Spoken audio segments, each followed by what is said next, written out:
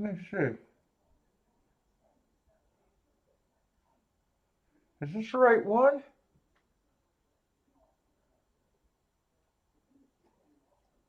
Hey, what's up, everybody? I think I'm live and I think I'm on the right stream. I'm not even sure right now. Must be live because the chat room. You guys are in here, huh?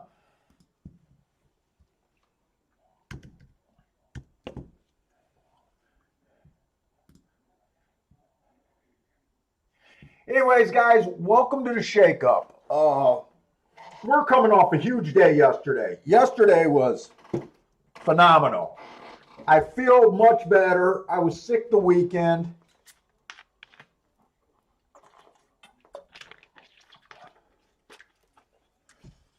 But feel much better today. Let's see who's in here. What's up, the dog? Who up here? Ryan, Willie Horton's here. William Smith is here. Parsons is here. Hey, Parsons, let me guess what you were calling about. You hit that 6.5 exacta at Gulfstream because we thought that the outside of the track was good yesterday. We were on a walk, so I didn't answer the phone, but let me guess that's what you were talking about. Oh, we're feeling good today. Yesterday, I don't know if I want to bore you guys.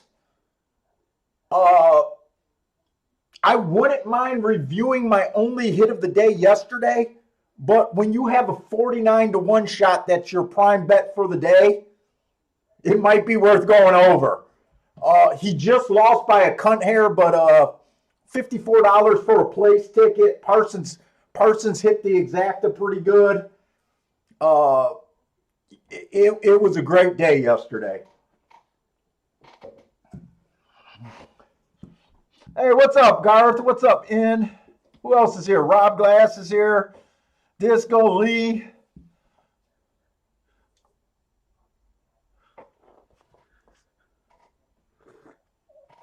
Can I get set up? You keep begging for the whipped cream on my coffee. It's all gone, Bentley. It's all gone. Hey, what's up, Q Savage? So I downloaded Aqueduct. I ended up only handicapping Gulfstream and Fairgrounds today. I downloaded Aqueduct. Then I remembered that they had a big snowstorm, and I didn't feel like marking up a card wondering if they were going to run or not. So I got the form for Aqueduct, but I didn't handicap any of it.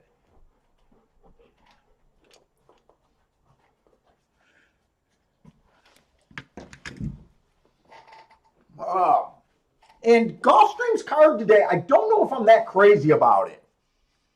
Gulfstream had just tons of shippers coming from New York and Churchill today. Gulfstream, the other thing yesterday on the dirt, I didn't catch on it early. I didn't catch on it until that 6-horse won in the sprint race, and then that 7-horse won the next race. Gulfstream yesterday was definitely favoring the outside of the track. Mack and Company saying outside yesterday. Yeah, you should have right away, other than getting fooled on the first, I want to say it was the first or second race, it was inside. But that was a bad race with a bunch of horses that never ran before. That exacta came in 3-2. But other than that, it was all outside yesterday. They had a 22-1 win from the 5-hole. They had a 25-1 that ran second from the 5-hole. They ran a 12-1 from the 5-hole that ran second. They ran a 7-horse that looked terrible at 10-1. And what else? That 6-horse that won at like 7-2. He was 7-2, but I thought he was terrible looking at 7-2.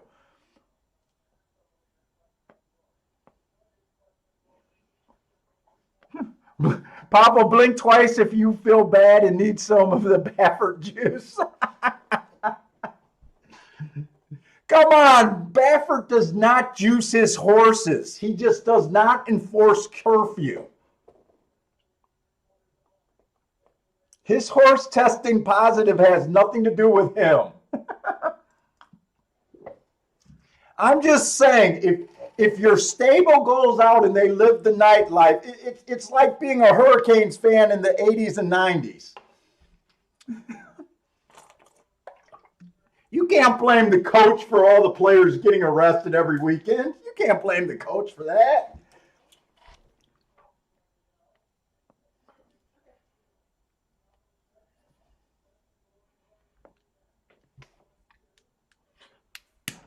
We hit the Tampa Bay race yesterday. We hit that 49-1. Easiest 49-1 to pick in the entire world. I'll be willing to go over it.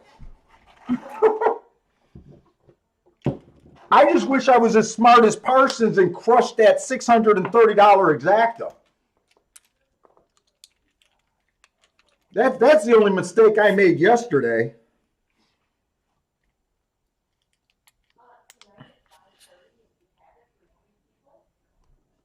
But I'm guessing I didn't see Parsons answered. Parsons, did you hit that 6.5 exacta? I thought maybe you crushed that. Oh, you did. Did you hit that 6.5 at Gulfstream right after I got off the phone?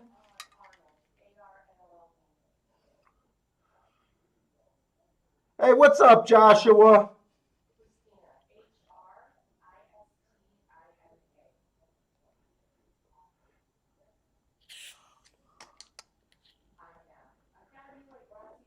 Elliot, I don't even know. I know just at Tampa Bay we had another 75-1 winner.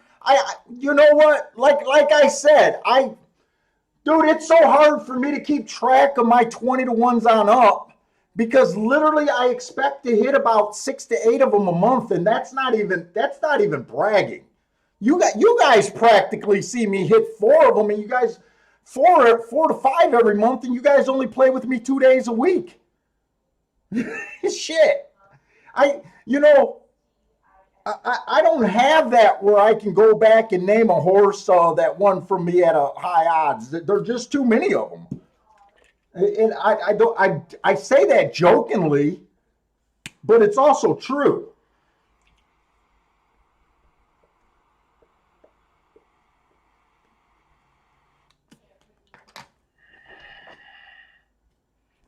Hey Joshua, why don't I do more shows? I don't know. Find me a sponsor and I'll come on every day. I trust me. I would love to do shows every day. Part of it is I need to concentrate and do my own plays. But really, it's like everything else. I want if I had a sponsor, I'd be on every day.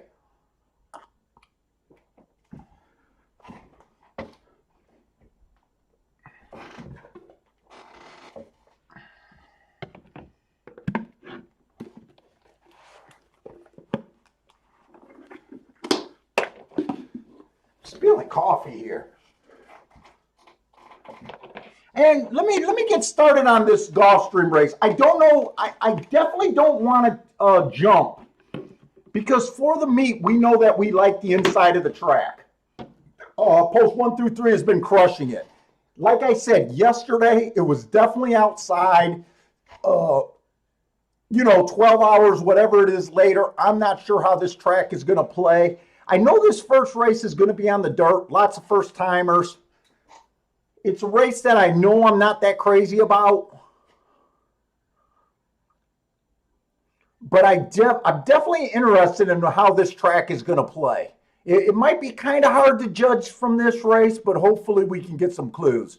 Uh, oh wait, I'm wrong. This is a turf race. All right, everything I said was wrong right there. Everything I said.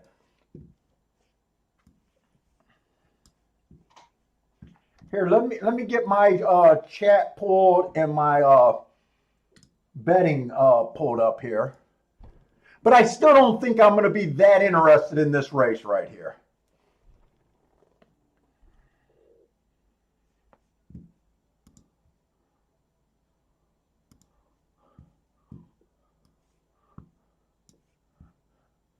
And what was it? Sunday we had we played and Lou joined us on the call on Sunday. I was feeling under the weather. I mostly hung out, but Parsons was handicapping his ass off on Sunday.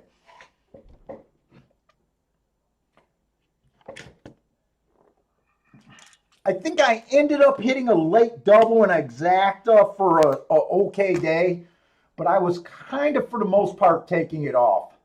I think that was Sunday. That could have even been Saturday that we played with Lewis. Let me grab my, I need my betting account open. No, wrong one. No.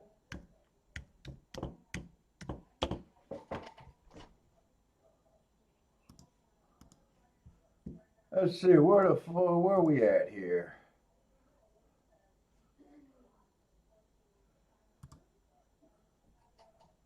So I don't know if I'll send the form over for Aqueduct and just try to handicap as we go. I generally don't like doing that.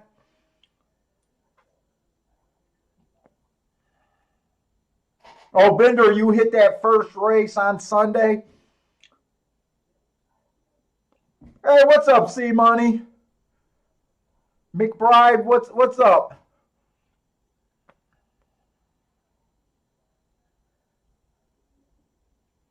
Frankie Tubbs is here.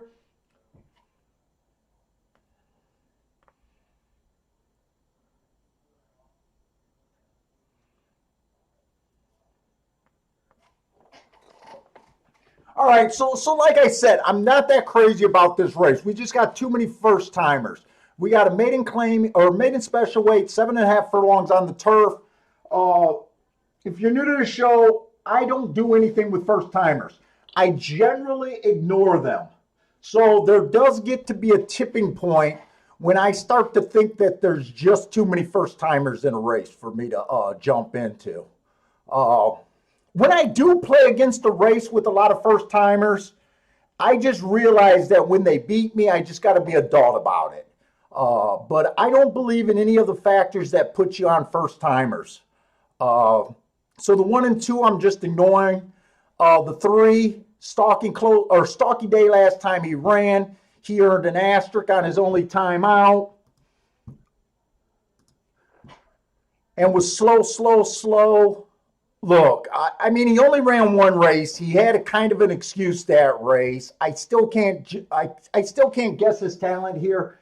He's basically another first timer. He's a glorified first timer. The 4 horse is a first timer. The 5 horse, he's short. He's 5-2 right now. Bad rail last time he ran. He was on the outside, so that didn't bother him. He's trying turf for the first time. He went fast at the first call, then was average. 2 races back, it was an early pressing day. Slow, match strides with the slowest winner. I mean, he did make up some ground. And 3 races ago, early pressing day, average. Put it this way, I'm not a big fan of speed figures.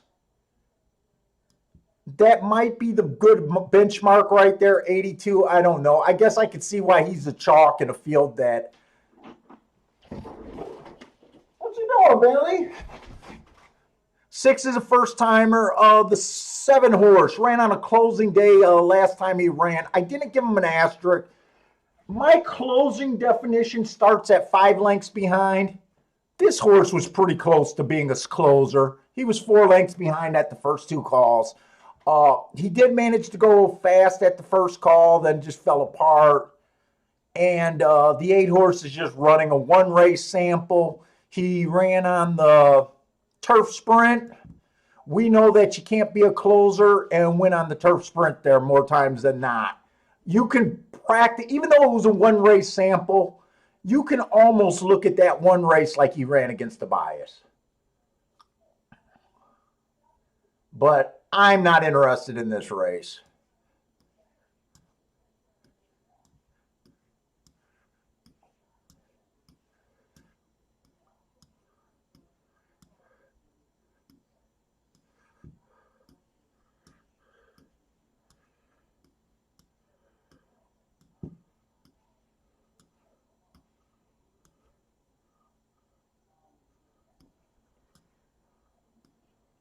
Let me see what you guys are doing. William Smith likes the 456. Ralph, or I'll just call you the dog, likes the 7 to win. Frankie Tubbs like the 3-7, 7 on top of the 3-5. Nick C is on the 5 here.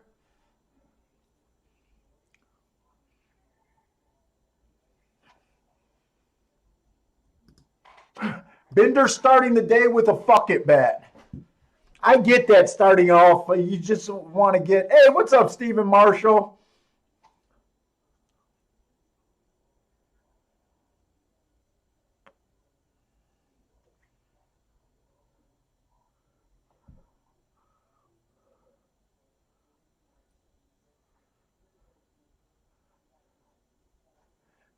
Hey, Elliot, my funnest video is that 75 to 1 at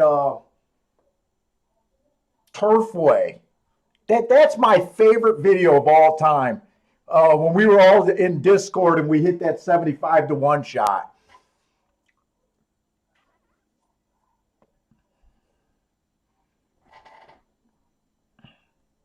I mean, I hit everything. I even said on the video, I'm betting this horse like he's the favorite. Like, it's ridiculous. I had exactas, doubles, rolling doubles. I hit both of the doubles. Win play. It was ridiculous that night. What was fun about it is everyone in Discord seemed to have had them too. Chase had them. A guy on the ground. He was the other guy. We were arguing about who liked them first.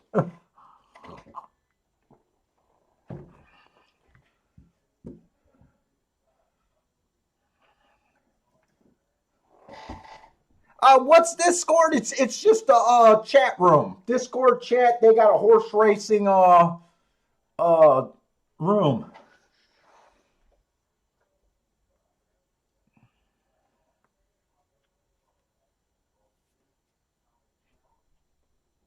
Oh, son of a bitch!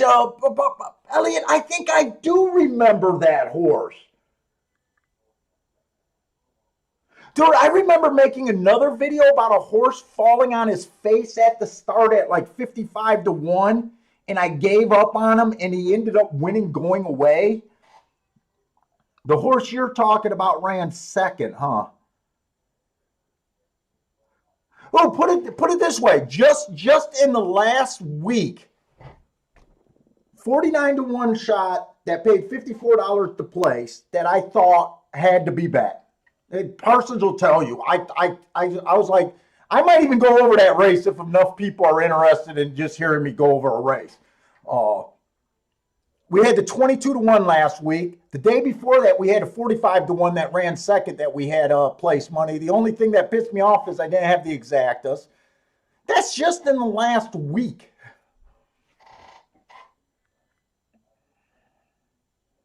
That's just in the last week.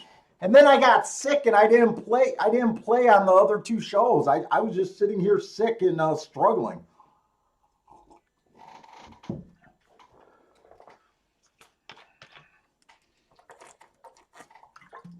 And the great thing about it is all my shit is on video.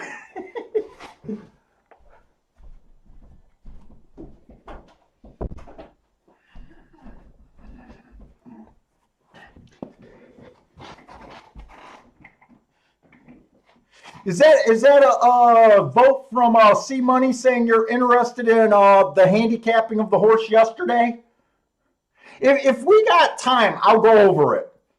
And we might have time because I think there's more turf racing at Gulfstream today that I want to get involved with. I'm a little nervous about how the track's playing on the dirt. Like I said, yesterday, it didn't even look like Gulfstream. But if you would have made that switch like you're supposed to when the track does not look right, does not look like how you expected. If I wasn't up so much money, I probably would have played that last the last dirt race. Hey, see, money. I'll try to go over that right after that because it is. Let me set up so I could try to do over really fast because I'd like to go over that video or I'd like to go over that race.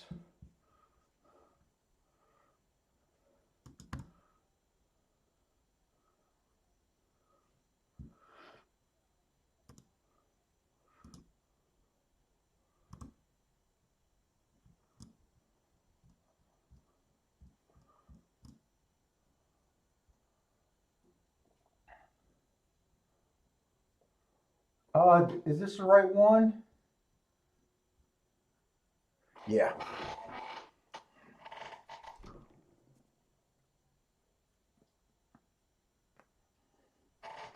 So the 8 horse that is the horse that I said you could probably say that he ran against the bias last race.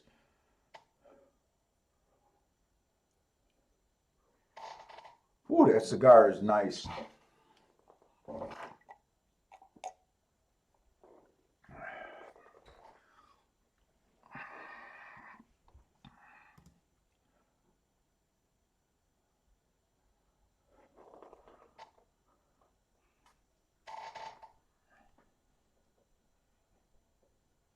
Bill, hey, what's up, Bill?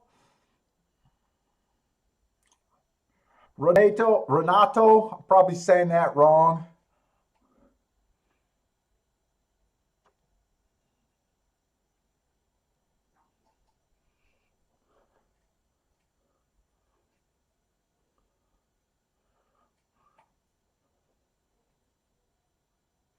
It looks like it's going to be chalk unless this 7 could really explode. But this just looks like a big nothing race. 2-1 over 7-5.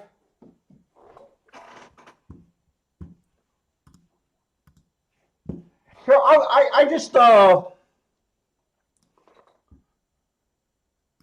going to go over what I was thinking yesterday on this race. So it was the 7th race yesterday. And you guys that have been following the show, you guys know what I think of Tampa's turf course, that it's favoring stalkers and closers. Speed has not had a chance, and it's the only surface that I'm interested in right now, the turf routes. So when I start handicapping this race, I'm already know that I'm looking for for stalkers and closers. Uh, so that's the first thing. So you got to understand that about me. And then the other thing you got to understand about me is I dig for. I don't believe in looking for the best horse. I don't believe you handicapping that way. If it was so easy to know who was the best, all you guys that tried to be sports bettors would be able to make a living at it. You guys know how hard it is, even with a two thing outcome, how hard it is to figure out what's best. So I look for extreme betting situations. So first of all, I'm looking for stalkers, closers. And the second thing I'm kind of looking for is extreme value or value. So the first horse qualifies, but I think he qualifies on a stalker, and he's the big chalk. So first of all, right away, I already know that there's no value. I think he was even money 7-5, somewhere in there, and he was taking a lot of action. And I did notice, and this is what I was telling Parsons, that there's a real chance that we could see this horse on the lead. So even though this horse had my best marks, uh, I wasn't that into him.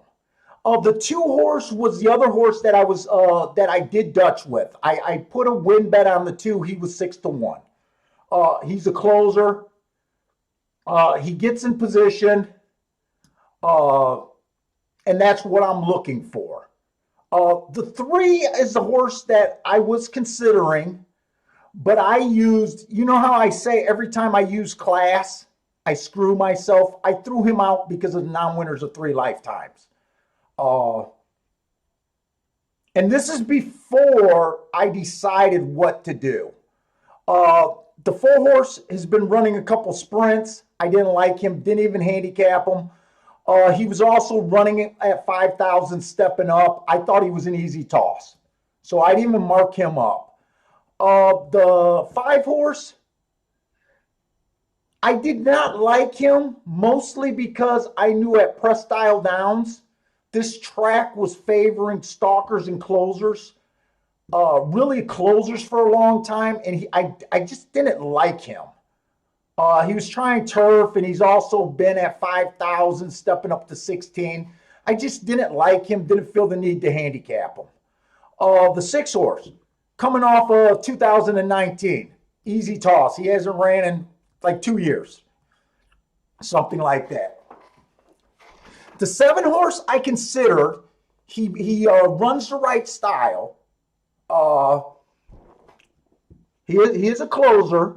He barely gets in position. I did think he was a qualifier. The 8-horse is the horse who I loved. He has ran at a little bit cheaper class. He ran on December 20th.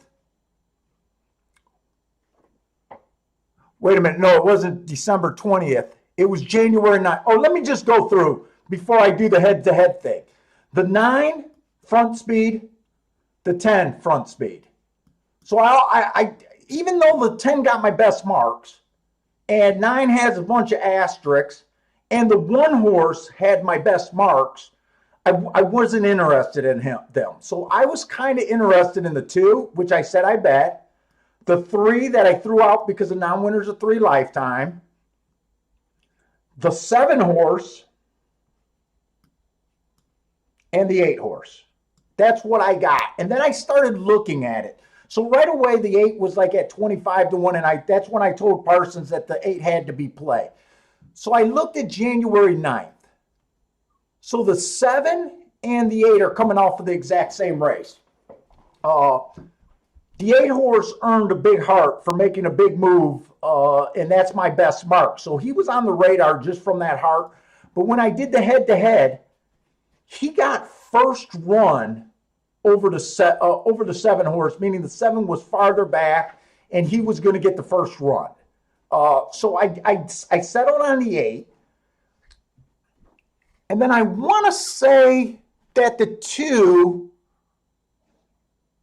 I thought someone else was coming off of that January 9th race. Oh, the 1-horse was coming off of that January 9th race.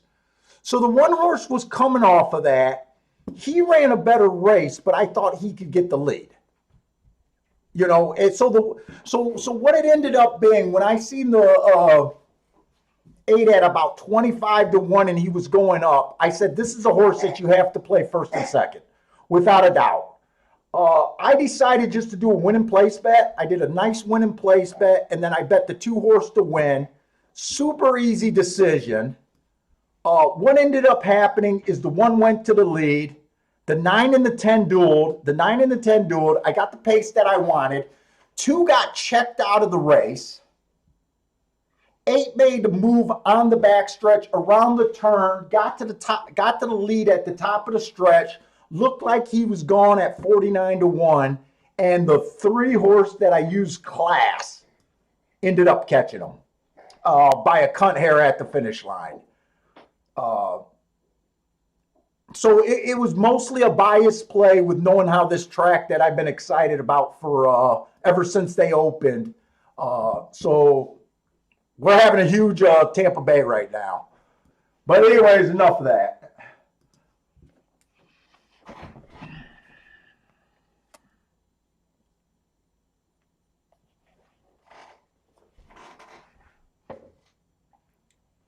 So the 8-horse went wire to wire. I think he went wire to wire. And he was basically an asterisk horse running against the bias.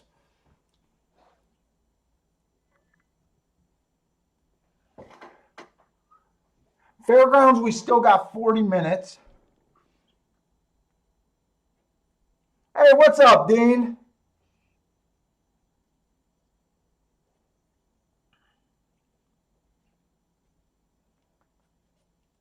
Let's let's watch Aqueduct's race one. Like I said, I didn't handicap Aqueduct because I couldn't trust them to run. And I even woke up this morning, guys, so I could mark up Aqueduct.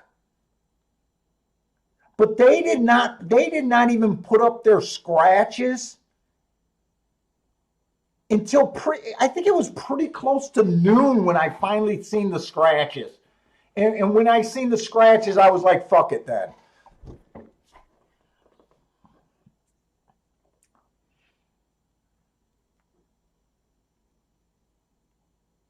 Hey, again, thanks. Well, dude, this is the best. This is the best gambling product on the planet. Not my show, horse racing.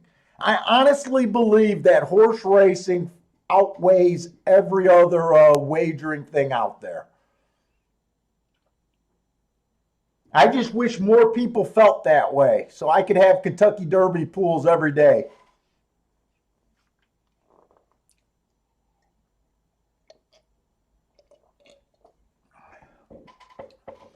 I'm hoping some of these sports bettors find horse racing and decide to, instead of giving even money and playing bad parlays, that they want to jump on something like horse racing.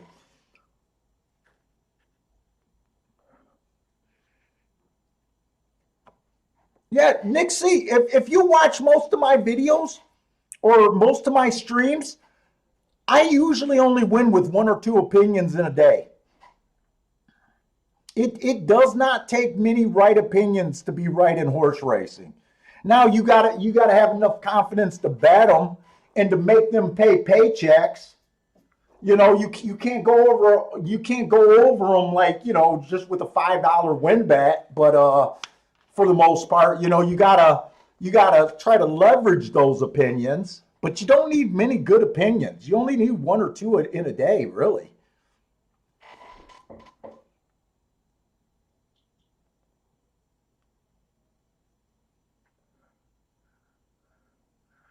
Hey, what's up, Jeff? Jeff, you know what? You're like me. I'm having a hard time wanting to play Aqueduct this year.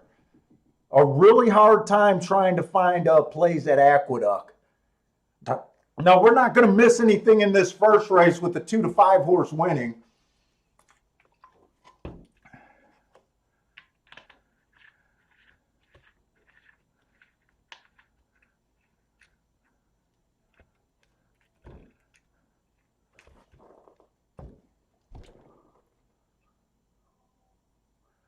Why are they saying they got so much snow in New York? That does not look like that much snow to me.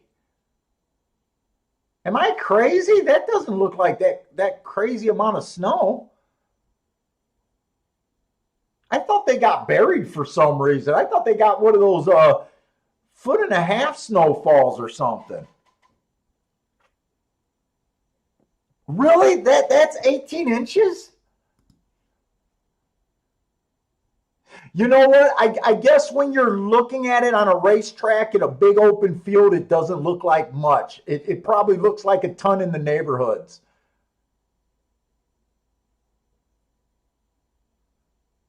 Or maybe they don't push the snow to the side because I would have, on 18 inches, I would have been, maybe they just don't push the snow to the inside of the track.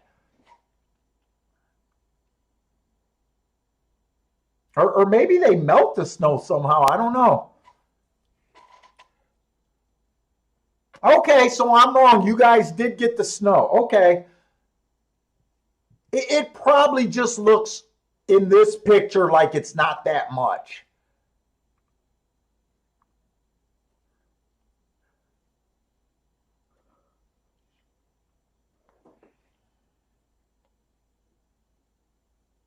That's what she said. It does. It doesn't look like that much.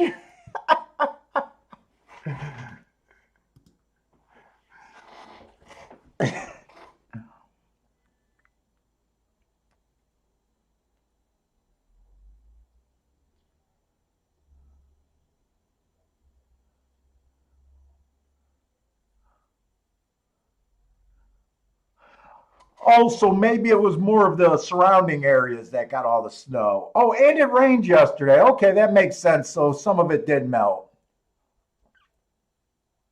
Well, shit, guys, I don't want to take some of your inches from you. All right, let's look at the second race at Gulfstream. Let's get started. We got a maiden claiming 50,000. Mile on the mile on the dirt. So like I said, the track switched yesterday. It was pretty easy to spot by the mid of the card. Uh, I usually go by my bias report and plays, and play what been winning all month, or I'm sorry, all meet. That's been the inside of the track, but it was so drastic yesterday that I'm just not sure if that's the right way to do it. And since I'm such a big bias player, I don't, like I said, I don't look for like the best animal. I look for the best situation and how the track plays. So when I'm confused about a track, or I know that the track might have changed, it does put me on a little bit of a pause right now. I'm hoping as the day go by, we'll be able to tell one way or another, and we'll be able to find some plays. But the first race of the day, I am a little leery.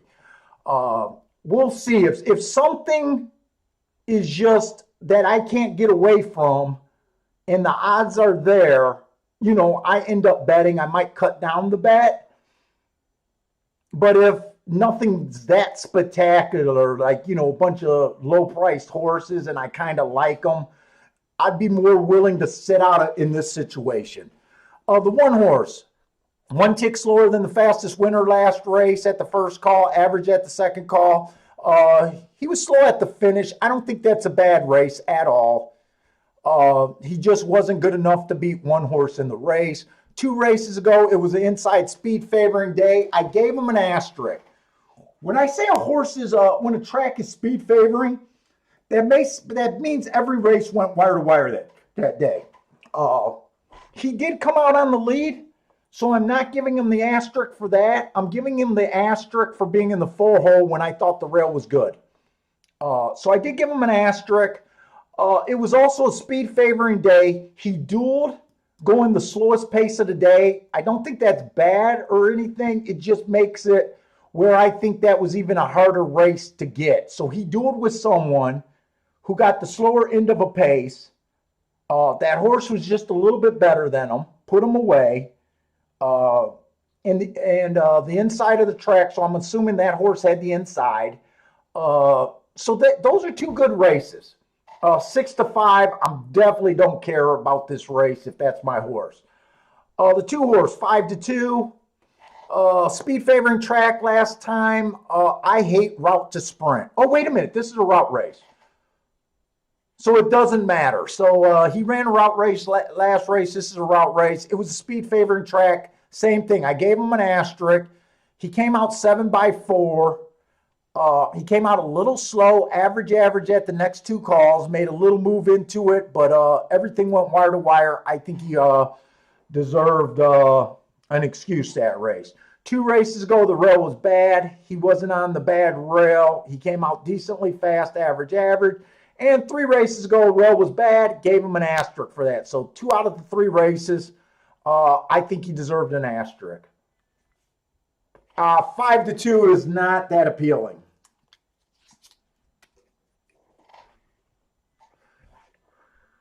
The 3 horse, early pressing day last time he ran. I gave him an asterisk. He was also slow that day. 2 races ago, it was a bad rail. That didn't bother him. It was just his first time out. Bothered at the start a little bit. I just don't know what type of horse this is right now. Very lightly raised. I like the price, but there's no reason for me to bet him here. It's just speculation. He can definitely improve off of those 2 races. And when you just use an excuse like that asterisk on a lightly raced horse that you really don't know what he is, It's just hard for me to make that bet. I wouldn't have a problem with someone saying, "Hey, I'm going to take him at 13-1. There's value there if he improves." I just think that's too many ifs in this situation. The 4 horse, slow, slow, slow last race. That race doesn't look like anything to me.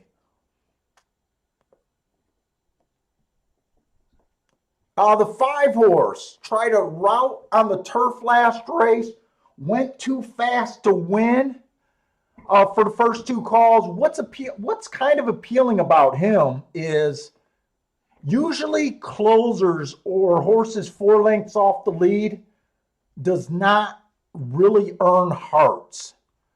Uh, and when a closer or a deep stalker earn hearts, it's usually a sign that they're in pretty good form. The problem with him is 5-2. I'm just not interested. I'm not interested. They just don't move the bankroll.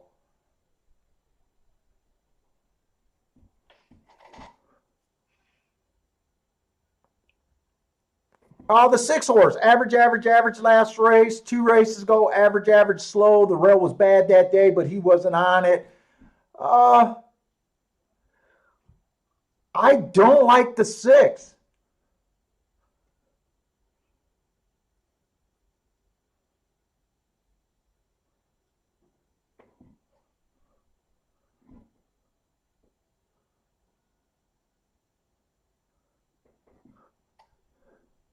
Jeff is saying rail speed on the 1. What more do I want? Besides a price, I just want to be sure about if it's going to be outside or inside today. Look, okay, if the track is playing to the inside, I'm all about the 1 and the 2. Maybe the 3 with a little bit of upside. But if the track was playing like it played yesterday, those 2 horses are completely overbet. It's what if, and I don't feel comfortable taking those 2 prices right now.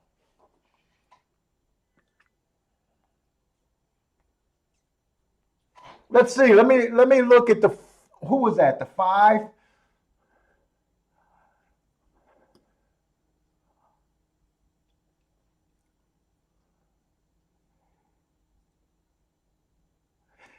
Yeah, Jeff, I do get what you're saying about my criteria about wanting off the pace horses to be there. And you're right. Out of 4 races, he only got in range once.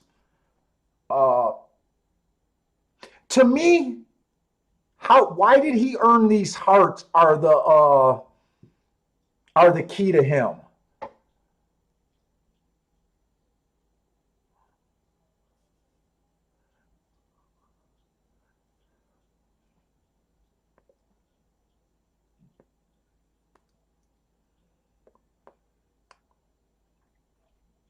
And 3-1's not enough to make me jump on him.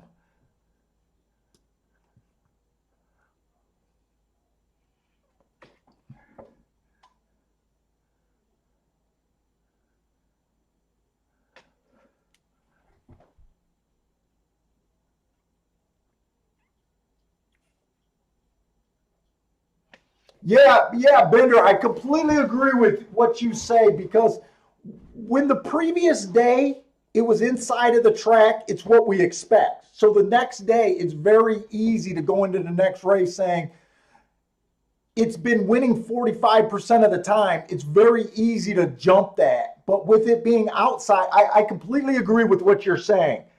Uh, it's harder to make that call that it's going to be outside again.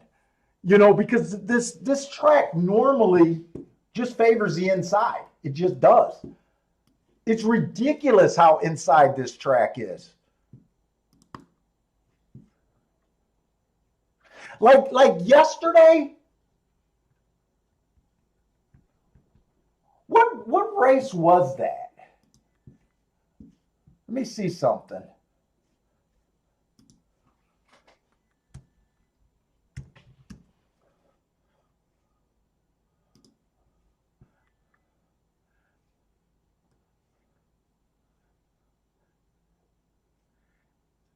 Like yesterday, it didn't even get in my mind that the track was favoring outside until that 6 horse won. What race was that?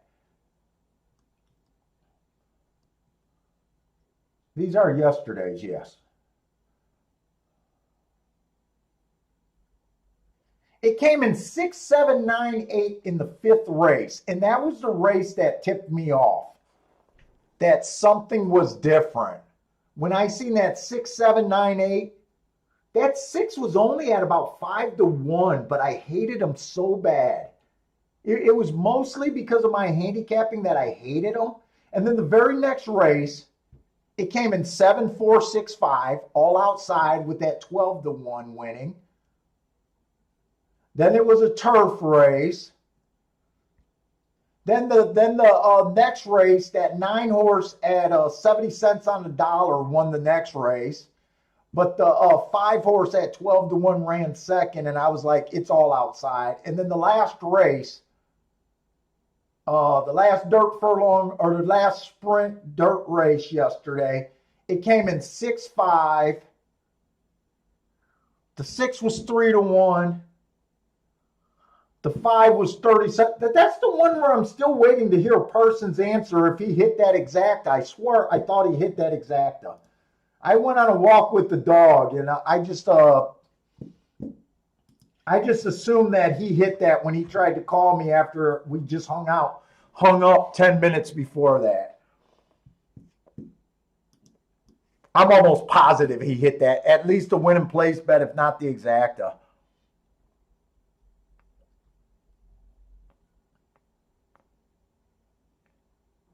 Yeah, Nixie, I'm technically not saying it. I'm just saying what I saw yesterday.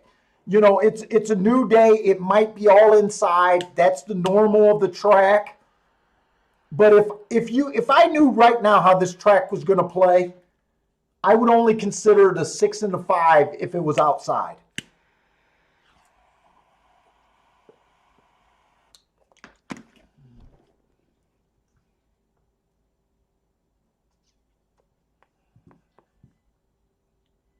This is the problem with handicapping when you're a biased handicapper.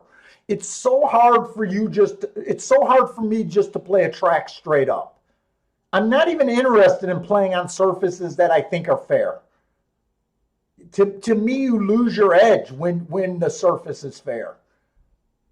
So when I'm questioning a surface, to me it's just smarter to sit out the race. Grab information and maybe it can pay off big later.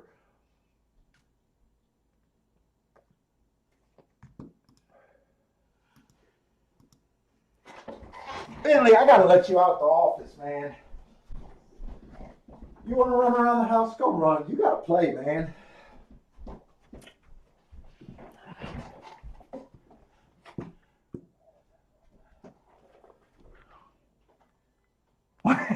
Yeah, Joshua, I know. I do feel a little like ashamed of my lack of action, especially when I watch other shows, but I really don't apologize for it anymore. When I first started doing this, I was really thinking that I had to give action the whole time. I'd rather just give my best opinion about the race. I'm able to sit out of a whole day's card, no problem. But I do know that some of you guys just want action.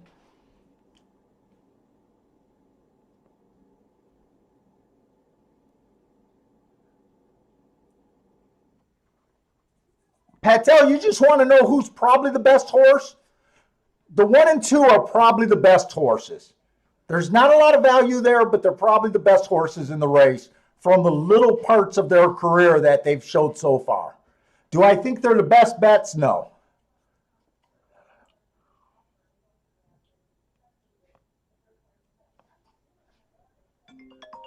Oh shit, Howard, you're out there at a Gulfstream, or at least in the state of Florida? Lucky you, man.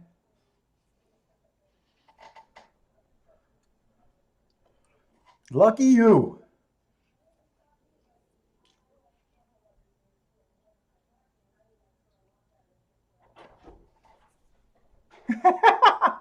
Patel just wants a horse, man. Bill is taking a shot on the one. One looks like the speed here.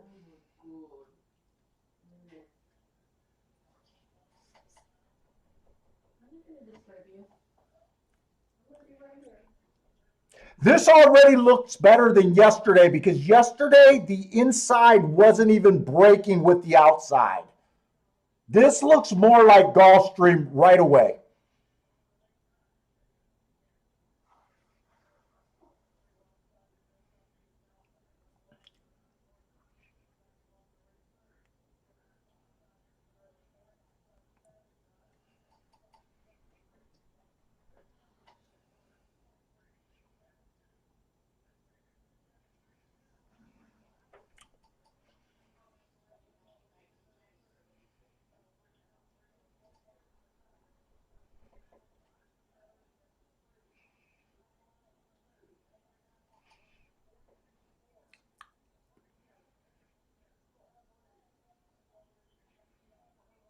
This looks like Gulfstream.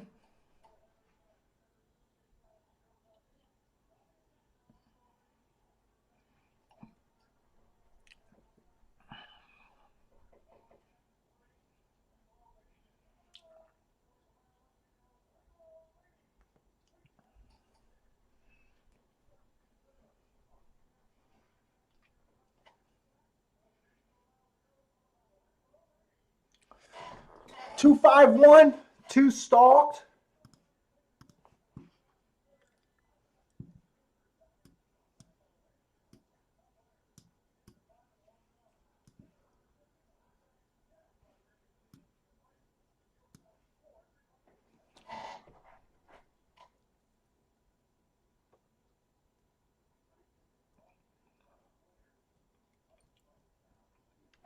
That looks exactly what like what we expect out of Gulfstream.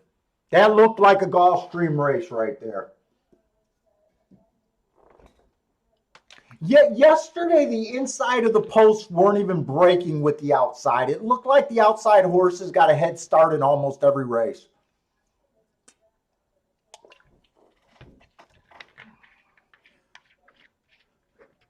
Joshua hit the super for $1.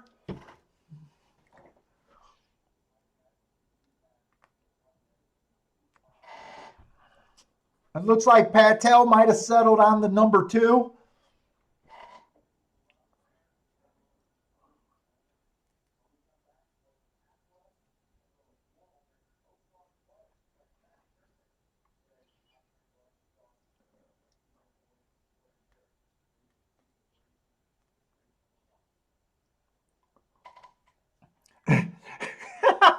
Hey, thanks, Jeff, for trying to say that I'm trying to teach us to be smarter betters. That's the focus on the show, making better. It's not about making plays. But I get some of you guys want to make a lot of plays. I do get it. Some of you guys can't play every day, and when you guys want to play, you guys want action. I get it.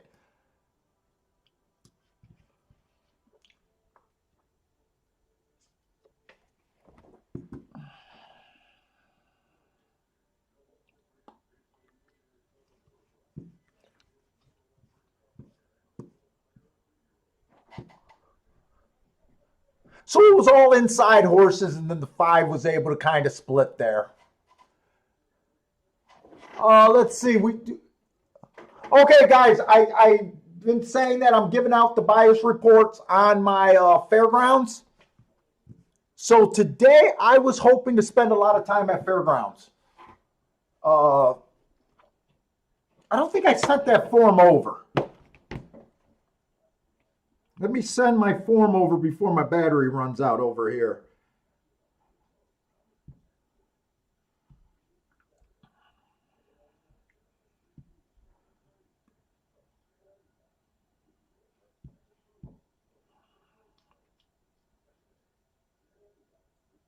Today's the 24th. So far we've seen 3 races, and I don't feel like we missed anything. It's been all chalk.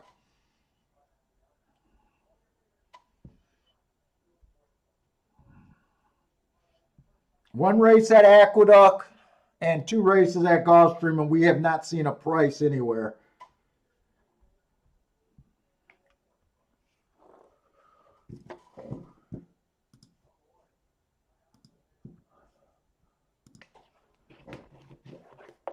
Hopefully Fairgrounds could be interesting today.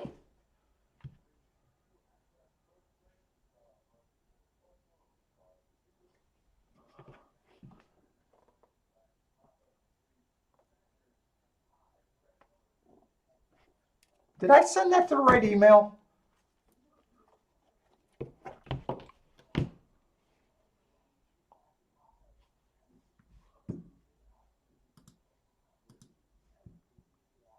There we go.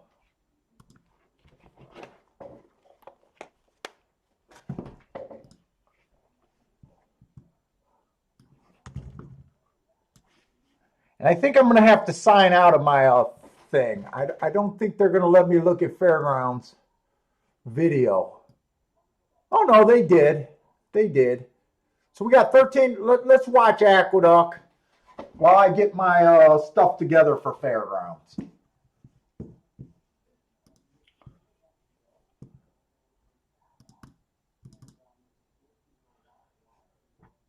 Oh.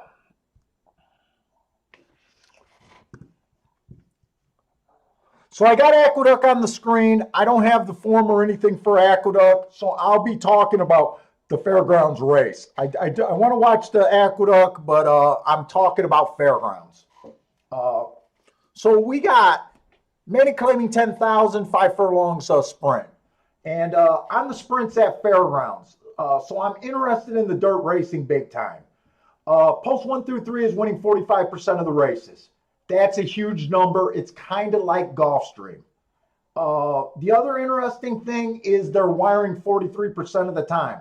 So if it's not inside, you definitely need to have speed. Or speed on the inside is probably the combination what you want. And then after that, closers are only winning 8% of the time. So we want to definitely fade closers there. If you're a fan of horses coming from way off 5 lengths from behind or farther, more times than not, you're probably going to be getting crushed at Fairgrounds. And that's on the dirt sprints.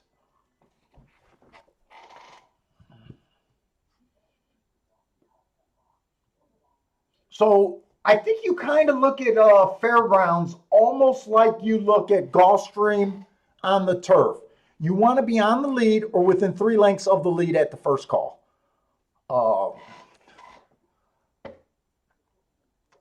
So this one horse there, he does fit. First, oh,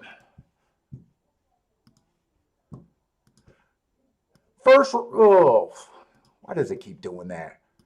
First race, he flashed a little bit of speed. Second race, he had the lead and was dueling. I don't keep track of the Louisiana down circuit, so I don't have any extra work done on him. He made a giant class drop last race. He kind of fits, but I'm not that interested in him. The 2 horse, I don't think he fits at all. It's very hard to call a lightly raced horse and put him in a running style, but I got to go with what I have on paper. This horse has always been, he ran 2 races. One race he was 6 lengths off the lead. The next race he was 11 lengths off the lead. Those were not the running style that you need at Fairgrounds. He's dropping in class a little bit. I did give him an asterisk last race, but he was slow. Let me blow this up so we could just watch Aqueduct.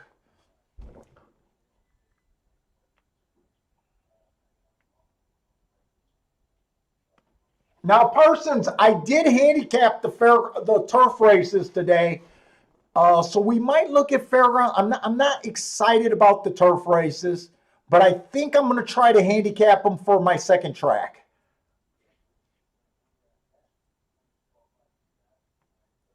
Oh, shit. And I should have got the scratches there. So some of you guys are saying scratches.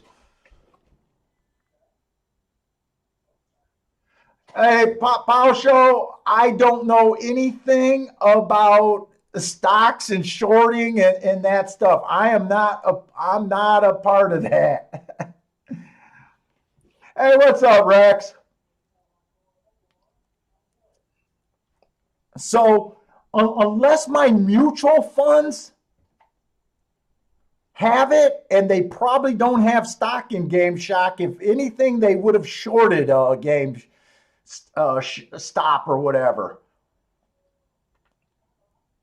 So hopefully, I'm just hoping that the mutual funds that I have are no part of shorting.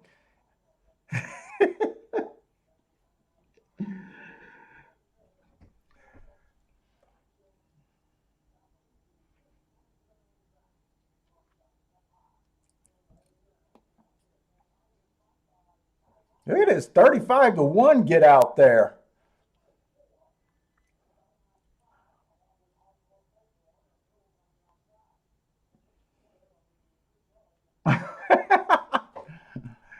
I buy horse flesh a minute something at a time. That's all I do.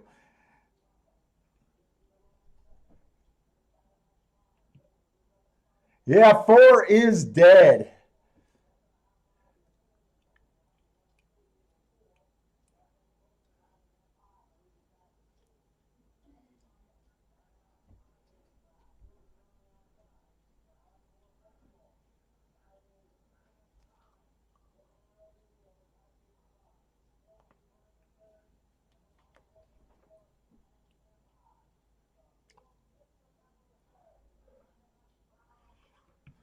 It's going to come in 2-1.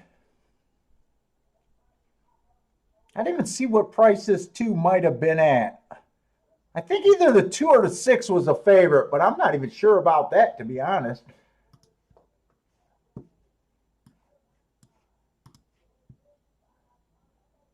Two was 3-1. Oh, one. Oh, no, 6 was the favorite. Okay. Yeah, let's go to Fairgrounds and let get the scratches. So I already wasted all that time on the one horse. The one is scratched. So we don't even got a guess on him. He's just scratched. The 2, I don't think fits here. Kind of surprised he's 4-1 even.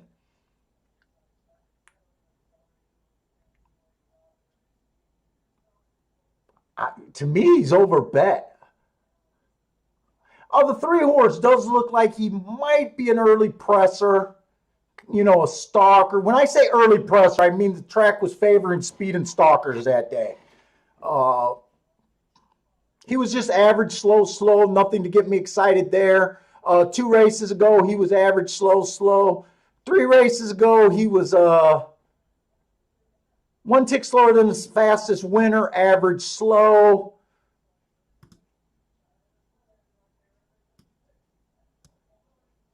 He does get in position at the top of the stretch, but man, does he give it up. He's taking another small class drop.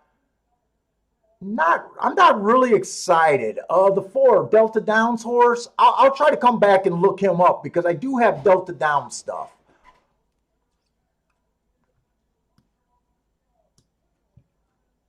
The 5 horse, early pressing day, he was just average, slow. 2 races ago, he matched strides kind of with the slowest winner of the day.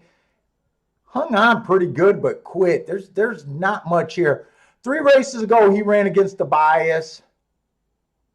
Hasn't really improved too much. A lot of times after earning an asterisk, I do expect the speed figures to go up, but I guess technically his did, but not.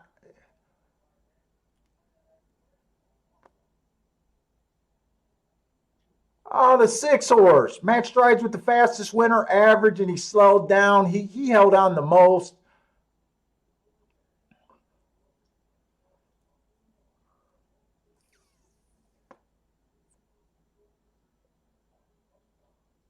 It looks like every horse in this race has a pretty big problem with form.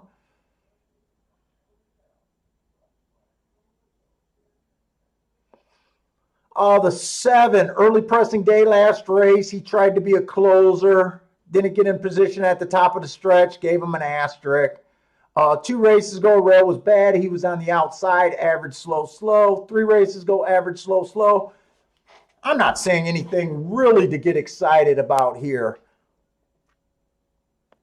The 8 horse, average, slow, coming off the pace. He was too far back last race at this level. 2 races ago, he was just slow. That race 2 races ago is probably not as bad as I'm giving it credit for. It looks like he chased the slow pace of the day. 3 races ago, it was an inside speed favoring day. He was inside, but he has no speed. He got the asterisk. I do like that he improved his speed figure right away the next race. I can see why he's being bet, but my profile kind of says that I want to be closer to the inside.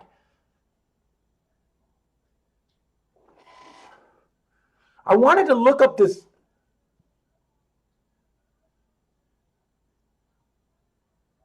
Delta Downs 2020. Oh, that's a year off.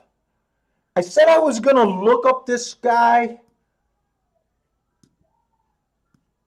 It doesn't do anything for me to look up a horse off a year layoff.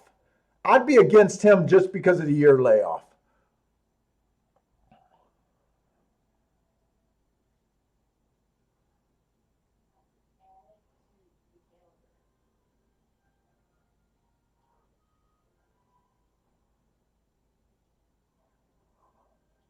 I'm a little interested in this race, just a little. I think I'll be betting in my play bet category here. Hey, what's up, Greer?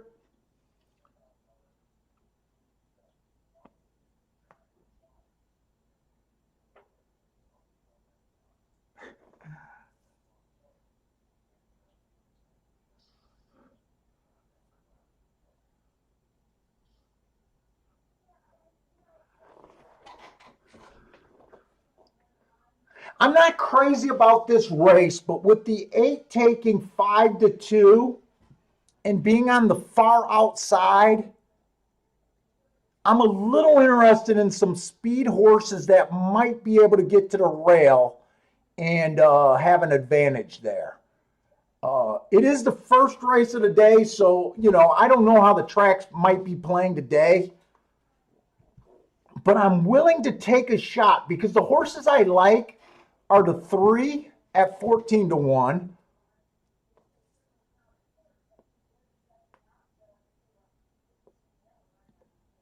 The 5 horse at 2-1, even though I don't think he's a speed horse. And I'm interested in the 6 horse at 4-1.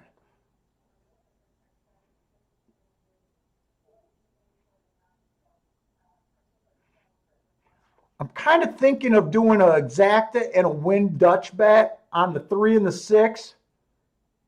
And I'm thinking about doing something like an exacta 3 and 6.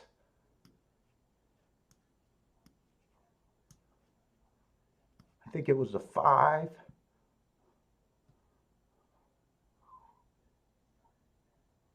Do I want to use the 8?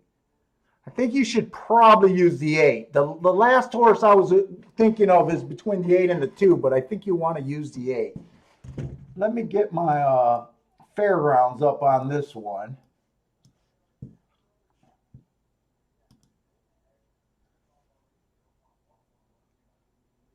Three, I'm definitely playing to win. I'm definitely playing the 3 to win. If he goes up to 20-1, I might even do a place bet. I'm doing that for sure.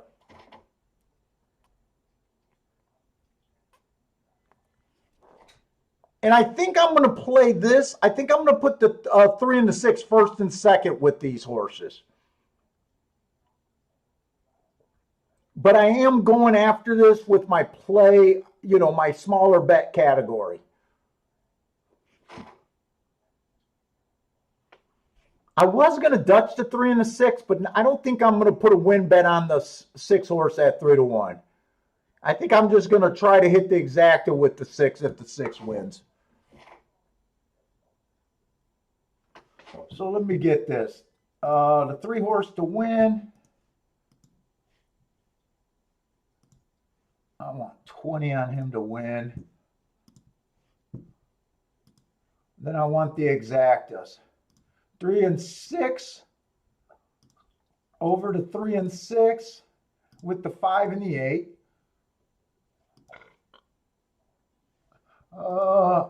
Probably $5. $5 there. And then a 3 and 6 in second with the 3, 5, 6, and 8 for first. This is going to be my first bet of the day right now.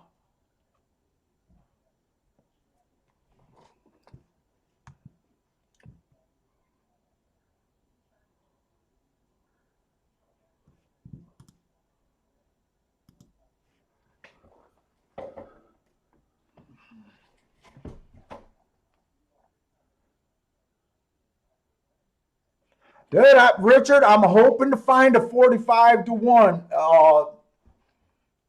If I find one, I got no problem betting them with both hands. And I'll definitely tell you about it.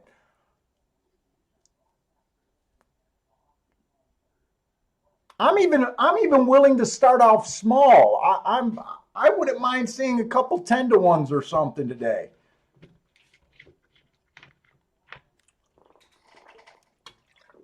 I just want something we can sink our teeth into. Come on, 3, give me the lead here. The 5's faster than him. Shit.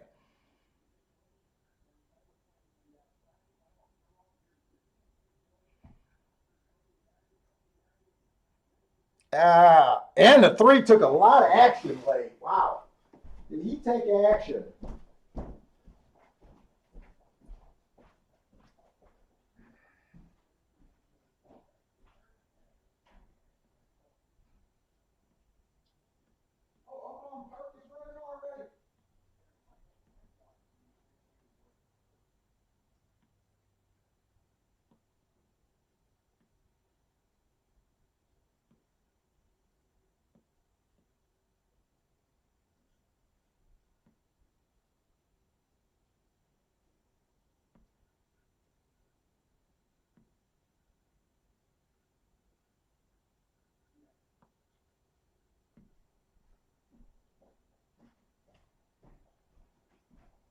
Oh, Billy, you sleeping?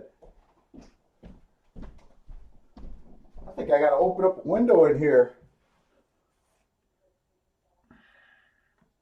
Boy, 6 ended up being the favorite.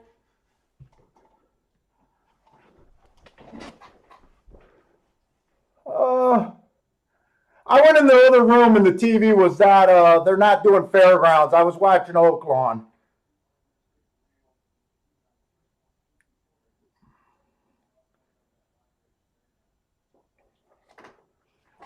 No one really embarrassed me. I'm going to hit the exacta for $5 either way. I don't know if I'll make money in that race. I might not make money.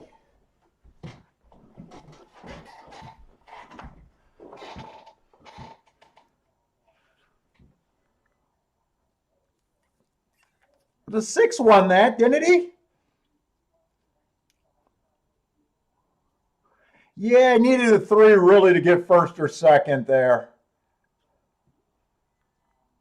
Wow, that's close. I'm surprised they got that up so quick, to be honest with you. To me, wow, not only did they get that up quick, they got official on that pretty damn fast. Yeah, this is not going to play like a 45 to 1, that's for sure.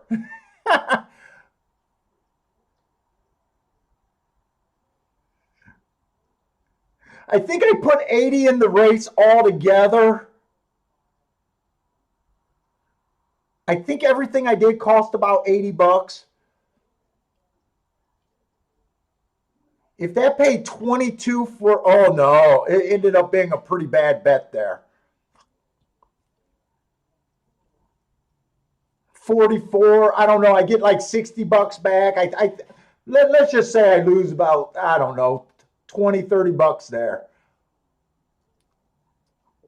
Really needed a 3 to get second. The only good thing I do take from that race is it did look pretty inside to me. It did look pretty inside.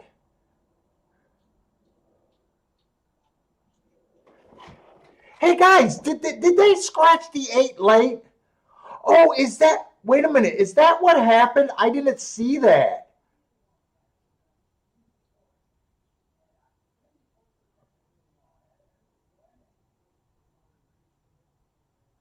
Oh, I think, wait a minute, is that the odds for this race or was that the odds in the first race? Hold up. I want to see something.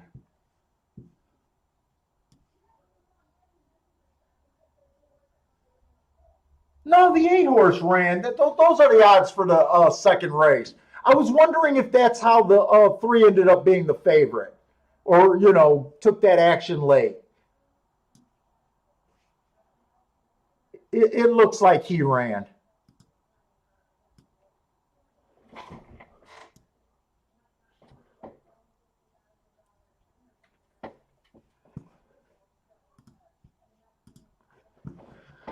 All right, that was not that great of a race.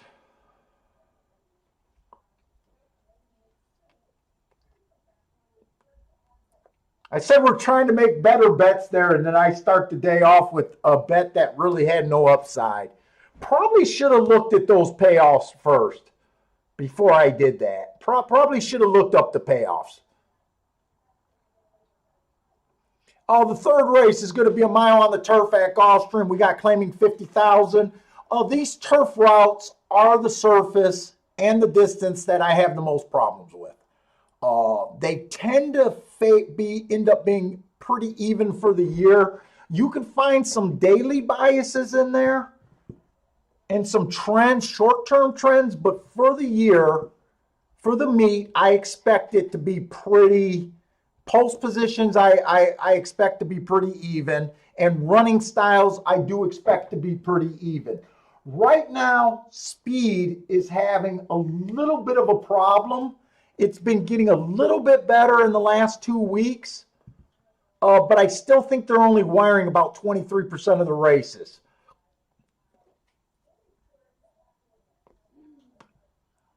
And I'm trying to think of what they did yesterday because they only had 2 turf races yesterday.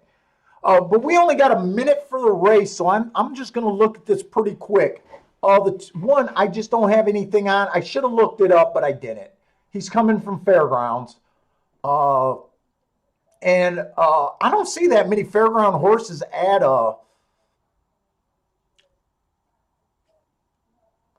Gulfstream usually. He ran in Keelan and Kentucky Downs also. It looked like he ran. Is October 4th one of the Breeders' Cup days? That might have been the Breeder Cup day right there. I'm trying to think. I can't think.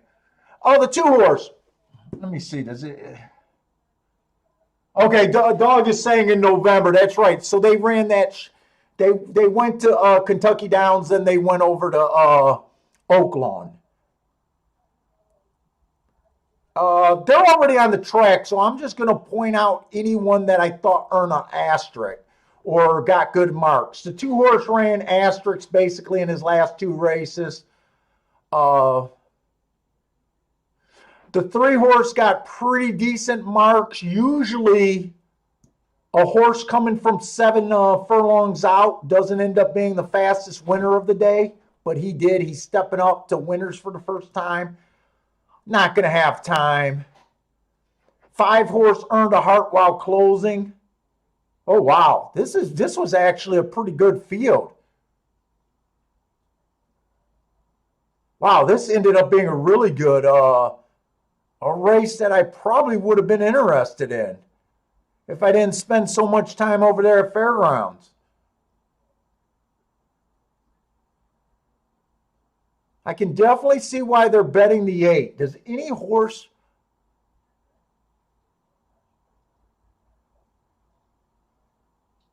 I can see why the 5-second choice. I'm not going to have time to think this race through. This race ended up being a little more appealing than I thought it was going to be. I just wasted too much time at fairgrounds.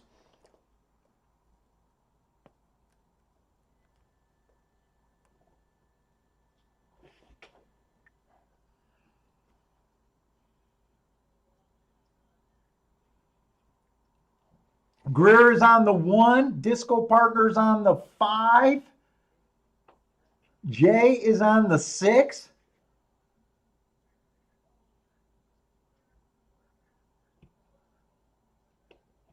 The biggest exactas I've ever hit. Well, I know one of the biggest exactas that I ever hit was with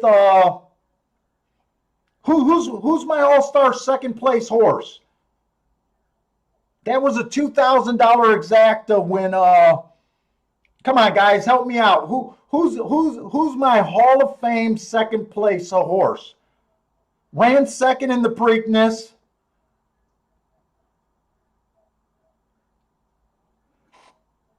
No, it's not Harry He. It's Everfast. I hit the Everfast. I backdoored the Everfast when Everfast was 200 to 1. He got beat by that horse that sounds like a drink. Harvey Wallbanger. I backdoored the Harvey Wallbanger Everfast exacta, and that exacta paid $2,000 for $2. I only had it for $5, but I backdoored it.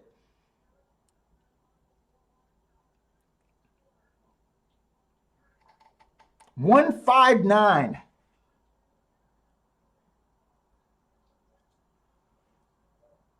Yeah, it was Harvey Wallbanger and Harry He. Or I'm sorry, Harvey Wallbanger and Everfast. And I hit Everfast in 3 different races. One of them for a $2,000 exacta. I want to say the other exacta was $600 in the Preakness with, I want to say, War Wheels. That was a give me.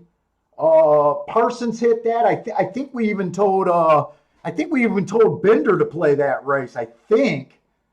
I want to say Bender either hit it on his own or we talked about it. I don't remember.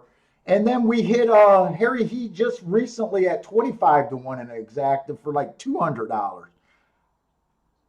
Love that fucking horse.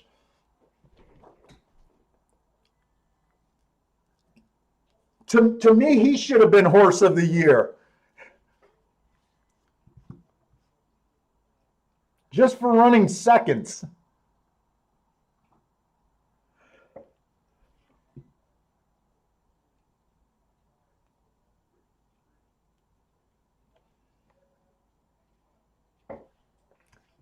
I got distracted in the question, and I did not see where this one horse came from. I'm guessing he probably rated. If you guys can help me out, or I'll try to watch the replay.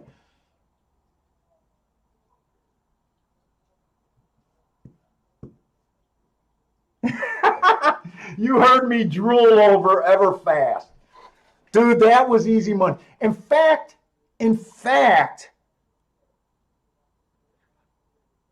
I picked up War of Wills from the Derby recap. I did not like War of Wills going. He was not one of my Derby contenders. I'm terrible every year in the Derby.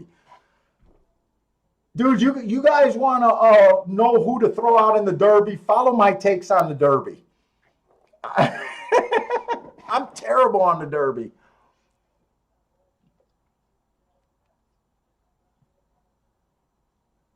Hey, Damien, on the last show, it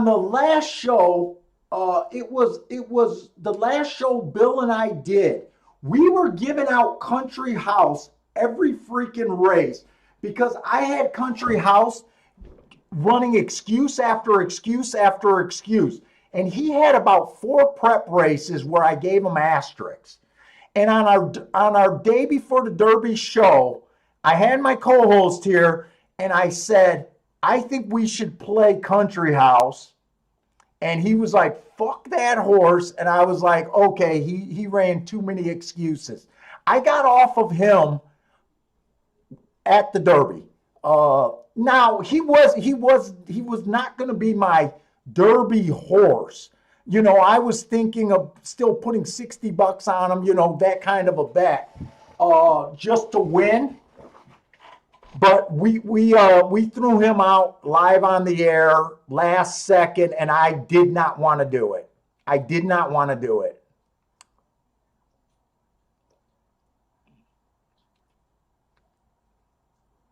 Technically, he did not win that Derby, but Maximum Security did not win that damn Derby either.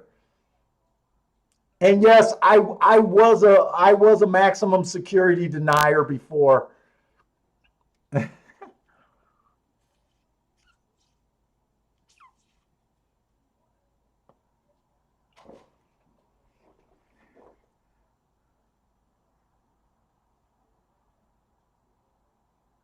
Who won the Derby this year? Dude, I didn't even play the Derby this year. I didn't even play the Derby this year. I had a Rolex day on the Derby, but that was because of Parsons' horse and knowing that it was an outside bias. I did not have Authentic. I did not have Authentic this year.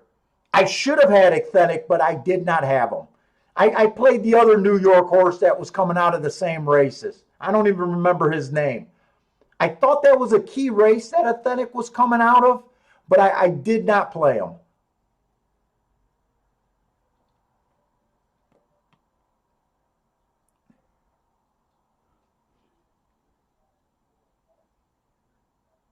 Nope, I did not. I did not. I got up on the middle of the card. I think I got up like $8,000 or $9,000, and I was done. I want to say that I put a token $20 win bet on I think two horses in the Derby, and that was it. Guys, I don't have Derby fever. I do not get excited for the Derby.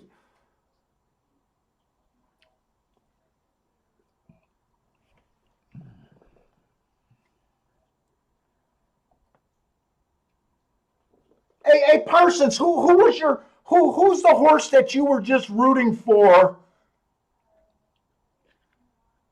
Who was the horse that you were just rooting for that's related to your horse? Last week he ran. He was the 8 horse last week. It was the Airqueeze that I crushed. I crushed the double. The 2 horse won at 24-1. That's the reason I crushed Derby Day, but it wasn't because of the Derby.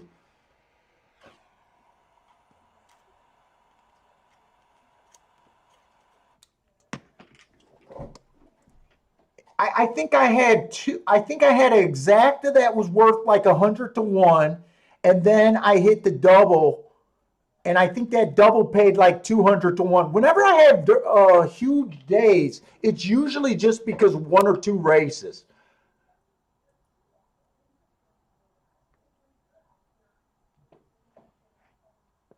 Oh, let's see where this one came from. I need to see where this one came from. One looks like he definitely rated.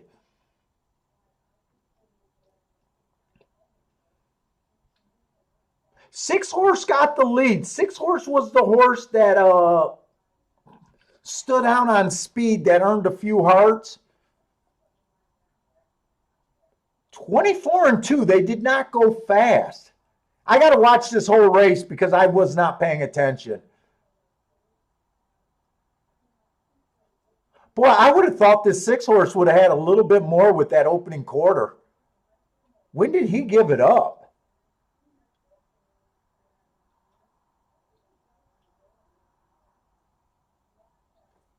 49-1, and he gave it up, huh? Well, it makes sense that the one did not come from that far behind, because that's a front end fraction right there.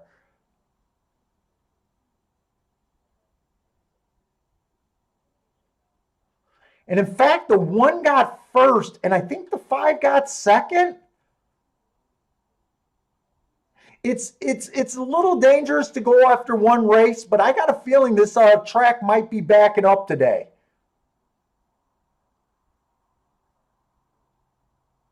This track might be backing up a little bit today. That's how I'll probably address the turf races until I see something go wire to wire. That fraction that should have been pretty beneficial for the 6 horse.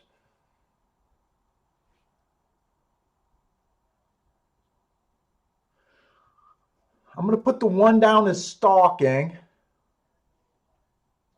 The 8 horse went wire to wire in the first leg, but first race today, but there was nothing in that race.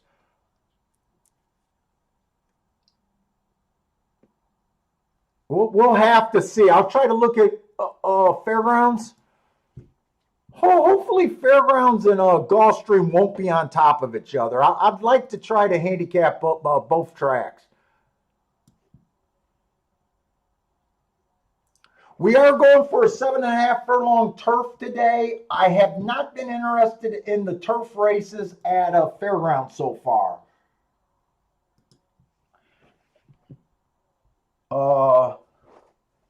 Last week, post 1 through 3 won 67% of the turf races. Wow, 67%, that's huge. For the meet, the inside has been good. They've been winning 45% of the races. Speed has not been good. This track has been favoring stalker closers with a little slant to the inside.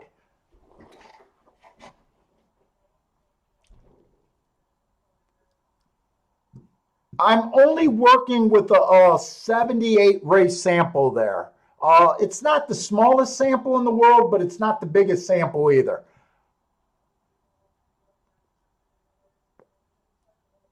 This 1 horse stretching out and trying turf for the first time. Just hard for me to know what this horse is supposed to do on the turf. I'm a running line guy, so these are just questions that I don't know. I don't know about breeding at all. I just look at running lines and that's it. And that's kind of hard for me to like the 1 horse here. The 2 horse, inside stalking closing day last race. I gave him an asterisk because he was in the 6 hole. He did come from off the pace a little bit. He stalked. 2 races ago, he was slow. Match strides with the slowest winner. My eyes are so blurry. I don't think he got in position. But overall, he has been getting in position at the top of the stretch. And 3 races ago, he was just slow. This just looks like a 1-run closer to me.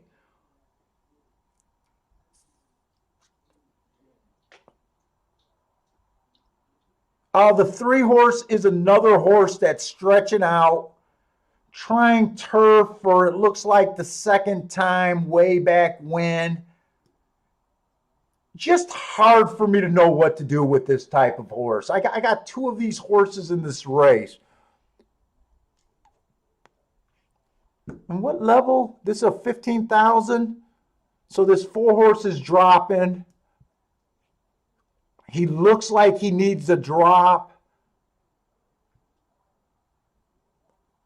Wow, we got another horse stretching out. We got the 7 horse stretching out. And we have the 8 horse stretching out. I don't mind horses stretching out. I like them more than horses going route to sprint.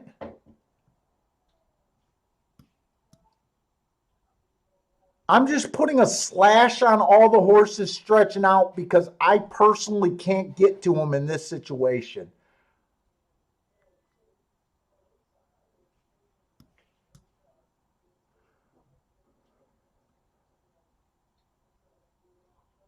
So who does that kind of leave?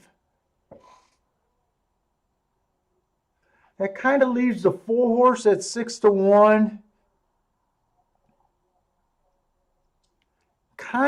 kind of leaves a 2-horse in at 4-1. The 6 is off a year layoff. I'm not even considering him. For the most part, I don't care for. He probably has the best resume by far. But the short price and the year layoff just makes me not interested. So I got 2 horses I can kind of get to. One of them's at 5-1, the full horse, and the other one's at 2-1.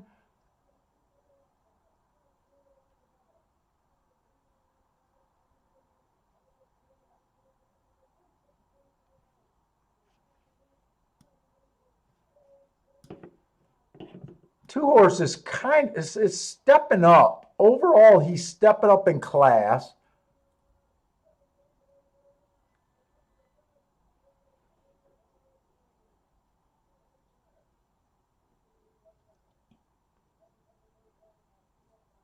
I guess I see why they're betting the 6. I just think the 6 is a bad bet at the price with the question mark.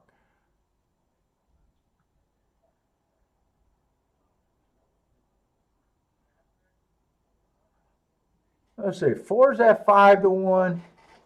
My eyes are just really blurry. And the 2 is at 4-1. I can technically Dutch this.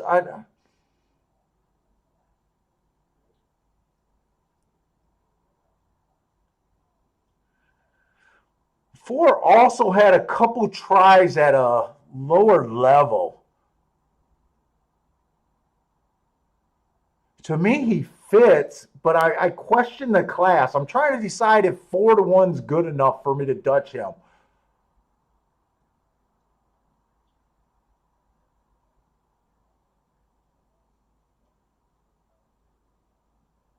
If I get 4-1 and 5-1, I might do a small Dutch bet.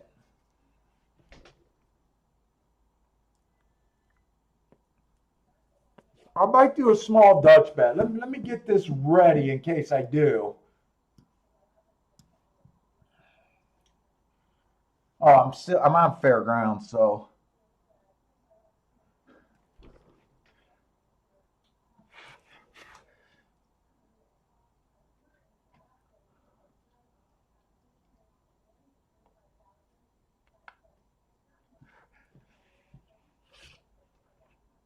Hey, what's up, Max L? We always win money when Max comes in the house.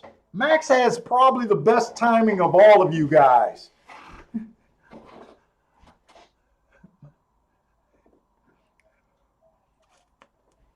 Max got a really good record of jumping in the show, making an announcement, and us hitting, and him making a nice little score, and then he dips off.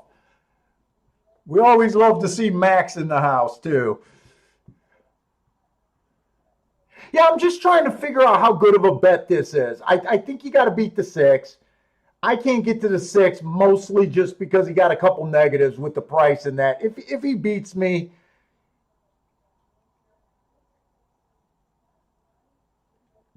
if he wasn't in the race, I would probably really go after this race, but I do got to respect him. So I'm thinking a $20 Dutch on the 2 and the 4. But really, if the 2 wins, it's not even that appealing. I'm betting 40 to win 50. That's not that appealing.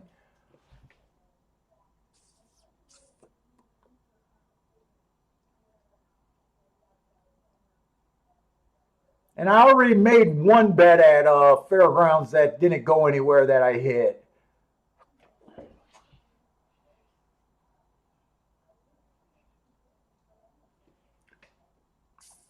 Anyone like anyone here?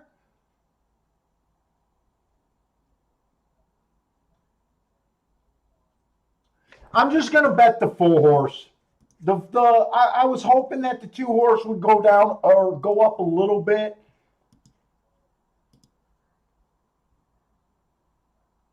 But he went down. So all I'm doing is I'm betting my kind of minimum bet on the 4 horse.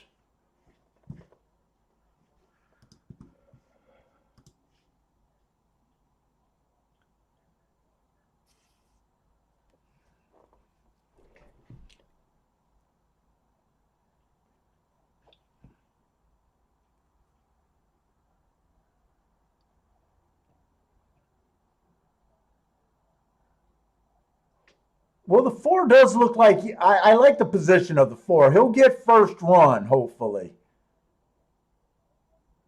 Guard that position.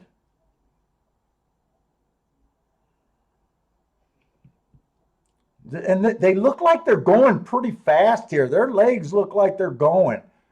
Whoa, 26-4, is that right? That's the opposite of running. I don't know if I trust that timer. 26-4, really?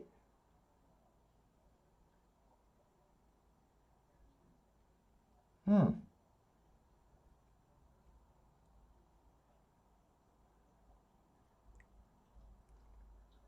51-1. Oh.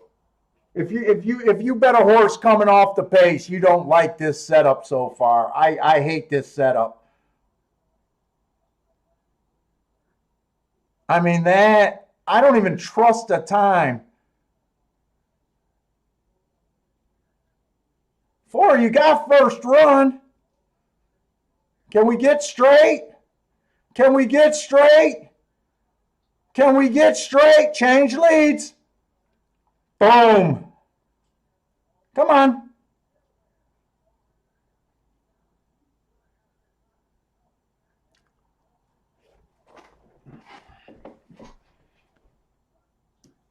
We'll take that.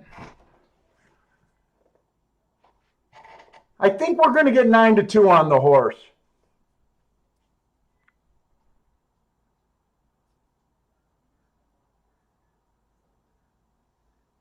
Boy, I was really nervous about the pace of the race. Really freaking nervous. And I didn't get suckered in on the 2-horse. 2-horse was just way too far back. I'm glad he flipped the 2-1 or 3-1 instead of 4-1 because I might have did the Dutch. I probably would have Dutched if he was 4-1. So, all right, that's a good race.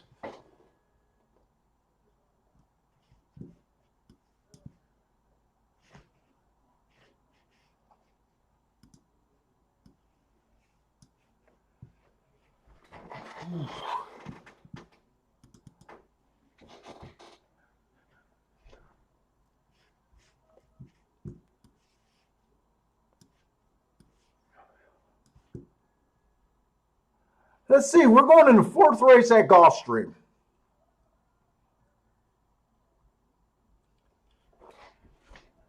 Oh, thanks, Justin. Connor's like me. He's not trusting those splits. I don't know. They didn't. I thought the horses looked like they were, their legs just looked like they were really running.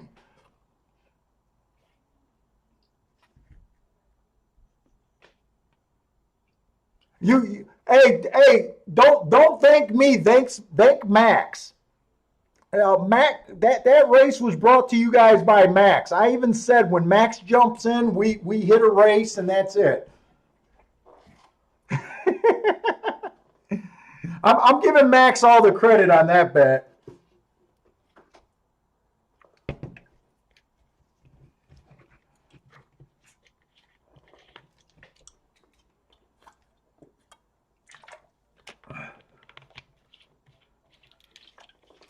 All right, Gulfstream.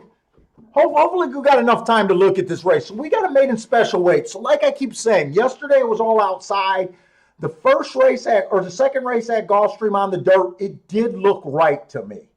I'm going to operate right now like I'm thinking we're just back to the normal Gulfstream. Inside of the track, winning a lot of races.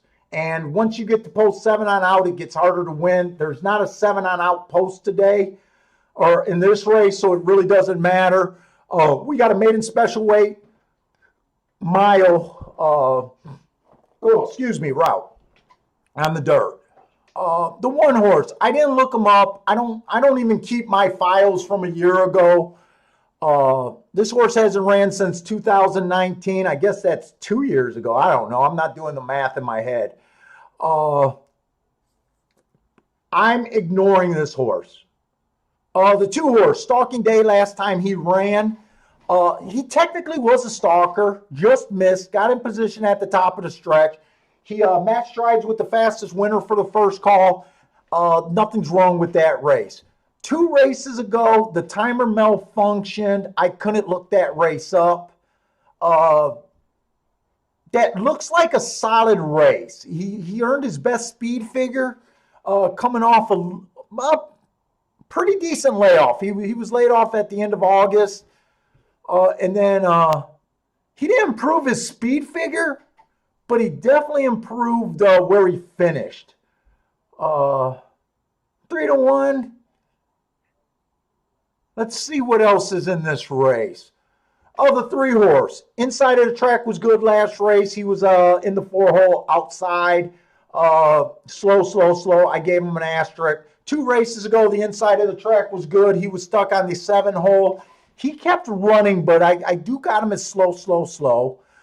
3 races ago, middle of the track was the place to be. He was stuck on the rail. Once I give a horse an asterisk, I don't worry about the marks. Slow is my worst marks. But to me, the asterisk trumps the thing. I do prefer when horses look like they did something special. He kind of did. He kept running. He just wasn't good enough to win. He's definitely on my radar at 10-1. The 4-horse. Huge speed figure last race. I couldn't rate that race. It was a 1-race sample. So the next thing I try to do is look at other races to see if I believe that big improvement of the speed figure. He has ran an 83 before. I'm not really getting any clues on him. 2 races ago, the inside of the track was good. So he did run against the bias and then he erred. That's what you want to see. You want to see a horse run against, earn an asterisk, and improve his speed figures. That's the only way I use speed figures. I don't like them or hate them. I won't do nothing with probably a 9-5.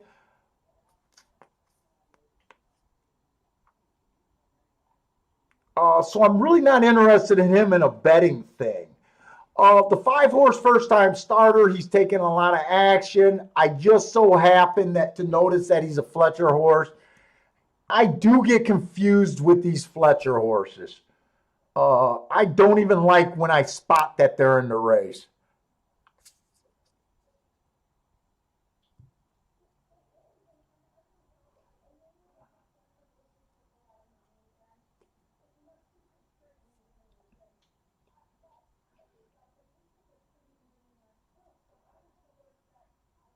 Am I that interested in a play here? I got a year-off horse. I got a Fletcher first-timer. I got a 4-horse that I can't explain the bias.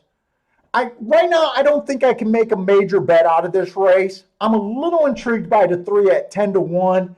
That almost feels like the right price for me to take a race that I will admit I don't completely understand this race, but an inside horse at 10-1 that ran against 3 biases in a row. I think I can do a bet here. Just a win bet.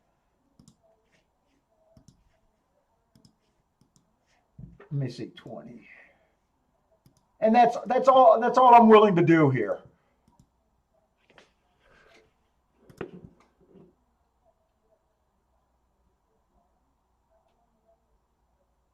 You know what? I'm kind of thinking maybe I should take the 3 on top of the 2, the 4 and the 5. The 3 on top of them and the 3 in second of them. That might be a decent exacta. Let me see if I can get that in. I'm going to do them with second first. The 2, the 4, and the 5 on top of the 3.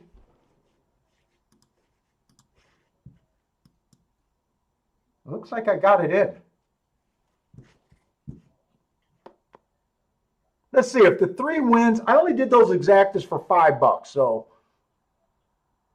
do I want to put more than 35 into this race?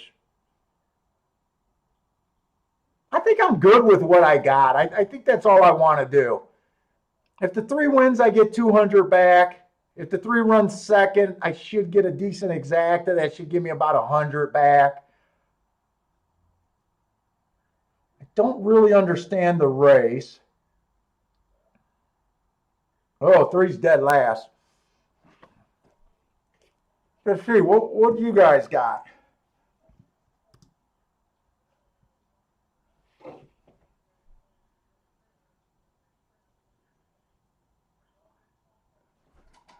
Let's see.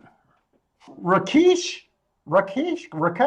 Sorry, I'm probably killing your name. He likes the first timer here. Frankie Tubbs likes the 3 with the 1-6.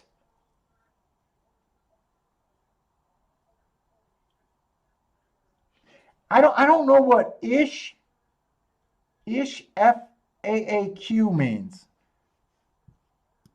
Where the fuck is the 3? The 3 I'm expecting, if he runs, he's going to come off the pace. If the 3 runs, he has to be making a move about now.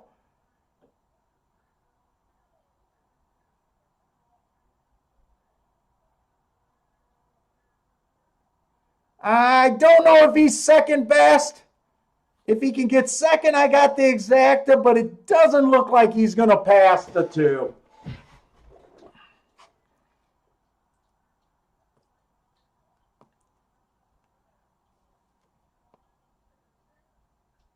Probably could have hit the try, but I don't play tries. I don't think this 4-2 exacta was going to pay anything.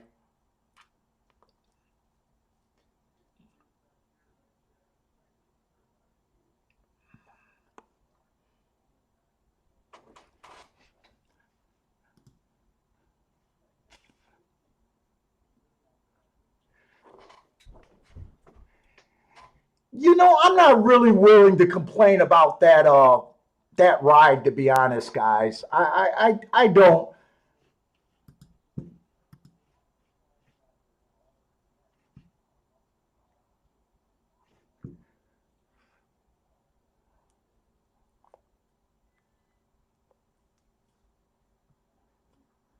It's I try to be as fair as I can. Yeah, I would have liked the 3 to be a little bit closer, but handicapping the race, we do know that this 3 can be double digits lengths off. It's not the first time that he's been double digits lengths off and made this same rally. That's what you get, with a deep closer. To me, it was worth a shot.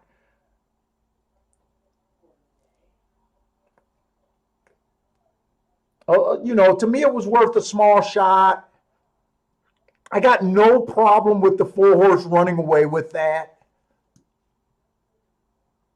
We did talk about his big improvement. I got no problem with the 2-horse getting second. To me, it still looks like the inside of the track. Pletcher horse didn't really run. The 6-horse didn't really run. There's just races where we're going to be wrong about. This result does not bother me.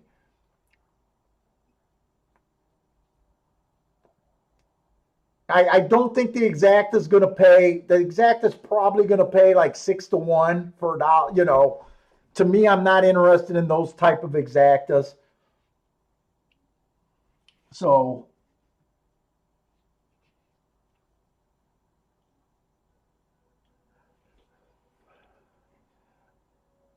yeah, I operate under the thing that a jockey, no matter how good they are, can't change a horse from what he is.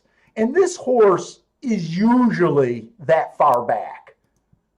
You know what I'm saying? He's usually that hard back. You know, sometimes I will rail against the jockey, but I honestly, the horse was live. He ran third, you know, and I don't really feel like I can complain about that race.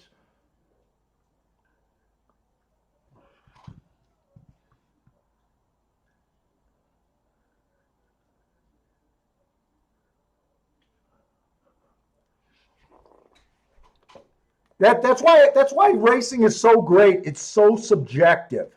So some of you guys might that keep notes on jockeys and on how they ran a horse. You guys might say that you thought this was a terrible ride. Uh, I wouldn't completely argue with you, but at the same time, I want to be fair to them. So if you guys think you've seen something,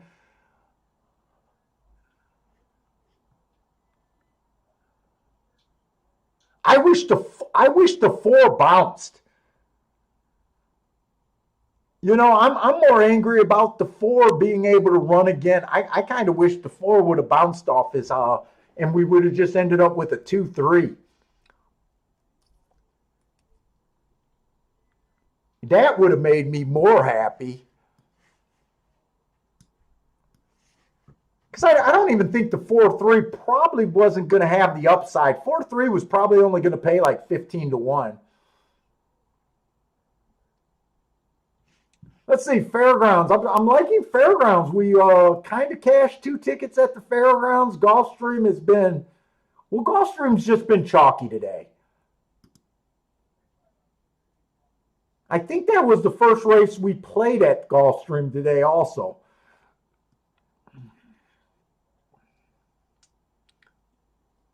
Let's see, Fairgrounds, we are going into the third race. We got 8 minutes.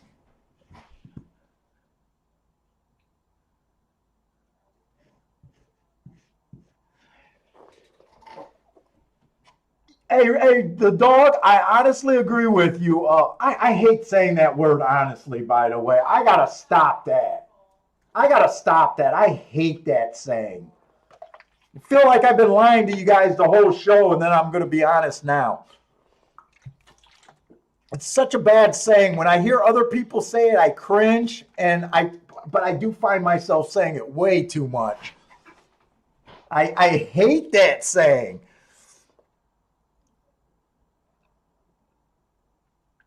Honestly, I hate that saying.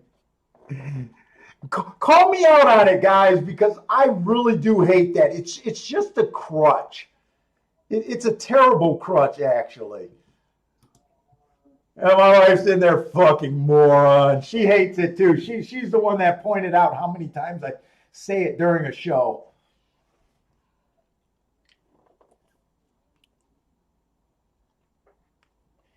So, Fairgrounds. We've been talking about the inside of the track on the dirt. On the routes, it's even stronger. It doesn't get worse. It gets better.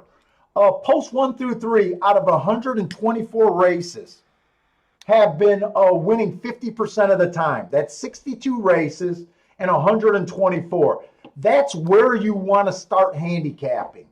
And it definitely falls out to only 14% post 7 on out. So unless you think a horse from post 7 on out is much the best, more times than not, it's worth just ignoring those horses.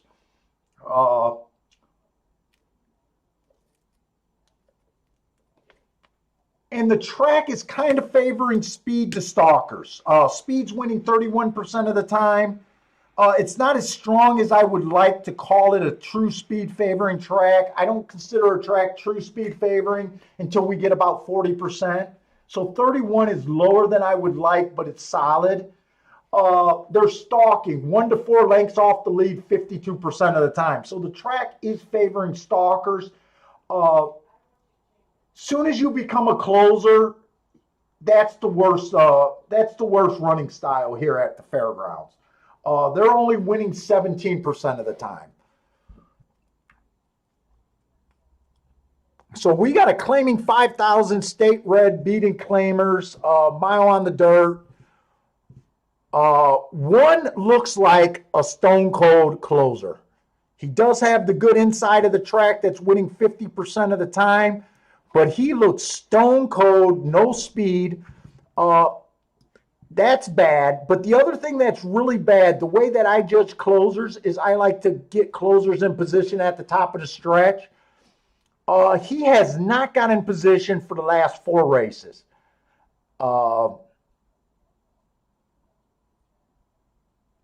So I'm against him just based on that. The 2 horse, early pressing day last race, he was slow, slow, slow.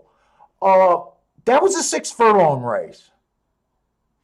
Let's see if he's even a 6 furlong horse. He has ran a couple sprints. He's won a sprint. He's even done well in 4.5 furlong sprints.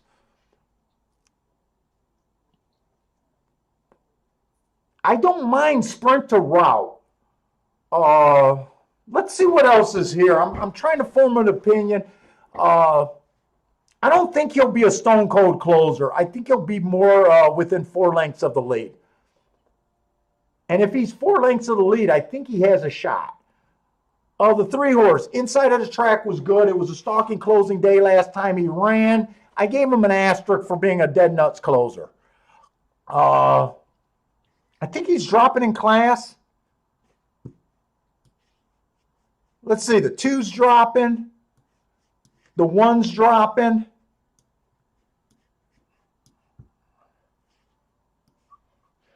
The 3's dropping. So right now, this race should play stronger than a regular $5,000 race. And I might as well just keep going. The 4's dropping. The 5 is just off a drop 2 races ago. 6 looks like the only horse that's been competing at this level. Oh, we got more horses here. The 7 horse is just off of a drop. He's off of a drop 2 races ago.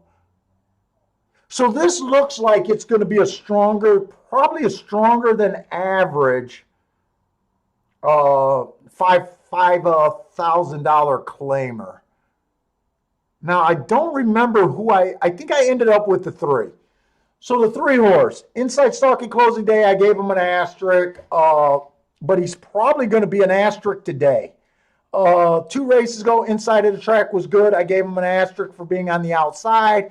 3 races ago, asterisk for being a closer. He does got a nice class drop, but a lot of horses do here. I'm not crazy about 2-1 on this horse. I'm really not crazy about the 2-1. The 4 horse. He gets an asterisk. Wait, this horse has been running sprints.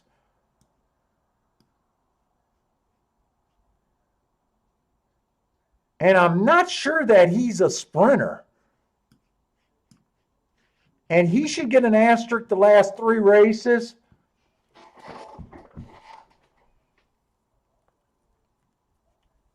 Can this horse show some speed? 25-1? I might be interested in this race.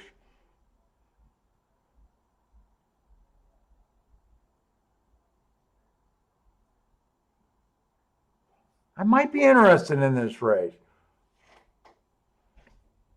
5 is off of a drop. He might show some speed.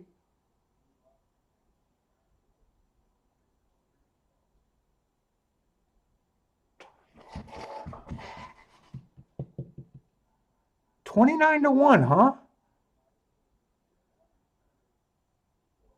I think the inside of the track is good. I want you to be speed or stalker. He might be the fastest horse to the rail. It'd be hard for me to believe that this 1 horse is going to break. Let me get my Fairgrounds open. Fairgrounds is open.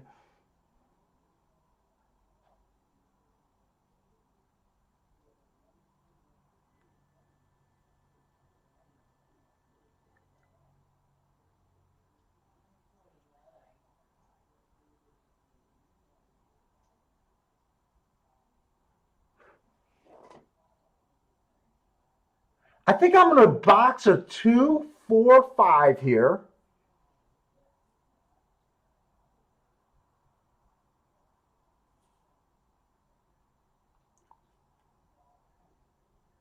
I'm going to play this race.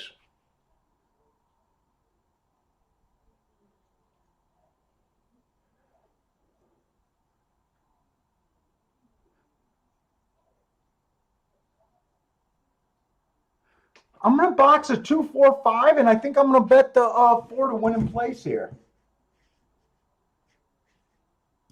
4 to win in place.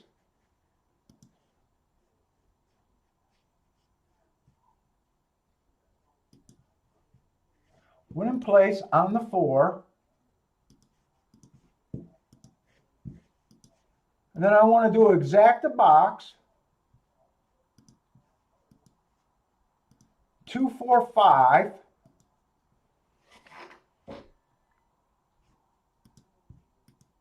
Do I want to do anything else? I'm also thinking of how bad do I want to go after this race? There's a bunch of class droppers here, so I could be completely wrong here. I will admit I might be reaching a little too far for this 4. You know what? I'm okay with what I did. I'm borderline like maybe this is an opportunity to really go for.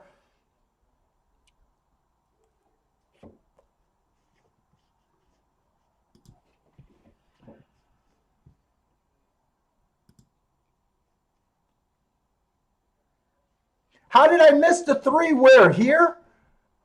I think the 3 is going to be too far back. If the 3 is closer to the pace, 4 got the lead like I wanted, but 4 has more pressure than I wanted. I was just against the 3. I got to walk on this one, guys.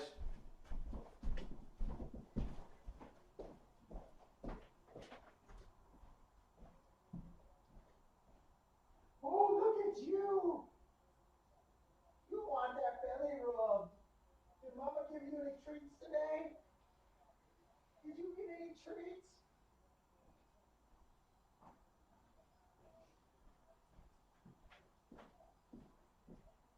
I thought that was Hugo music for a minute. I like it when you play your music.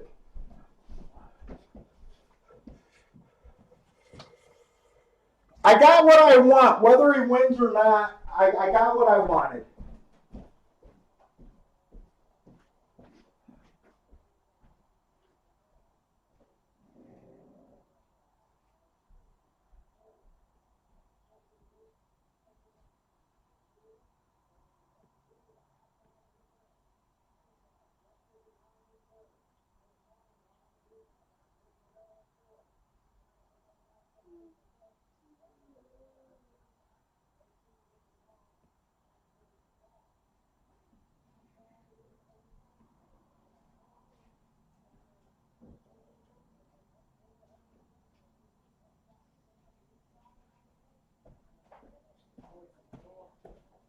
Let's see if I still got what I wanted.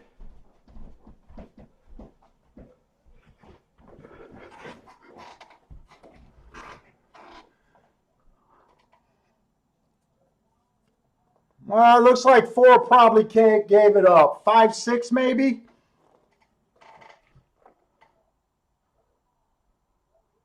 Yeah, 4 gave it up pretty fast. Looks like, no, I had no shot at the exact. I used the 2, 4, 5 there. 5, 6, I'm not interested in that exacta. I'm not really interested in that exacta. They did beat the 3, so I like the reason I bet the race. And I'm not going to complain. I got exactly what I wanted, that 4 on the lead.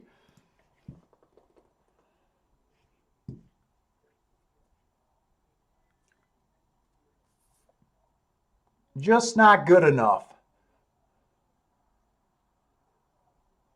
6 got second.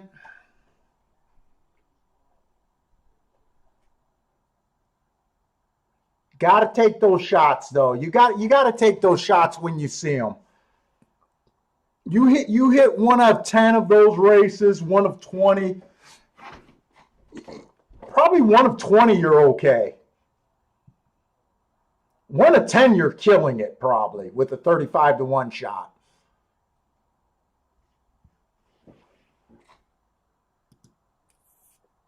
You can't be scared to play those type of horses though.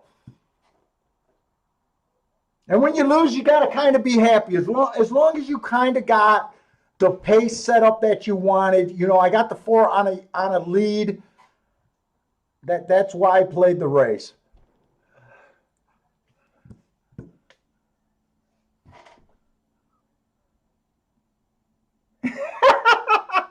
You know what, and I don't watch the races live, but I watch the replays very carefully. Uh, I don't know, dude. I've always been I got to close my eyes or do that. I don't know. It's just a silly little trait that I got.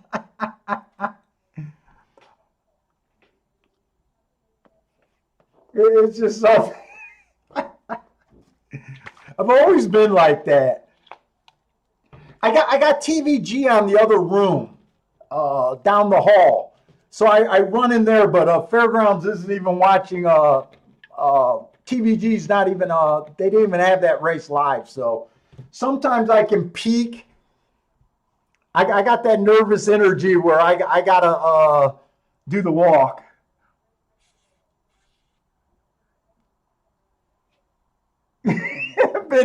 Bender say I'd look 20 years older if I watched the races. It'll age me.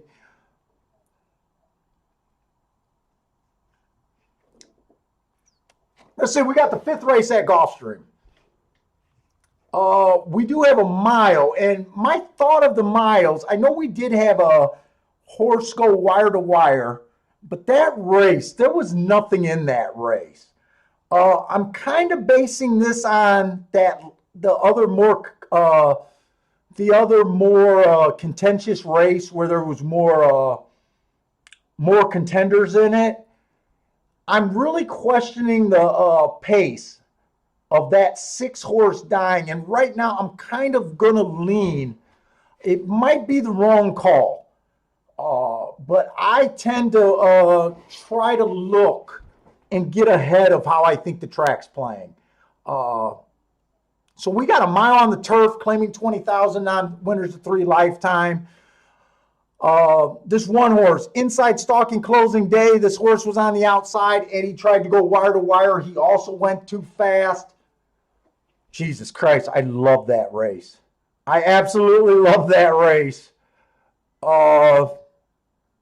2 races ago, the inside of the track was bad. He also was in the 4-hole. He was bumped at the start. I liked that race. So I gave him, man, but he's a front runner. Sometimes you just got to just play against what you were thinking. Let's see how much speed is in this race.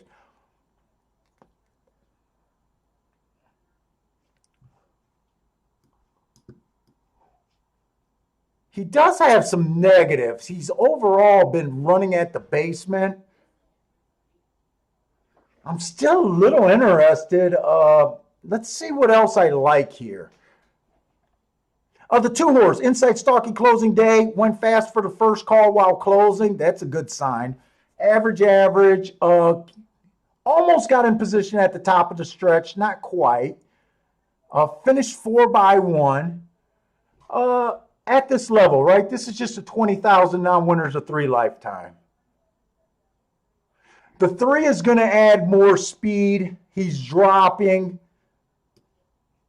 Okay, so the 3 is taking my interest away from that 1 horse. He also went too fast to win. I think I got to bail on the 1 horse here. I was hoping to. The 4-horse also has some speed and able to rate. Yeah, I definitely got to get off that 1 horse, I think. I'd be interested in the 1 if there was a chance that he could get out there by himself. I don't think he will.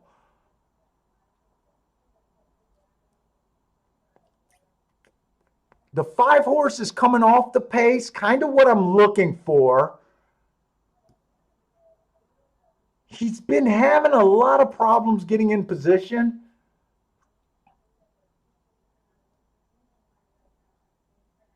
Six horse is another. There's too much speed in this race. I think there's too much speed in this race. I think the 1 horse goes to the lead. I think the 6 horse wants to lead. Come on, why can't you just write? All right, one more time. That's the 6. I think the 4 horse can rate.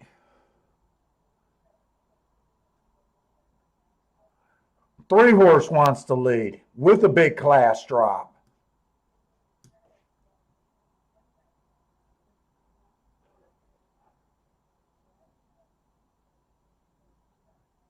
Two horse wants to close. Is that all the horses? 1, 2, 3, 4, 5. No, we're missing a 5 horse. Let's see. 5 horse is a dead nuts closer.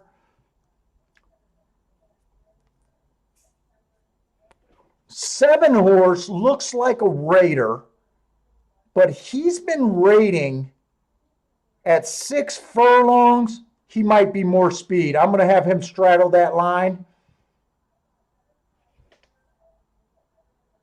Wow, there's a lot of speed in this race. Is 3 really good? Is 3 really the boss? Is 3 really the toughest of the front runners?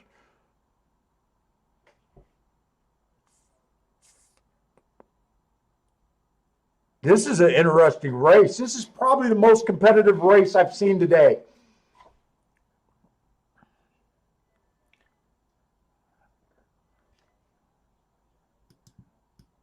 And the 9 horse, that's the 9.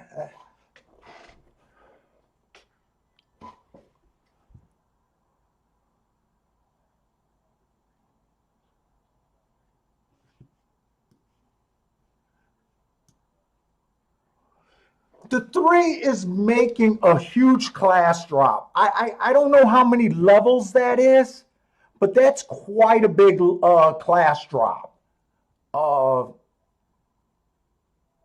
That's a really big class drop. He might just be the best of the speed with the higher class. He's not an attractive betting option here.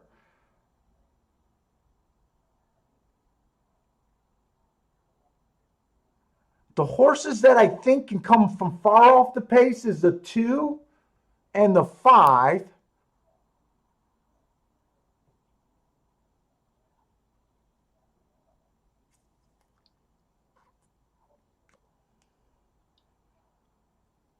Two and the 5.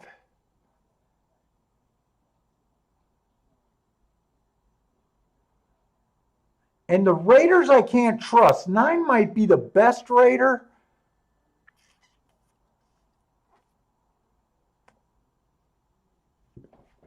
What do you want to do here?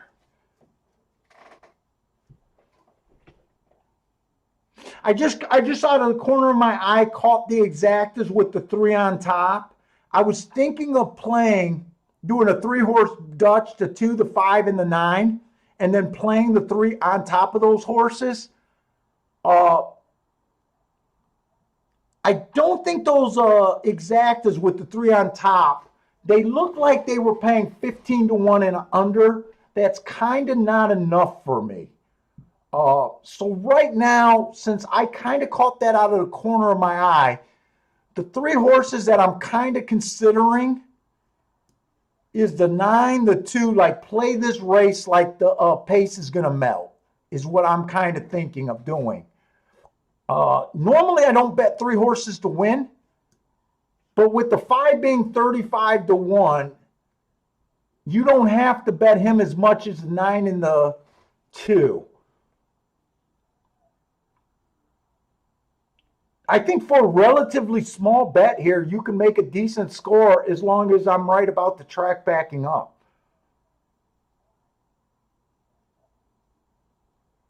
Let me just make sure those payoffs with the 3 on top.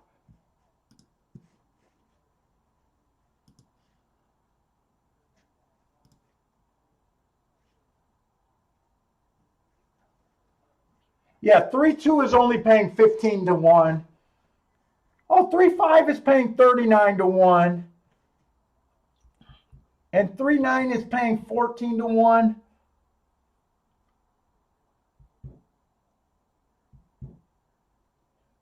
If I played those, I would play those more as a saver bet that can make money. You know, it'd be a saver bet, but I'd play those on the smaller side where I can cover my bet and make a little bit of money if I'm right.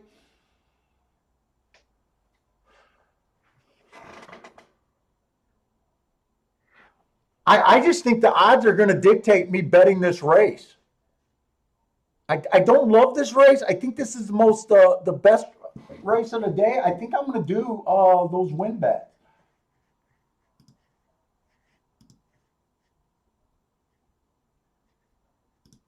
So I want to start with the 2, the 5, and the 9 here.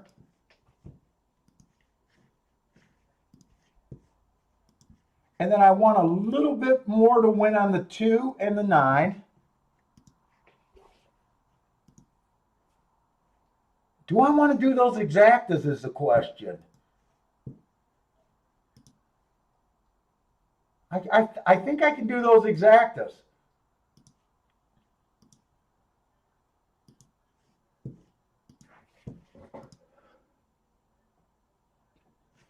Hawk is taking the 9 horse, winning place on the 9, and then he's doing exactas 3 and 9 over the 1 and 5. Rakesh, I hope I'm saying that right. I'm sorry if I am not saying that right.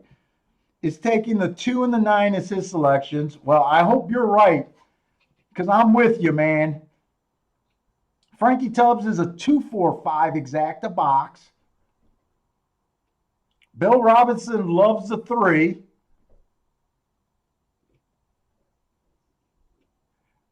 Clark is saying the 5 win big, I think is what he's saying. Let's see if we get the fractions that we need. And I did not get 5 horses across the board like I thought. Ooh, and they bet this 3 to 2 to 5. I'm regretting doing the exactas. Yeah, it's only 15 extra dollars, but I'm regretting doing that. They're going fast. 22 and 1. This guy lost his mind.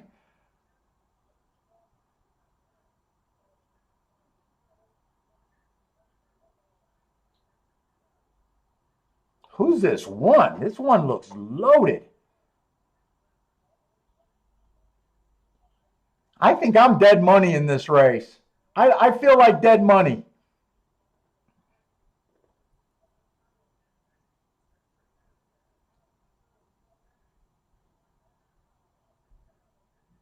Come on, 9. Keep moving up. Keep moving up.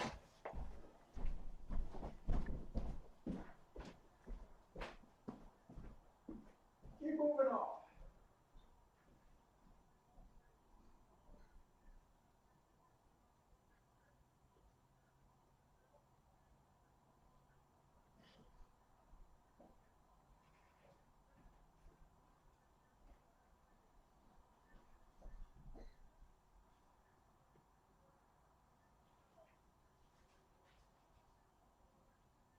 Come on, 5. Oh, stop it. Stop it with the 5. Come on. Stop it. Stop it. This 8 horse had to hang around. Stop it. We thought we were going to cash that bet.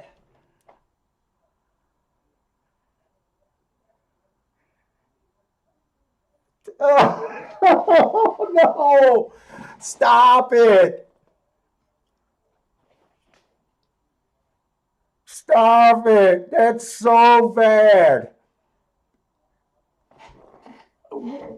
let's see if I got a right to complain.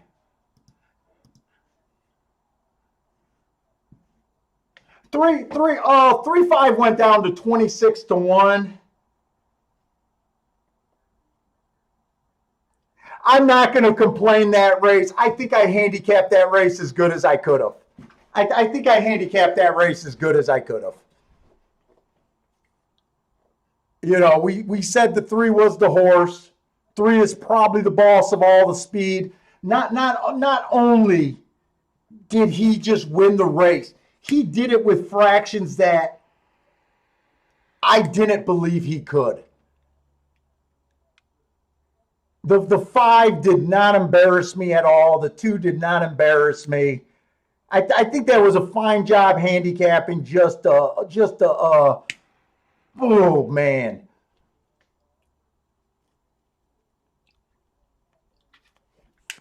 I think it was good analysis. I just think, hey, I'm actually proud of that handicapping there.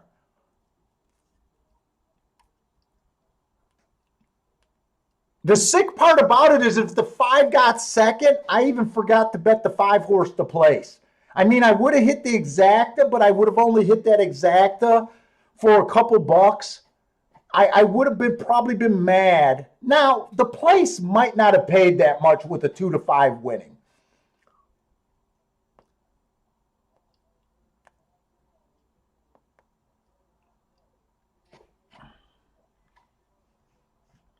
Hey, Joshua, you hit the super for $1? This super might be okay. I don't play supers, so it's really hard for me to judge. It would have been a lot better if the 5 would have got second. But this might not be the worst super to have. I don't know. What do you need this super to pay to be decent? I'm honestly not a super player, so it's really hard for me to judge, especially with the 2-5 winning. It's really hard for me to judge what this is supposed to pay.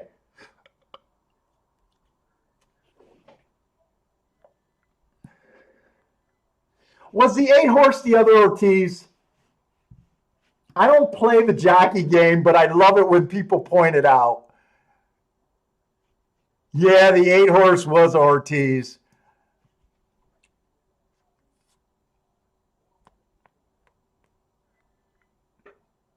Oh man, that's such a good analysis, such a good spot to play. Yeah, no, yeah, the 8 had very good marks, but I'm not even going to say nothing about that because the 8 had good marks, the 3 had great marks, the 1 had great marks. The 6 had good marks. I mean, a lot of these horses, you could have got rid of anyone that tried to pace with the 3 horse.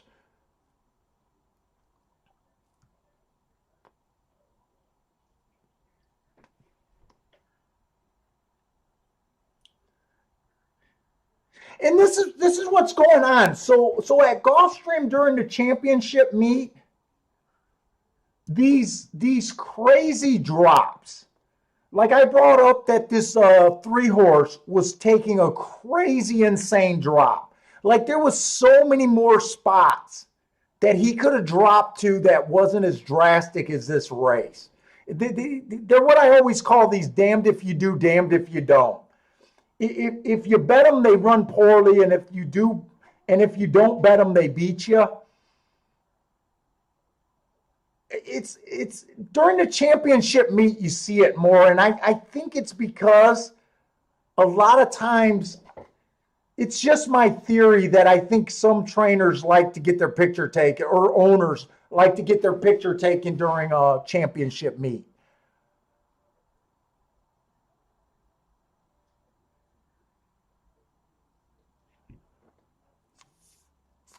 Oh man, what did this horse play?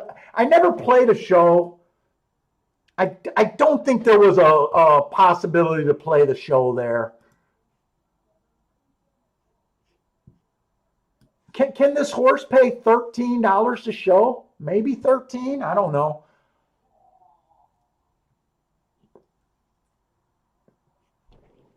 Ah, boo. Boy, I got excited when I seen that 5-horse gearing up on the outside too. Oh.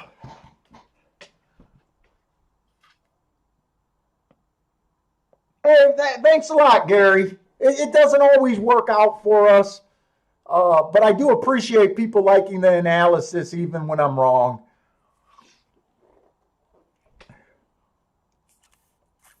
I try to be a handicapping show for handicappers, man. I do appreciate the comments. Rakesh, thank you too, man. I do appreciate it.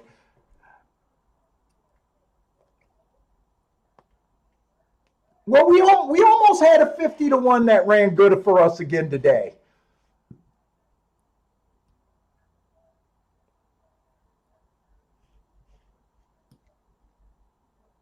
Where was that 8? The 8 probably came off the pace, if I'm right about it. 8 probably didn't go to the lead with the 3 horses, what I'm guessing. I do want to see where this 8 horse came from. Oh no, 8 was up there. Wow, 8 was up there. He did relax a bit. Wow, respected. So remember when I was talking about how would you guys do strength of race and everything? Like to me with this 3-horse dropping, he makes this race tougher than an average $20,000 non-winners of 3 lifetime race. I think everyone can see that. And it would be good to note how well this 8-horse, he did back off the pace, but he was still pretty close to the pace. It might be worth noting how well this 6 ran, except I'll be able to see him in my regular notes. But how well the 8-horse ran too. And even the 1 to me ran a pretty good race.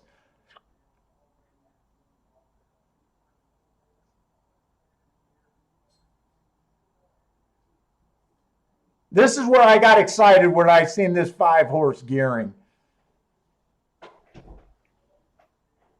And 2 was still in position too, even though I wanted the 5 to get second. 8 ran a good race. I think 8, if this race didn't take too much out of this 8, I think this 8 very well could be sitting on a big win. The problem is with the fractions, you're probably not going to get anything on him next time he runs because everyone's going to see this 22.46. You know, he's not going to be that hidden.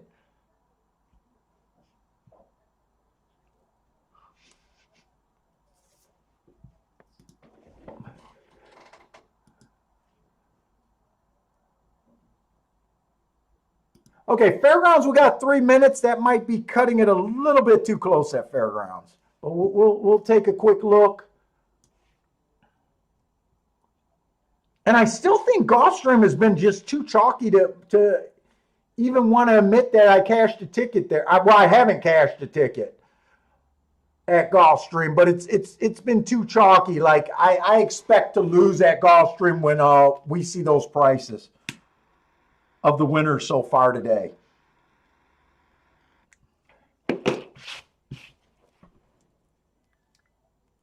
So we have another turf race. And I did say that the turf was, what did we say about the turf at Fairgrounds? I think it's been, I got to look at it again because I have not been playing these races. The turf route races, 45% on the inside of the track. Speed has been on the bad side, and it's been stalker closers. I got to remind myself about what I'm looking for there. So we got a maiden claiming 30,000 on the turf. Looks like a mile. This 1 horse. Matt Strides with the fastest winner last race. Average slow. He did stalk that race. Was dueling at the top of the stretch. I think that's a good race. 2 races back, he got in position, just missed. I think that's a good race. 3 races ago, he ran against the bias, so he did improve his speed figure his next 2 races. and been running pretty well. I can't say too much. What is he at? About 7-2. Not really what I'm looking for, but I think you got to respect him. Oh, the 2-horse. Average, and then Matt strides with the fastest winner for the next 2 calls. 2 races ago, bad rail, but he was on the outside. And he went Matt strides with the fastest winner. I could see both of those horses taking actions, the 1 and the 2. 3-horse matched the pace with the fastest winner of the day. I got a feeling that I'm not that interested in this race. Right now, I think I can make a case for too many horses.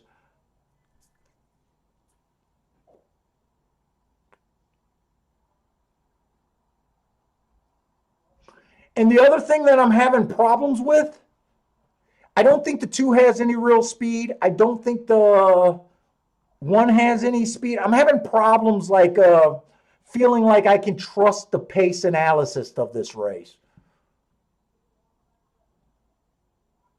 5 horses stretching out. I can't get to the 5. 6 horse went too fast to win last race. Those are my best marks, but I don't think he fits the track very well, which is tough because he has the best marks.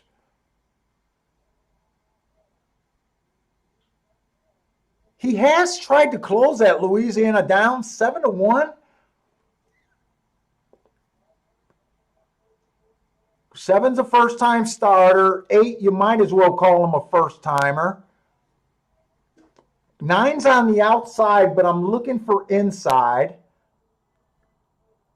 So I don't see any value with the 1 and the 2. If the 3 goes to the lead, I don't like him. I'm mostly interested in the 3 and the 6 here, but I'm having a trouble really being able to count on who gets the lead. And I don't think you want the lead, but you got to start your handicapping with who gets the lead. 6 is tempting me, but I think I'm just going to sit out this race. And I didn't see what the odds were on the 3. I think I'm just going to sit out this race. If the 6 wins, it'll kind of irk me that I didn't play him at 6-1, 7-1.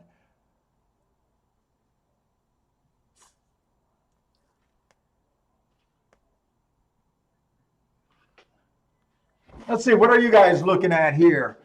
Frankie Tubbs like the 7-1-8. Hawk likes the 4-6 here. Bill likes the 2. You guys are all over the place.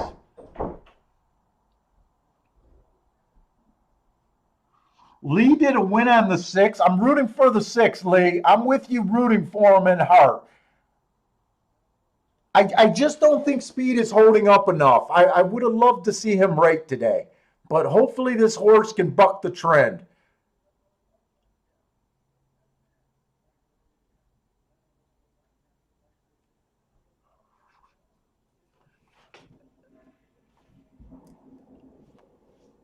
$25-3. We did see a slow pace on that other turf race today also. So normally I'd get excited with the lead in 25-3. I can't right here.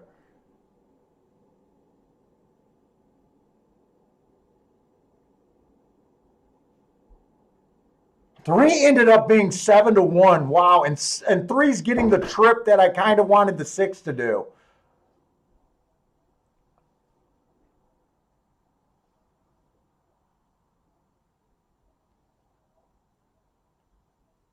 Three's going to get first run at this. I can't tell if this 6 horse is dead or not. 3 just flattened out. Come on, 6. I would love it if you could hold on and win this race. Boy, 9 is not going away. I think the 6 and the 9 ran a great race. I think that speed is just not what you want to be. I got to go back and look at the 4. 4 just got a perfect trip. 6 ran a good race. 9 ran a great race. I just don't think speed is what you want to be there.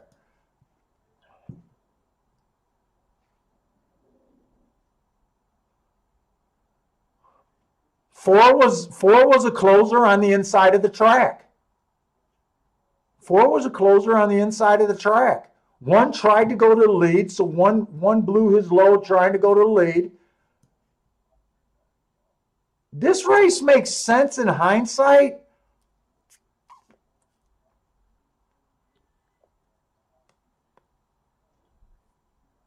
Four makes sense. I wouldn't have been interested at 3-1. For some reason, I thought he was higher than 3-1. But I do like the profile.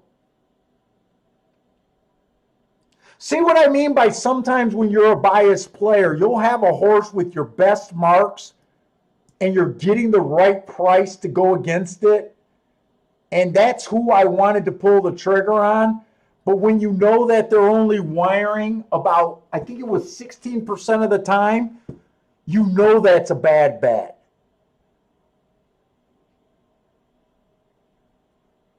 I was kind of almost wanting to play it because this race, 3 races ago, where he came from 6 lengths off the lead, but I couldn't trust him. If I could have trusted him to do that, I would have played him at that price. But then the 9 would have had an easy lead, and the 9 might never have went away.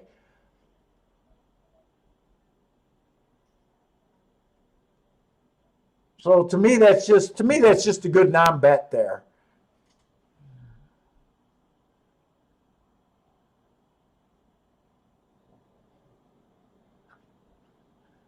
Oh, Greer, you don't like all these maiden races. Yeah, sometimes maiden cards are on the tough side of playing.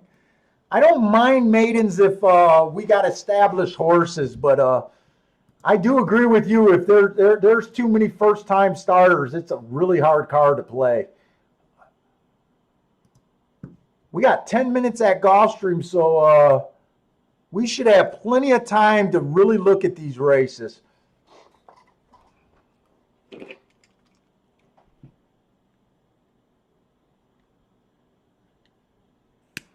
Hey, what's up, Justin? I didn't see you sneak in here.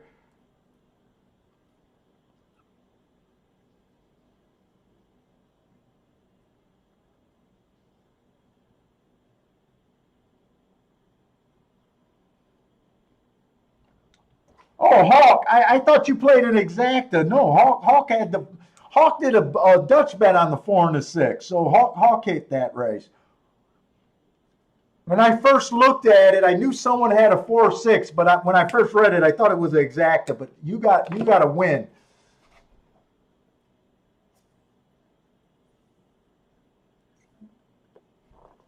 Okay, so we got an optional claiming 7,500, and I'm not shy about admitting that I prefer cheap racing. That's my preference. That's my comfort level. So I'll handicap this and see if there's a play. But I like to be honest about when I feel like I'm out of my comfort zone. And I just prefer cheap racing. So we got the 6 race, 6 furlongs, 7,500 on the dirt.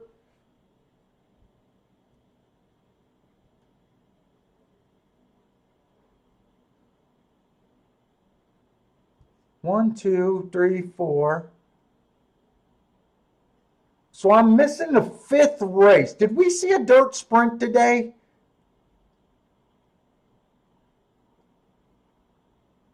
I want to see if we seen a dirt sprint. We seen a dirt mile race where the 2-horse won.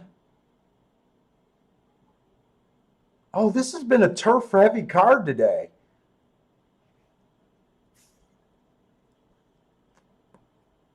Who won this race?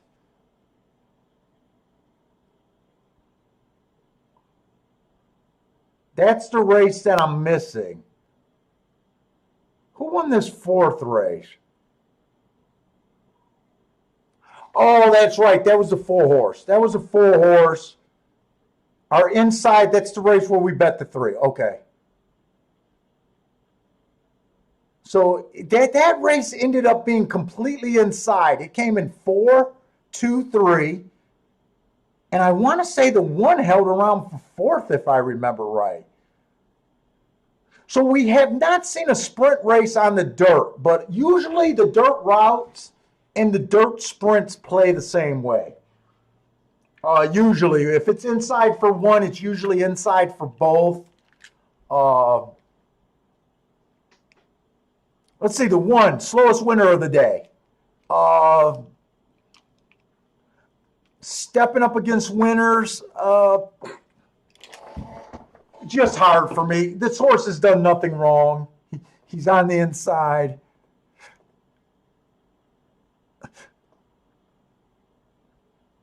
Let's see, this 2 horses coming off of some annoying layoffs. And again, this is what we expect to see in these races. Horses lightly raced and horses not doing very much wrong. The 2 hasn't done anything wrong. I don't really have an opinion. The 3 hasn't done anything wrong. Last race, the 3-horse stalking day, he tried to go wire to wire. I do think he ran against the bias that day. Won his first race out. That mark is wrong. That should have been slowest winner all the way across.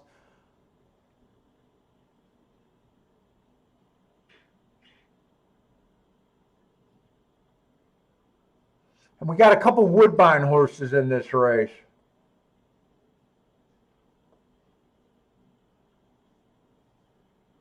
This just looks like a race that normally I sit out.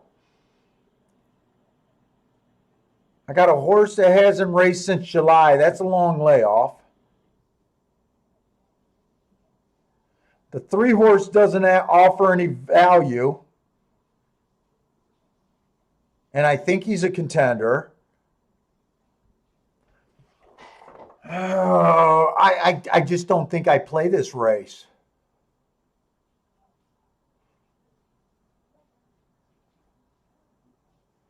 The 5-horse won his first race out with style. He then tries a turf route on a closing day, ran against the bias there. They tried to put him on turf twice. I don't know how that works out. I don't think I'm going to have an opinion this race.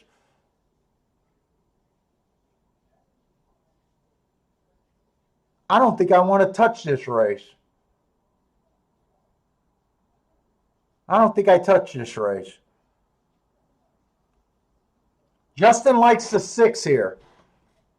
I'm just going to waste some time. I don't really care for this race. I don't think there's any way that I'm going to jump and play it at the last second. I'm just going to try to look up the Woodbine horses and just see if anything looks interesting. I'm not crazy about the outside.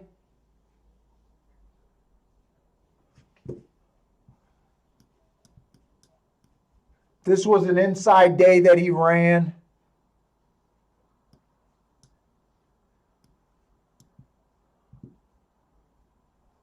Slow, match strides with the slowest winner, running against the bias. Let's look up that 11-14 race. Bad rail. He was on the outside. Average, slow.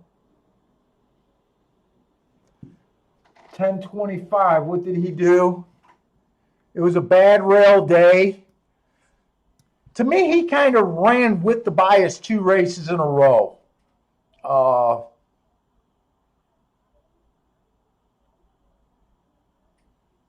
He was the fastest winner of the day that day. Let me see. 46-3. Average while getting the bias. And both of them ran on September 3rd, so I'm going to look up September 3rd.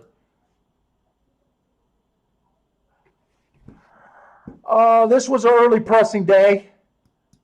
So he ran with the bias. He went wire to wire on a day that speed and stalkers were good. Fastest winner of the day at the first call. Average at the second call. And I got 6 furlong times, not that. And he's running on the same day. It was an early pressing day. He matched how the track was running. He was 1 tick slower than the fastest winner of the day, so they weren't coming out of the exact same race. 45-2, he was average, and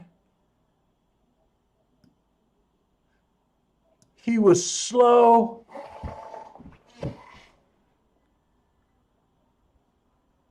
I'm going to look up this Mammoth race, but it's going back pretty far.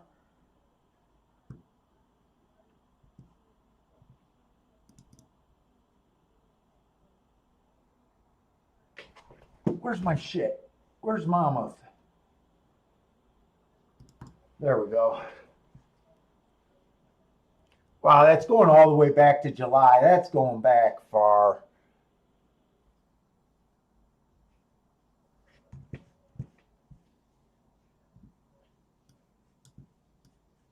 It was an early day, and he was just the slowest winner of the day.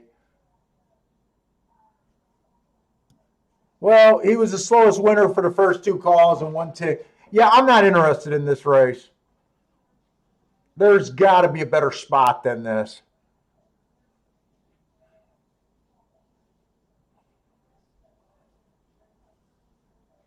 I don't even have an opinion if the 3 necessarily deserves to be the chalk. I don't. If I tried to make a morning line here in this race, I honestly would have a very, very hard time making a morning line in this race.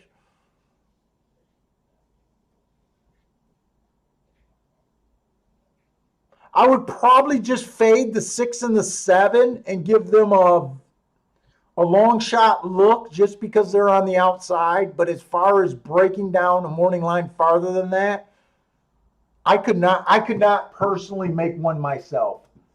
So I don't feel like I understand this race. I don't feel like it's a betting race for me.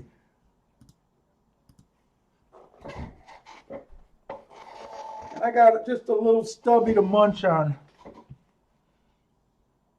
What do you guys like? Vendor doesn't like this race either.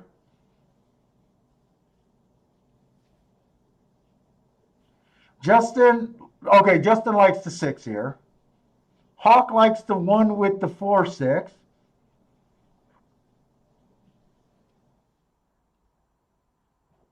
So it looks like only 2 of you are a little bit interested in this race. Well, good luck to you guys.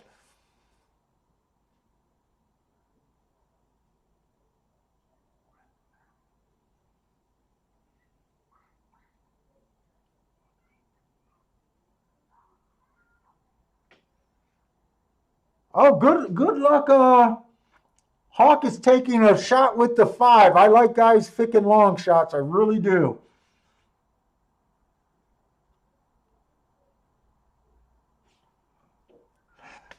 Oh, good luck, Stephen Marshall. Stephen's alive to the 1, 2, 3. You know sometimes that's where we want to be at Gulfstream, and he closes out a pick. Yeah, you close out a pick 3 here.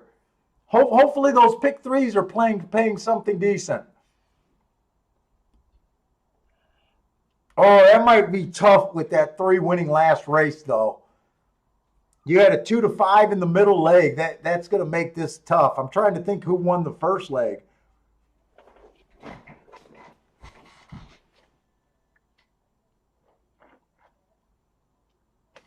In is doing a 4 with an all in the try. So if the 4 wins, In has the try. Don't even have to worry about it.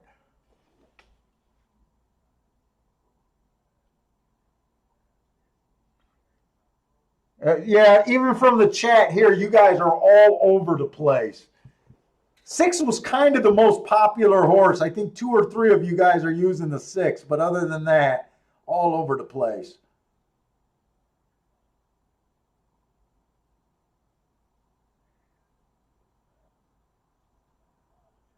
Well, my man Hawk got this 5 horse. Is it Hawk over there?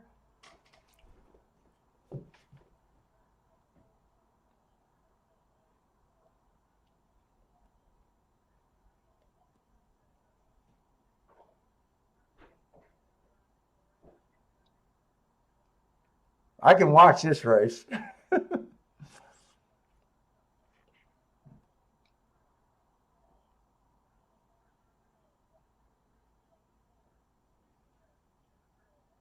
Come on with this 2 down the inside.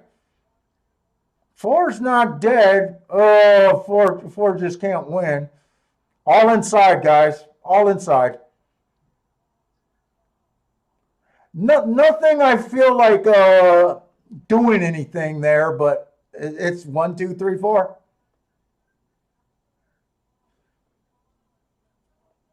All inside. The problem is we don't do all of this extra work to try to take advantage of a 9 to 5 over a 8 to 5, but you know what? I still got to root for the inside of the track.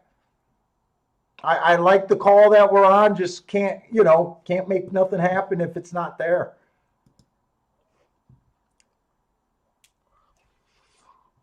Three went wire to wire.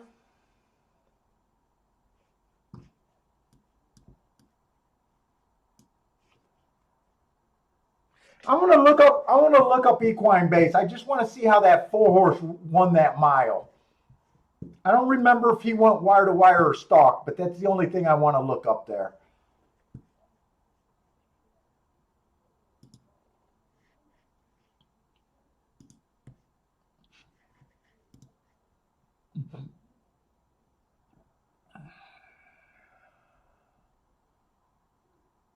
Four went wire to wire.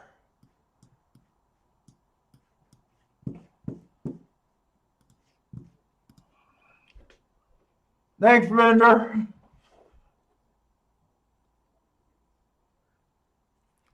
Yeah, Gulfstream has been brutally chalky today. The good thing, okay, so the bad thing about Gulfstream today is they've been chalky. But the good thing about Gulfstream, there's chalks and then there's chalks. Like today,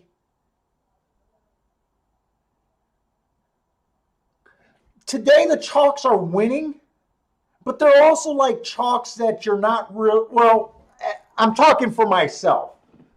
The chalks today are like horses that aren't hurting me personally, because a lot of them look so good that you couldn't I haven't really been playing Gulfstream.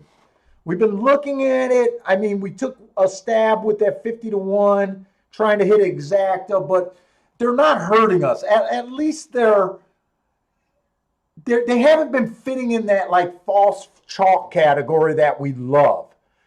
So I don't think we've really been getting hurt at Gulfstream. It's just kind of boring that we haven't really been able to play Gulfstream.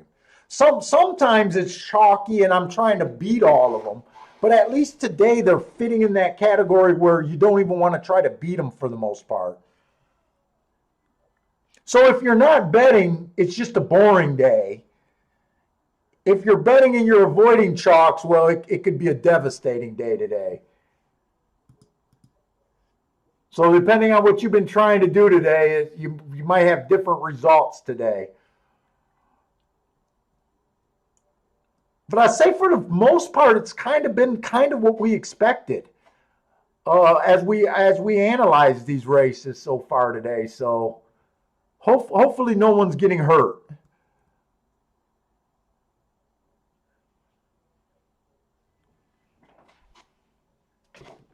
Oh.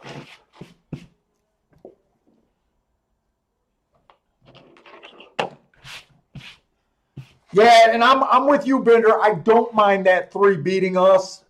I don't mind the 8-horse. Look, you can't complain when you get your 50 to 1 and your 15 to 1 that was right there. It didn't work out. But as far as handicapping, it's a skill to be able to sit out races.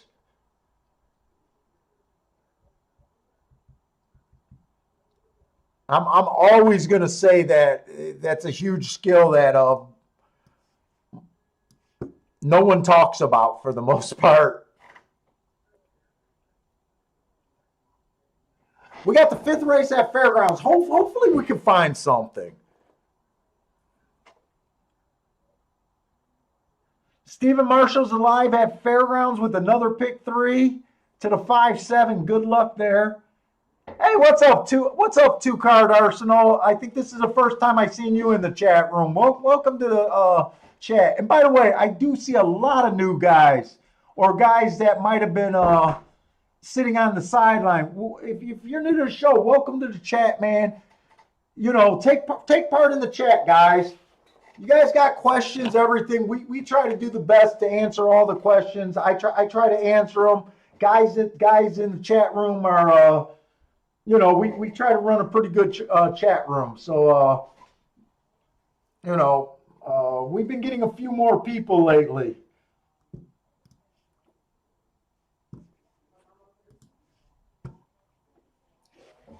Mark's a first timer. Well, welcome to the show, guys. I try to call out all your guys' names and welcome you to the show. But I'm half blind.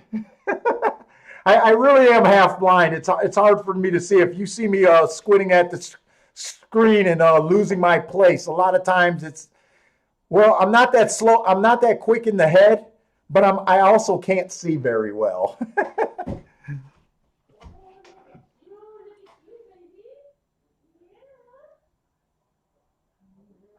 Hey, C Money, that's a really good question.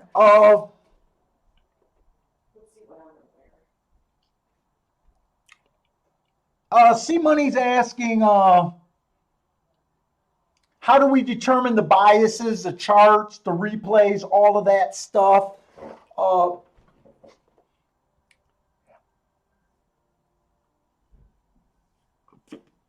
I know it's covered in a lot of books. Usually in most of the handicapping books, it's usually the smallest chapter of the book. I really believe that biases should be covered in a few chapters, if not a whole book.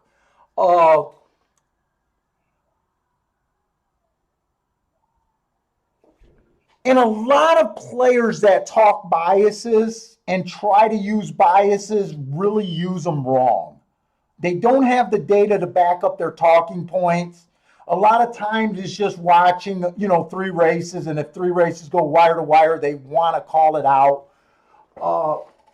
But it all starts with being a solid handicapper to begin with. You have to kind of know what to expect based on your handicapping and what horses are capable of doing. It starts there. It also starts with a lot of record keeping and a lot of chart mining and charting the races myself. I believe that race watching, even though you see me run and hide most of these races, is a real skill. I try to watch the replays that matter. So it's a combination. Even on my bias reports, when I mark, let's just say I mark a day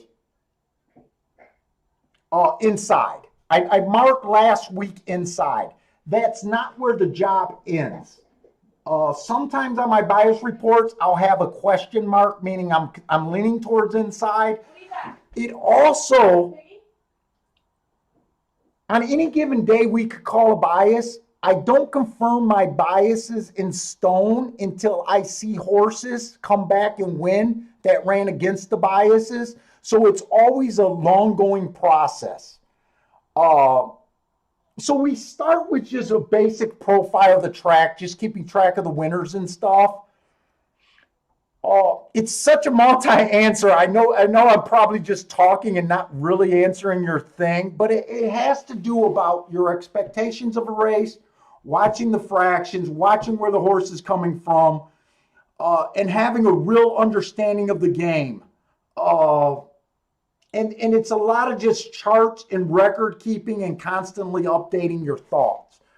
Uh, for the show, it just looks like I will admit it just looks like I say something and it doesn't really end here. Like even though today I think that the inside of the track is doing very well, I do hold in. It has a lot to do with today's was a chalky day. So am I like gonna be as hard on calling a hard bias on a day like today when it has been inside what I expect, but all the results have been fuck. You could have just went to the track today and looked at the tote board and been on 90% of the winners today. Where yesterday, I was pointing out how many long shots were winning on the outside moves. So a day like yesterday and the adjustment to the outside of the track yesterday would be a stronger representation of me calling a bias. The day from the first, after the first race, the races did not look like I was even at Gulfstream.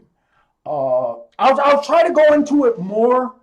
I'm trying to write a paper on my website about it, actually going in depth, but I'm not a writer, so I'm having a hard time getting my thoughts on paper.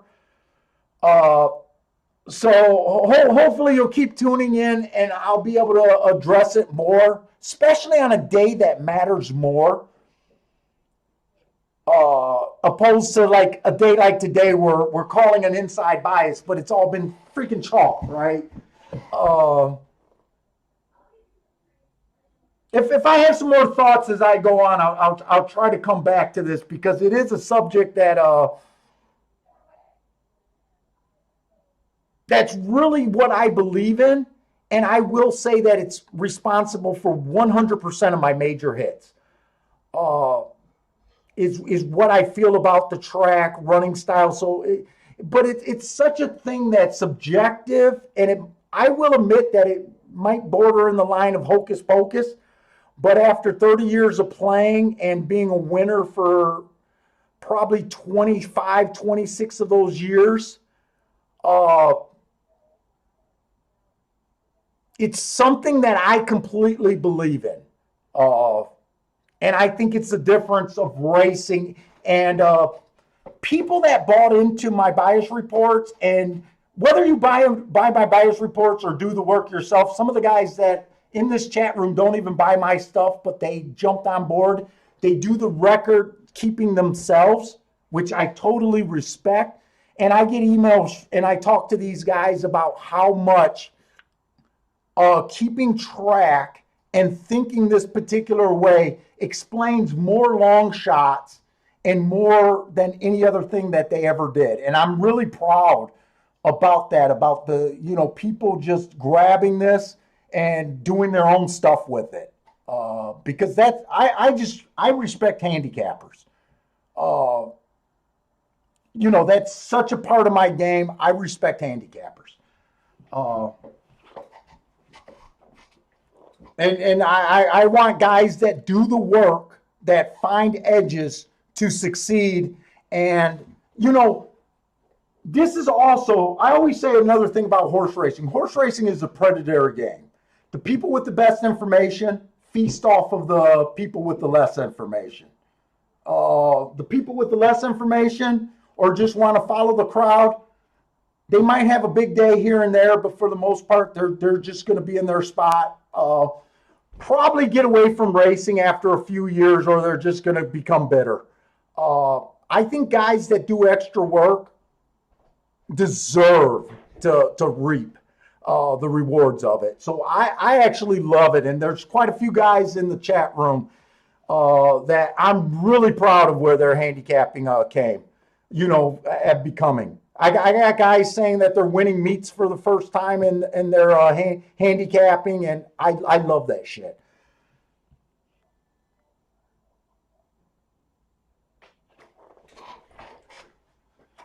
But I will admit horse racing has probably the biggest learning curve. I think horse racing is the best gambling vehicle out there, the par mutual pool. But I will admit that there's a huge learning curve. And the thing that I really want to stress to the newest players, because when people hear that I'm a full-time player, they just act like, oh, you're supposed to be hitting 50, 60%. No one does of their races. our goal is to hit the same 20% races, but have a much higher mutual.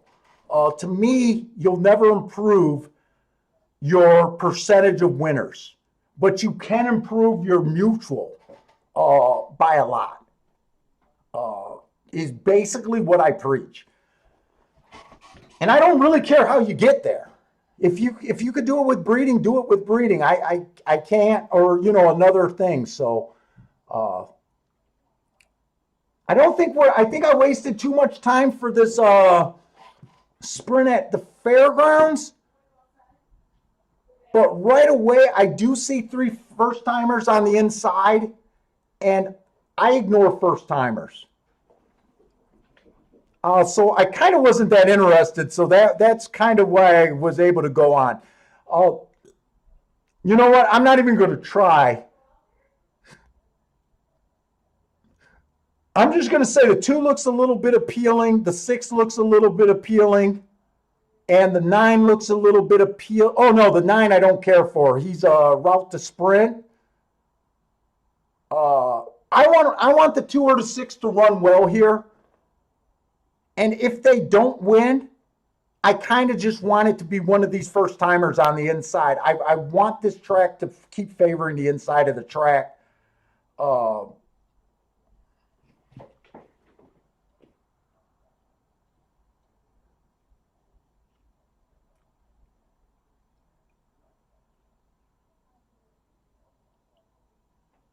you're a bit of a writer. Dude, it's so hard. When I go for the walks with the dog is when I'm like, my mind is just racing. I'm thinking about this stuff and I'm able to like, oh, that's so great. That's so great. Then I come down to put it on the computer or on paper and it's just blank. It's just so blank.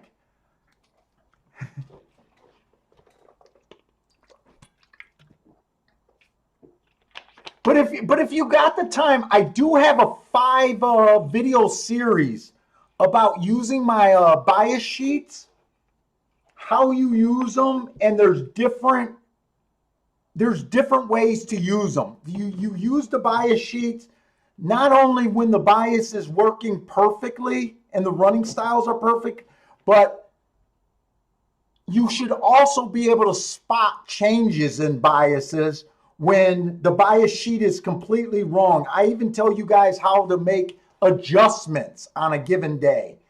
Like I keep saying, how yesterday, none of the races looked right at Gulfstream. None of them. And like I said, by the 5th race, you should have been able to make that adjustment.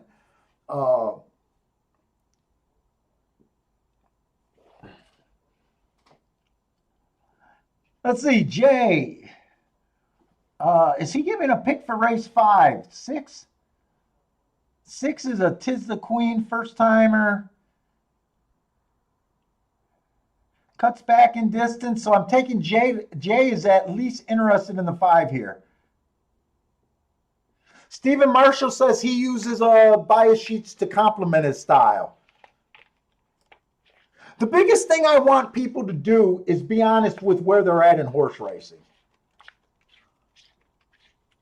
You guys know if you guys are winning, if you are breaking even, if you guys are complete. It's a mystery, but you guys love the game. I honestly, I believe that it's worth pursuing. So 10 did get the lead here.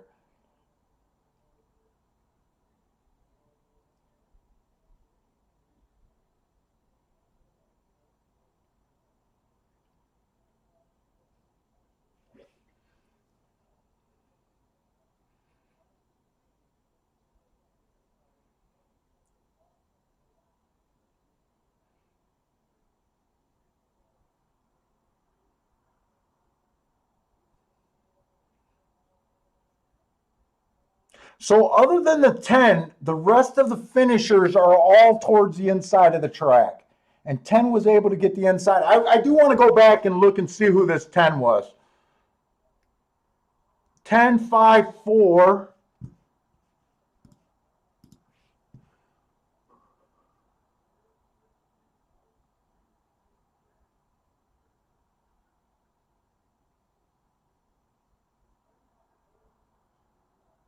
Wow.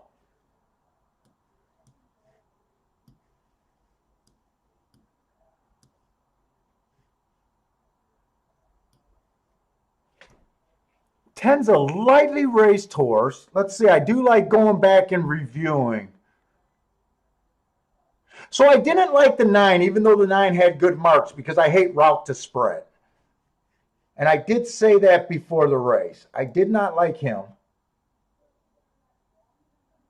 It would have been tough to spot this 10 horse clearing for me. He flashed a little bit of speed his first race out. He showed speed a little bit farther his next race out. Completely fell apart. Then he tried a route race, showed a little bit more speed. To me, this horse was just hidden. He got a class drop, but so does everyone else here.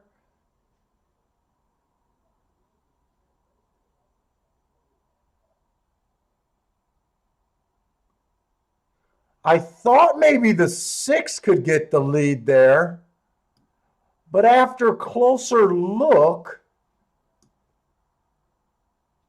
the 6 only had one race where he got the lead on the inside of the track.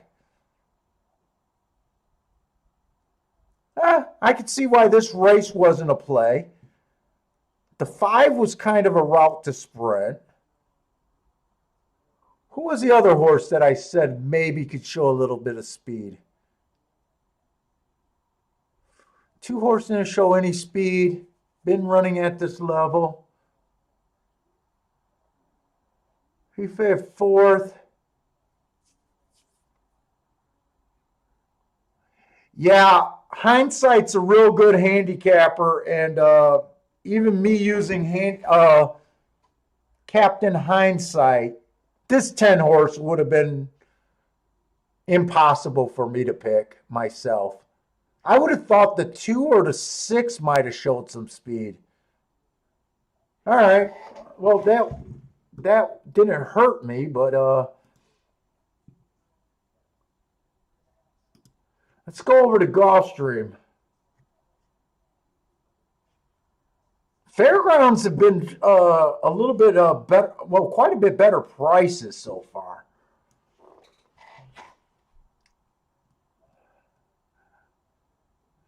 And we got another turf race. So right now, I was kind of hoping that turf was backing up, but that 3 horse went so damn fast. He was much the best. Right now, I'm leaning towards I don't know what to expect from the turf. I'll just put that out there right now. We got allowance 3,500 mile on the turf. The 1 horse is another interesting speed horse. Last race, it was a speed favoring track. He was a speed horse. He went wire to wire and just ran away. So he took care of business on a day that I thought speed was good. 2 races ago, the rail was bad. He was on the outside. He flashed speed at that 5 furlong race that you got to have speed. He was 1 tick slower than the fastest winner. So it does kind of make sense that he was able to stretch out. He put 2 nice speed races together. The 2 horse, stalking closing day. Got in position at the top of the stretch. That's the best thing about him.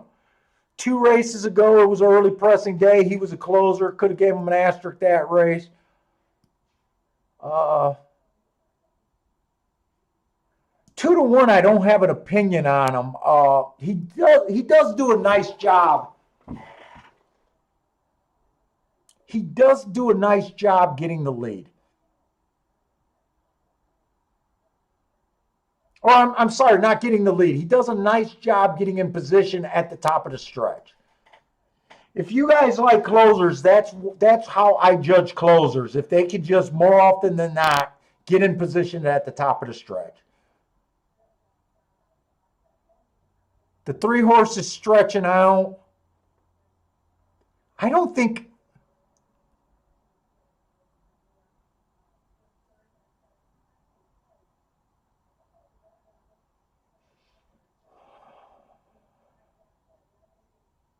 Boy, this is such a nice betting board. I hate it when I get such a nice betting board and I'm going through a race and I'm like, I can tell that the interest is not there.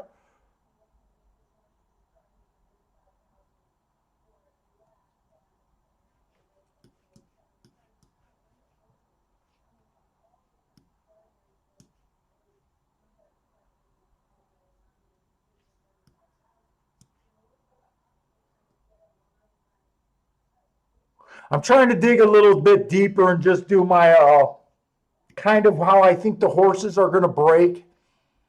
Who's my speed? Who's my stalkers? Who's my closers? Sometimes that helps me understand a race a little bit better. Did I do the 7 horse? Yes, I did do the 7.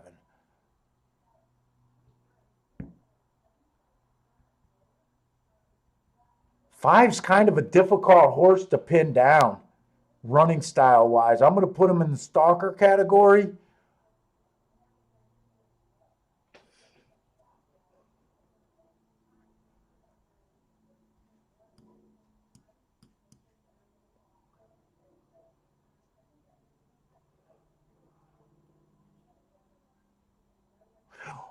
When I get a 6 furlong or 7 furlong horse in a route race,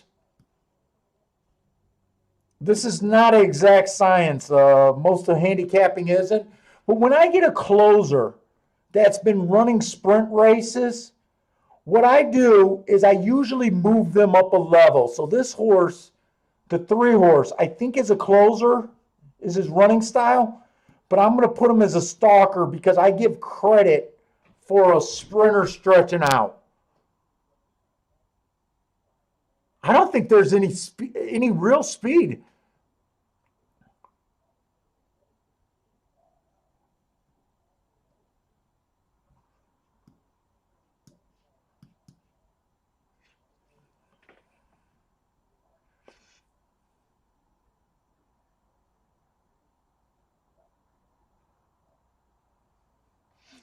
Let's see. So I kind of think the 9 and the 1 are the most, or yeah, 9 and the 1 are the most likely horses to get speed, to get the lead. If I was to do a morning line, could I even make a morning line? A lot of times when you want to decide to bet a race, it's good to ask yourself if you could make a morning line of the race. That's probably the biggest indicator. If you can go and make a morning line of a race, you at least by your handicapping feel that you understand a race.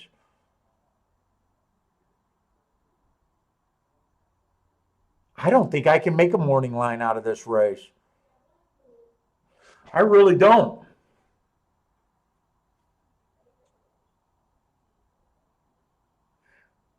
If they go wire to wire, I think the 1 or the 9 can win.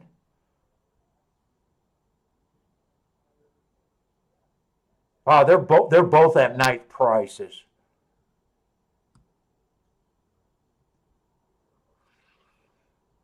I just don't feel like I got an understanding of this race.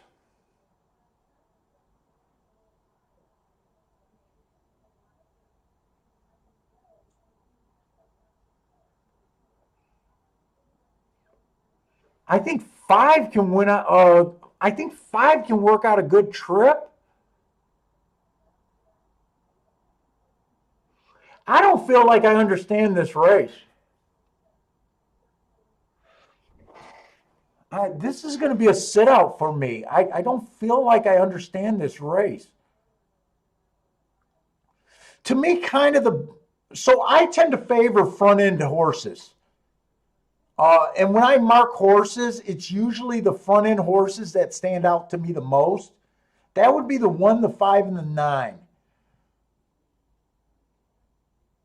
I don't have a real good feeling about what I thought of this track. I was leaning towards that I thought this track was going to back up today.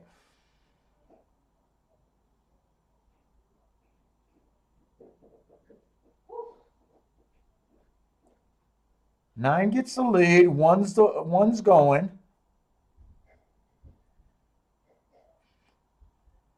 They look like they're moving at a good clip to me.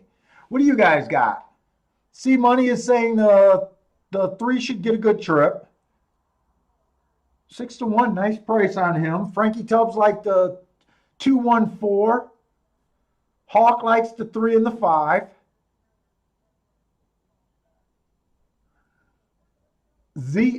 Two card Arsenal likes the.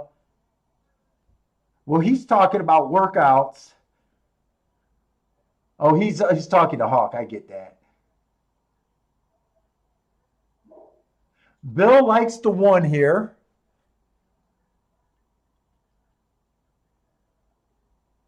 Boy, the 1 took a lot of action late, and they're going close to that insane speed again. Maybe I miscalled this track the whole time.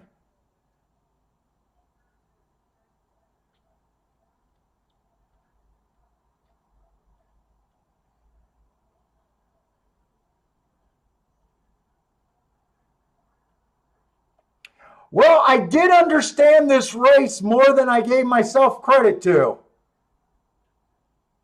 5 horses going to win. 1 ran a decent race. 5 came off the pace. I'm not sure how far off the pace he came.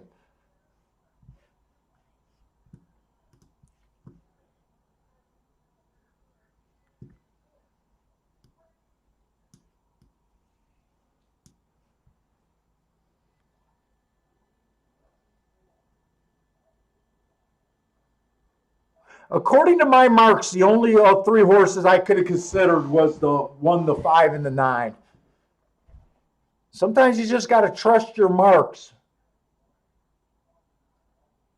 The problem is I would have took the longest of the horses.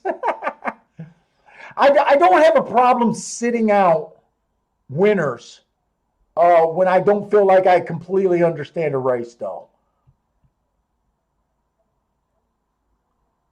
And I know that the best I could have had was be a $20 win ticket, that I wouldn't have went crazy there. It might have irked me if it came in 5-1, but since the 3 ran good enough. Hey, Bender, we've been talking about that. It does kind of seem like the inside of the turf has been running extremely well for the last 2 weeks, haven't we? We've been talking about that. We talked about that. I remember being on the Skype with you and we were talking about that. It might be a. Let me look for last week.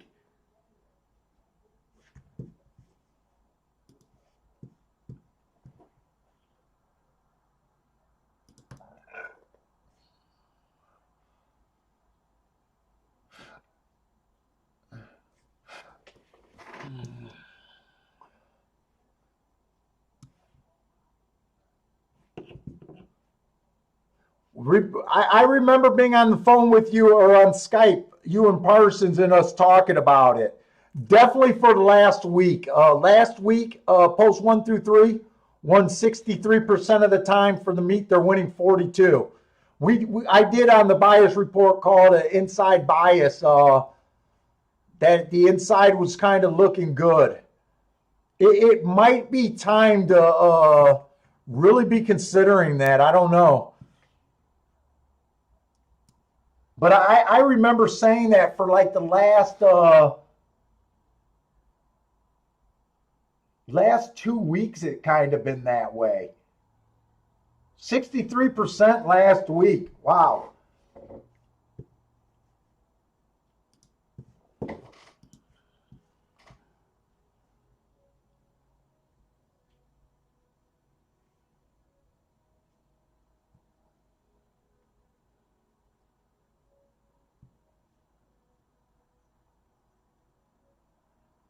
Yeah, that ate in the first race. He's the only oddball result. But we said that this horse ran against an asterisk. It was this first race. He did go wire to wire and he got the rail right away. I don't remember what the fractions were that race. All the inside horses were first time starters or, 39. I remember we didn't play this race because we kind of just didn't want to play that race. But yeah, he's the only one. Now the 8 horse that beat that 5 horse did run a really good race from the outside. But yeah, it does look like that inside of the track has been picking up.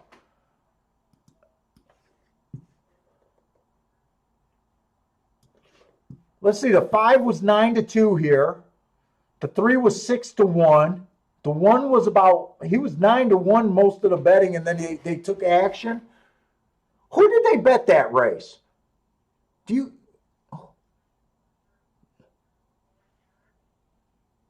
did they bet in the 7th race?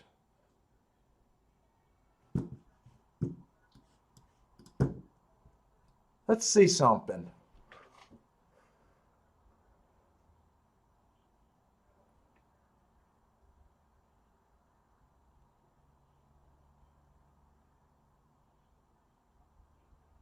No, Bender, I never keep track of the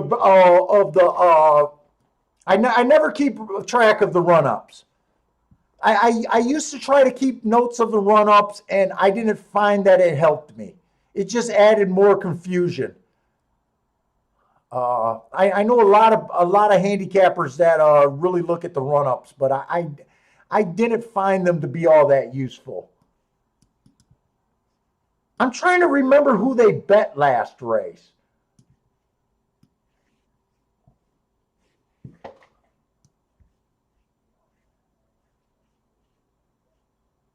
Let me see.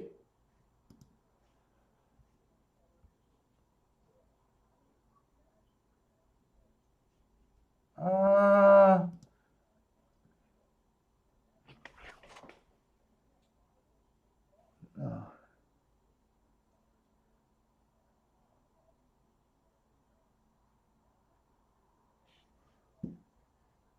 Hey, what did they do yesterday? Does any? So they bet. Wait a minute. First of all, let me just. They bet the 2.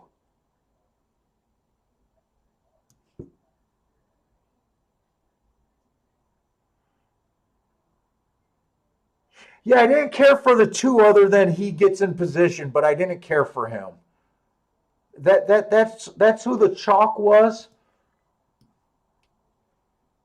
Okay, that's one thought that I wanted to look at.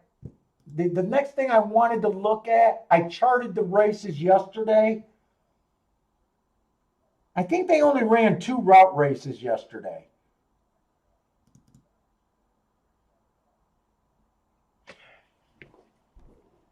Wow. Hey, Bender. Yesterday they only ran 2 turf races at a route. It was one of them was won by the 1, the other one was won by the 2. That 1 horse I know was a 5-1. Let me look at I want to look at the charts to see if that other horse was bet or if he was long. I want to look at yesterday's chart.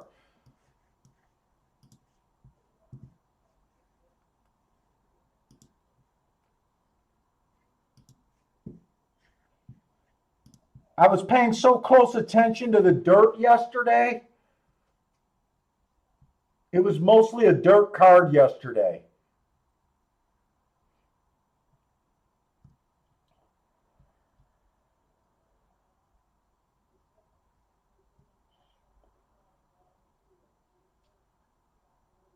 Yeah, that 2 horse that won yesterday, he was bet. He paid $4.80 to win.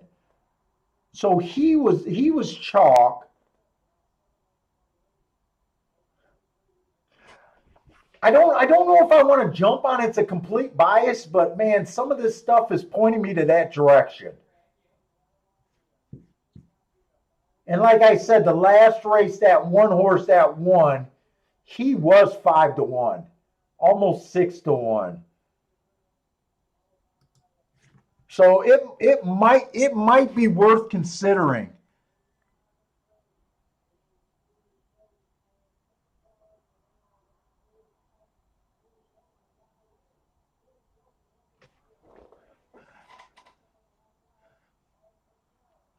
Yeah, they did both close in yesterday.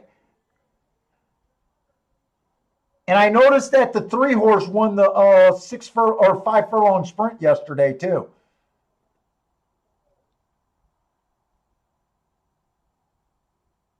It's definitely going to be on my mind now.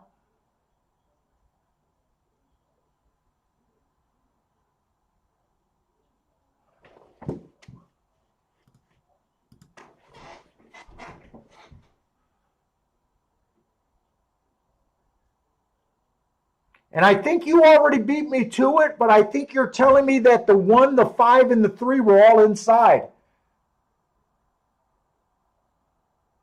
The 5 looked like he saved ground all the way around the track and then just angled out in the stretch run. I think that's what you were trying to bring to my attention.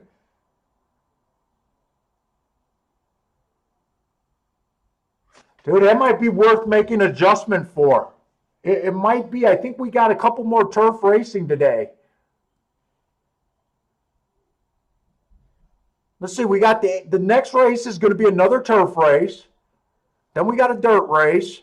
Oh, we only got 2 more races at Gulfstream today. I'm definitely going to have that on my mind.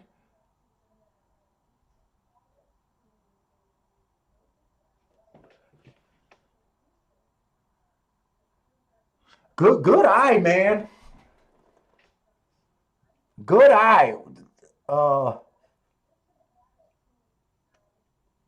I'll be right back. I gotta go bathroom.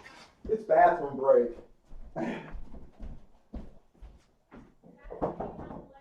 No. I'm almost done. I got 2 more races. Look, we have vendors. Boys are gonna play tonight. Be a Bentley. Did I say be a vendor? I got vendor on my mind.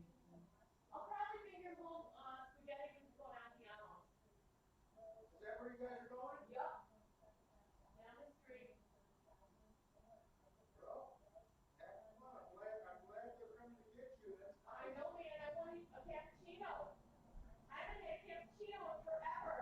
What's that? Woo! Get your dessert. Get that. Yeah, I figured that. Well, have fun. No, I won't be on that much longer. We got 2 more races at Gulfstream and probably a race at Fairgrounds.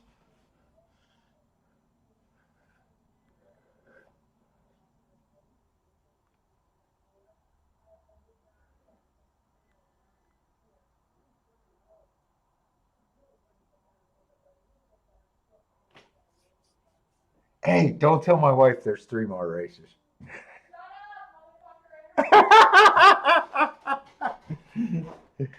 Oh, it's like, shut up, motherfucker.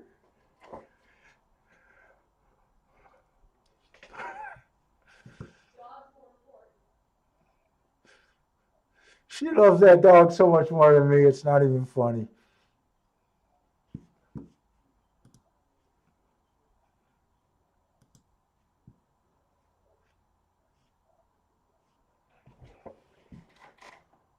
Fairgrounds is going into the 6th race. And do I got the right card? I'm all confused.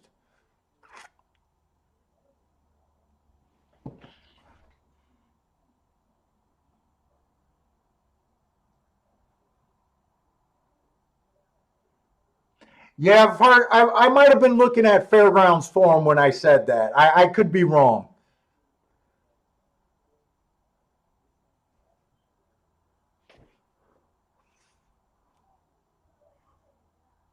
Oh my God, they got another one of these horses at the Fairgrounds. The 5 is going to be an. Oh my God. Don't do this to me at Fairgrounds. So Fairgrounds, I do think that speed is not holding well. It's just I'm a sucker for front end speed that ran against two biases, and he's at about 20 to 1.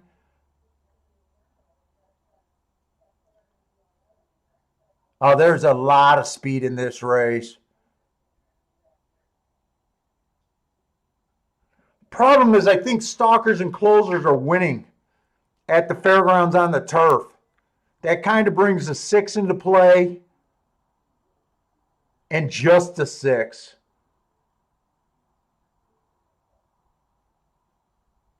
If not, it's going to have to be the 5,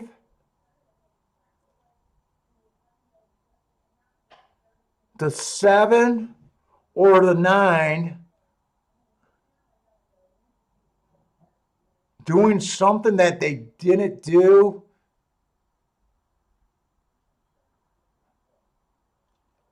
I think 5 or 6 is the only closer. Ugh. Well, the race is off. I don't know what I.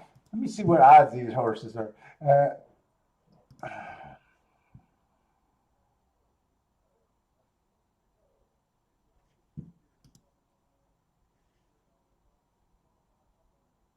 Who was it? 6 is a closer that I was interested in. He's about 4 to 1.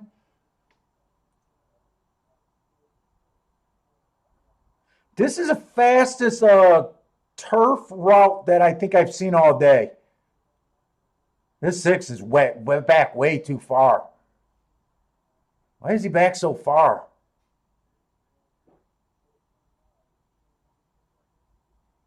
I love where the 5's at. If the 5 has any run.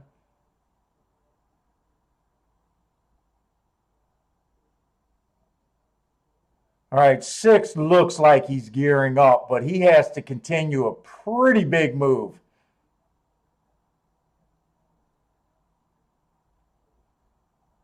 He has to continue a very big move, and I just don't think he can do it. Oh shit,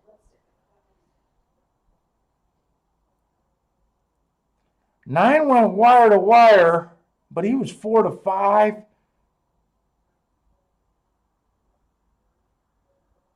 think the 7's going to get sacked. Well, no, I think the 10 horse is going to beat the 7. Yeah.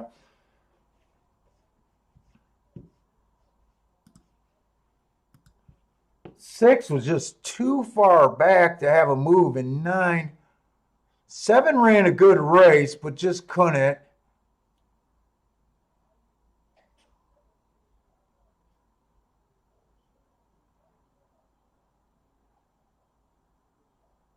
Who got second? The 10 horse got second there. 10 horse just picked up pieces.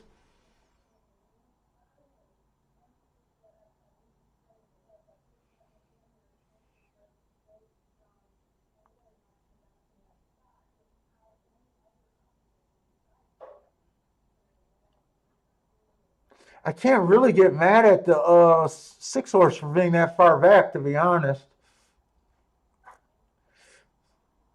I don't think at 4 to 1 I would have been interested in him, though. 4 to 1 is borderline if I would have put that bet in if I had enough time.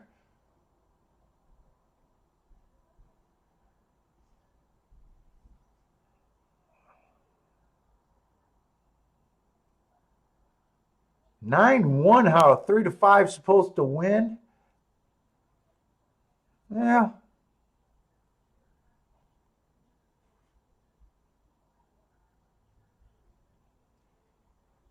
Ten's the only horse that kind of surprised me. He ran 2 races, earned an excuse.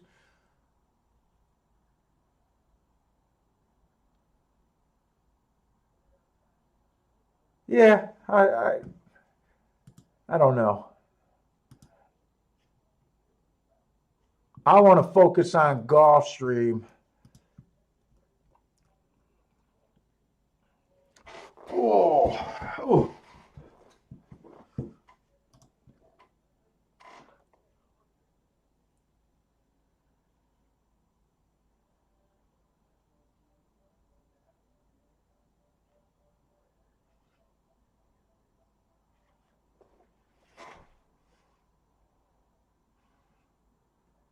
All right, so this is the right form. So they got a turf, dirt, then turf.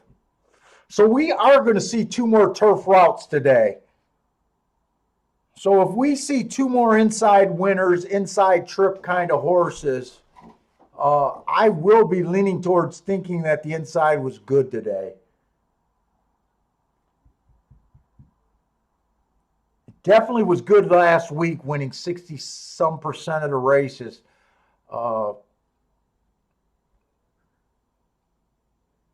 let's see, where are we at? Oh, I like if we're right up. Okay, so I know some of the guys are getting excited about thinking that the inside of the track might be the place to be, and I do like that thought process. Uh, so I get super excited when I think there's an inside bias and they're chalking the 8 horse. This would be a good start if they can beat this 8 horse into me confirming to myself that there might be a bias there. Uh, so we got a claiming 50,000, 7.5 furlongs on the turf. What is this? 7.5 furlongs. The 1 horse, closing day last time he ran, he was a closer. I feel like he should have got in position. 2 races back, he matched strides with the slowest winner, second average. Didn't get in position there. 3 races ago, it was a bad rail. He was in the 4 hole. Stalking closing day, he was a stalker.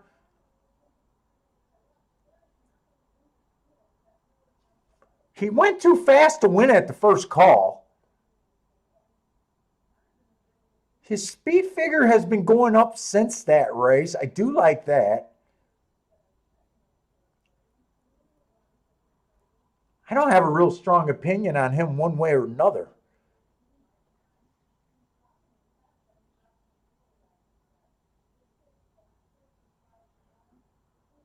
Let's see, the 3 horse going to be in the 2 hole, taking some action. Stalking closing day last time he ran. Gave him an asterisk for trying to go wire to wire. He was average fast. One of those little stakes races. I definitely don't think that's a bad race. 2 races back, it was early pressing day. That's those claiming crown races. I've been warning you guys that these claiming crown horses come back every year and they win a lot of races, and we expect to see a lot of improvement almost no matter where they finished. For some reason, they tend to get a bump off of those races. And 3 races ago, he went too fast to win.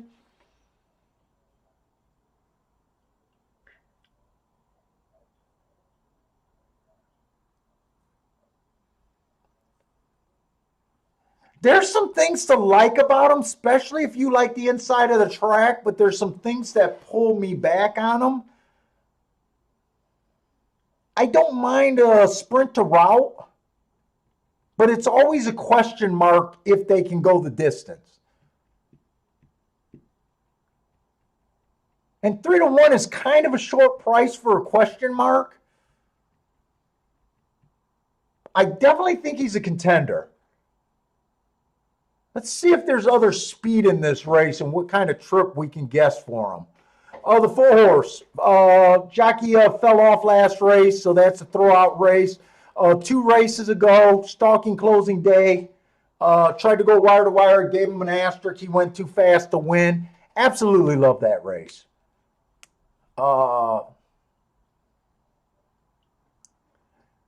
Before that at Keeneland, it was a 1-race sample. And 4 races ago, I did extra work. He rode on a bad rail, so he could have got an asterisk. There's things to like about him also. And he adds speed to the mix.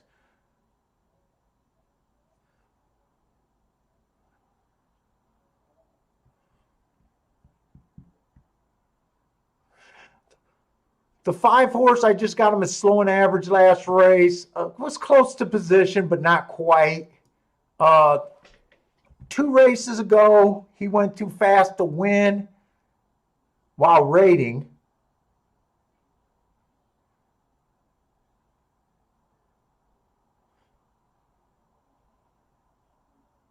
Boy, the 6 horse, if he's right, adds more speed to the mix.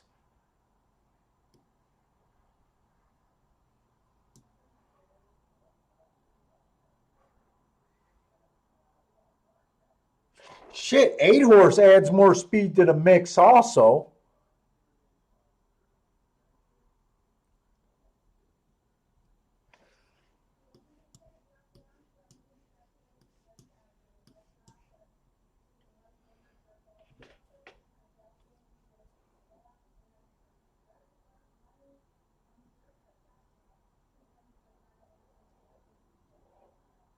One I'm going to put as a stalker closer here. I want to try to break this down. 3's definitely a speed horse. I thought 4 was a speed horse also, right? 4 is going to be in the 3 hole, so I just put him over there. This time I'm doing it with the tic-tac-toe board because I'm thinking that it might be inside, so I want to know where the horse's positions are. 5 horse, I think he could get a nice stalking trip. Whoa, 5's 9-1. 5's going to be in the 4 hole.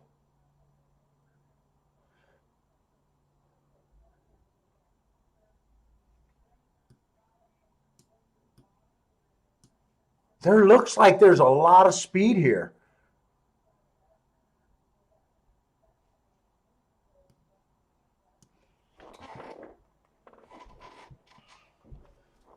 Is this a race? Let me look at a double real quick. Is this a race worth going after?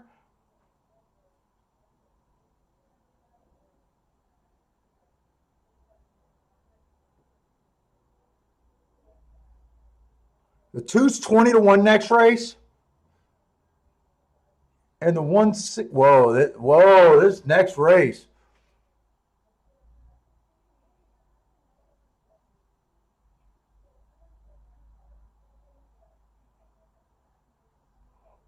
Wow, lots of speed in the next race. That's a dirt sprint.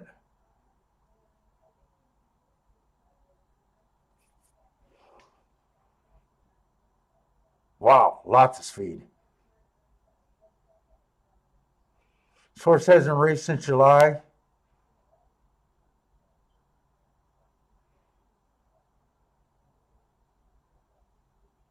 I like this too a little bit at 20-1 morning line. I think I'm going to play a double here.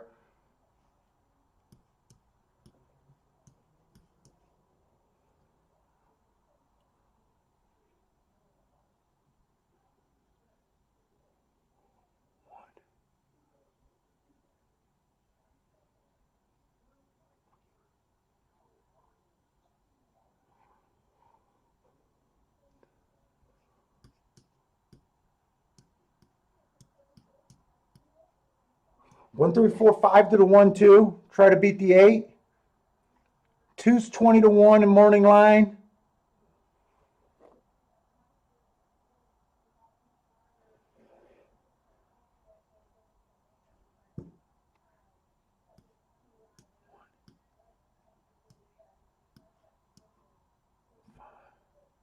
And then I want to go 1 and 5.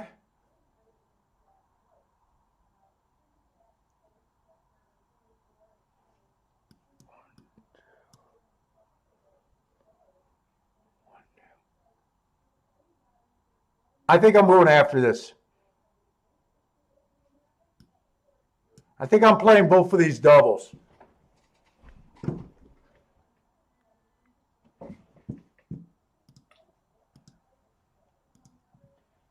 Oh, I got time.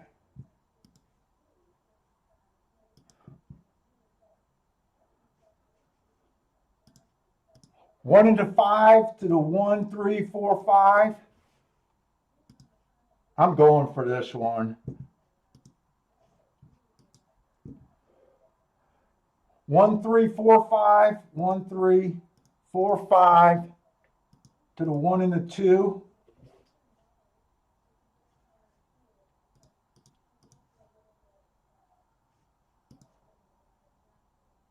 I want that. Do I want to do a win ticket? Am I going to hit this double or do I want a win ticket? The only 2 horses I'm considering to do a win ticket is on the 1 and the 5. Fuck, I think that's a Dutch win ticket also. I think I'm going to go after this 7-1 and 11-1. All right.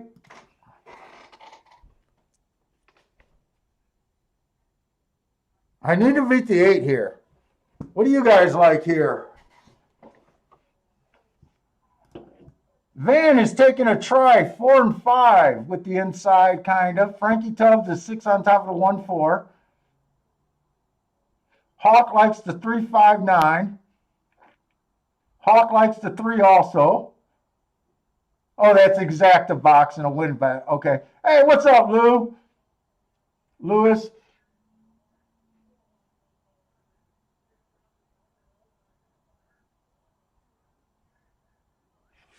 I kind of want this to be tough because I really want the 1 to get a closing trip or the 5 to get a closing trip. I got the pace. I got to work on this one.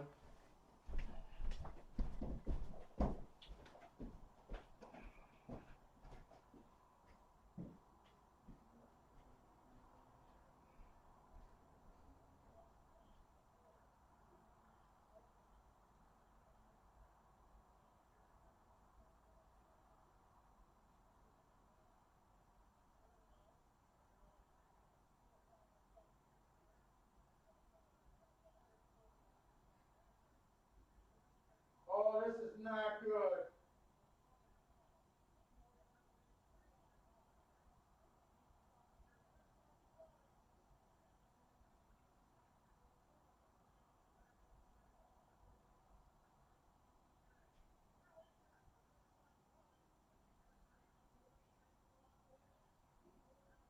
Ah, 1 and 5 got no place to go.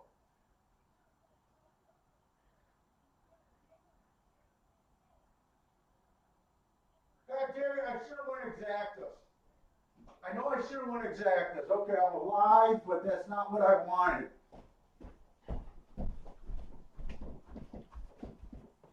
Oh my God, I should have won exactas.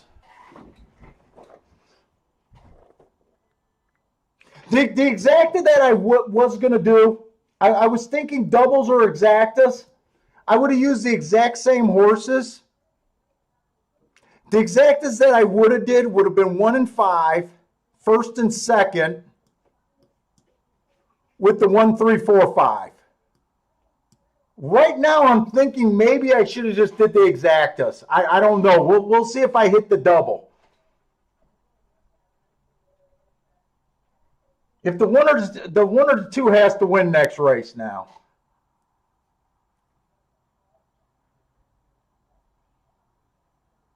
I thought that was the right race to go for. It did look inside again. It did look inside. So the whole reason why I got excited is because Bender and some of the other guys were pointing out that it does look inside today.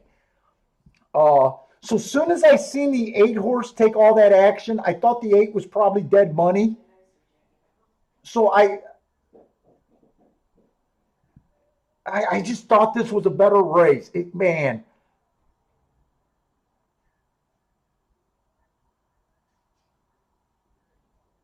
We could have hit the try and everything, even though I don't play tries.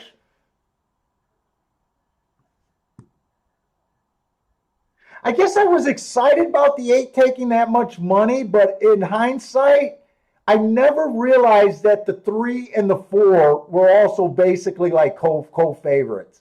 That never registered in my head. That never really registered in my head. I kept looking at the odds on the 1 and the 5.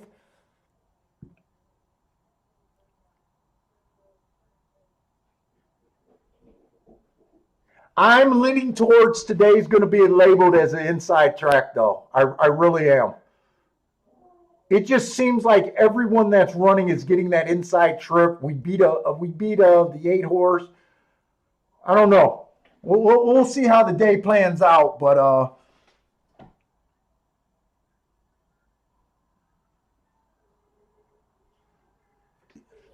Yeah, I was excited when the 8 took all that money, but for some reason it never dawned on me that the 4 and the 3 were also bet that heavy. It never dawned on me.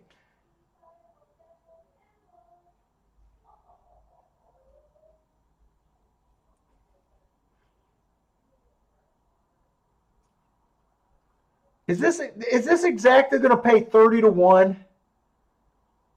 I'm wondering what I would have been better off. I would have definitely, if I would have played this, as long as it pays 25 to 1 or higher, I don't know what that's going to play, to be honest. There was 3 chalks in the race.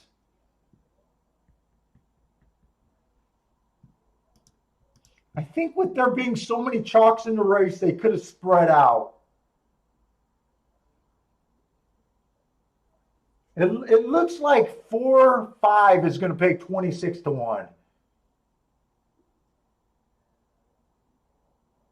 We'll see. If I hit the double was probably the way to go. Probably the way to go. It's tough. It's tough. Sometimes we pick the wrong pools.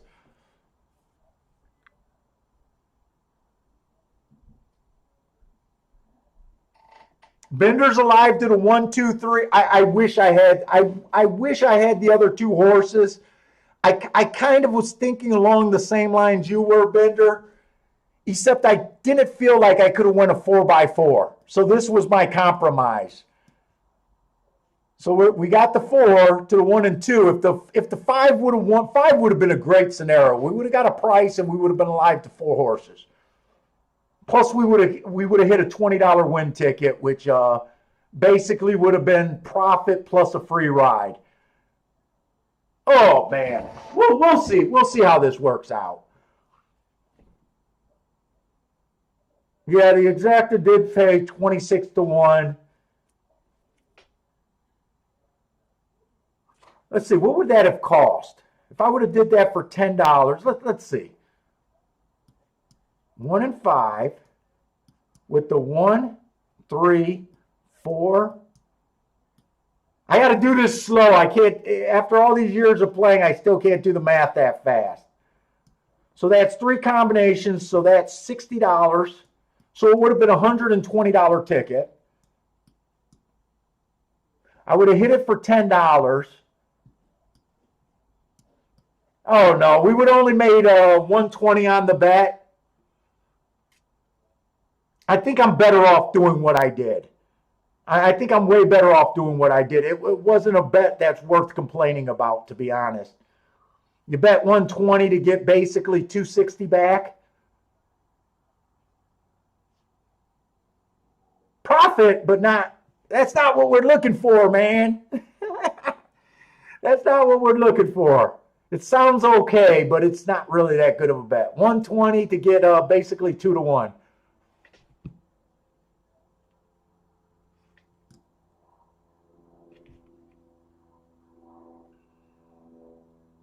Let's see, if I would have did the 4x4 for $10, that would have been a $160 ticket. Let's see, where would we been at? Maybe that was probably the play, and I would have been covered to everything I like instead of only 2 of the horses that I like. Fuck. Fuck. Let's see, what are the wheel pays paying?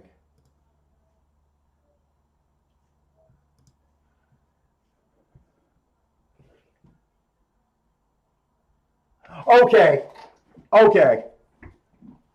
So if I would have did the $160 ticket, yeah, I definitely want to be alive to the 1 because that's 73 to 1.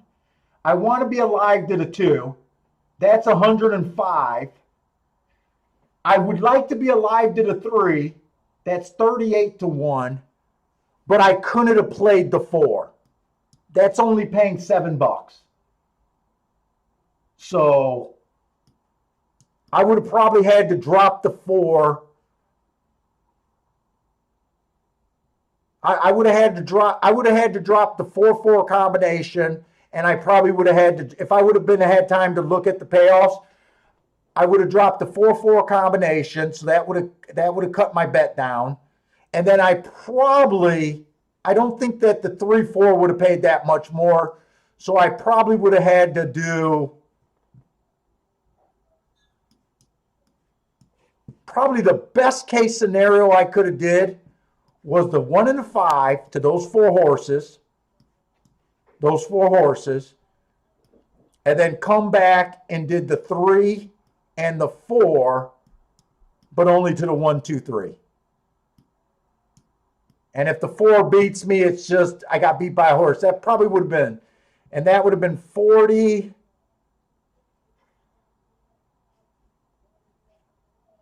That would have been $80 and 60. So I would have, you would have saved $20. So that would have cost $140. I think I would have liked that bet better. But if the 1 or 2 wins here, I bet less and I got a way bigger hit. So we'll see. We'll see.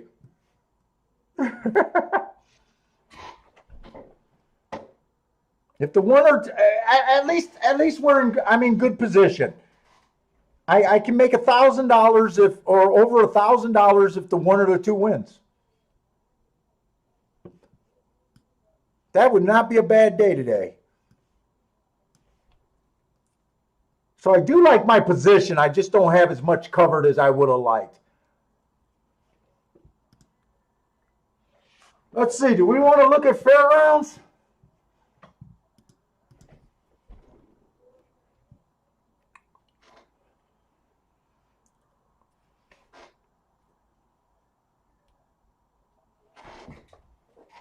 Oh, I pulled my fucking vac. What we got? We got the 7th race at fair rounds. We got lightly raced horses, first-time starters.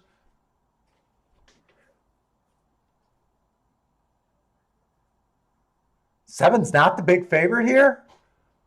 Who the hell are they betting? They're betting a first-time starter here.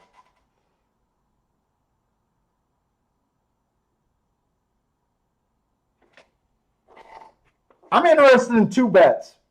I'm interested in the one at 7-1. And I'm interested in the 7 at 6-1. I think I'm going to do a Dutch here.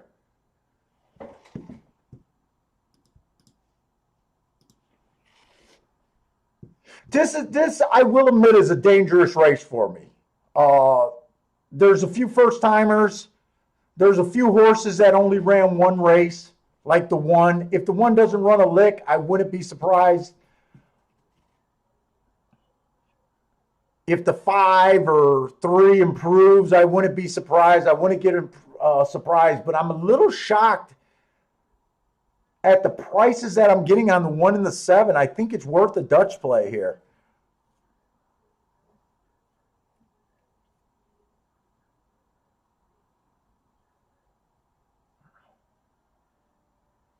I'm watching it. I think I could throw this bet on. I'm hoping the odds don't change.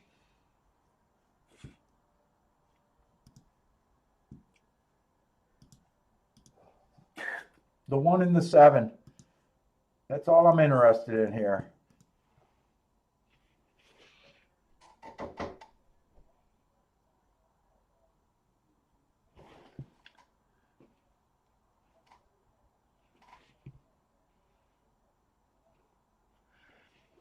Two-card Arsenal likes the 1 at GS. What track is GS, or was that supposed to be Gulfstream Park?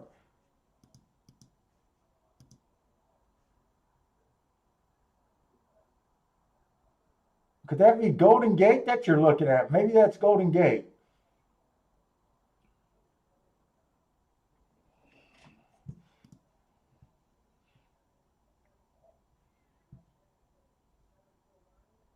Wayne Candelato. Who is he on? Or who is he training, I should say? Come on, 1 or 7. Give me a good break.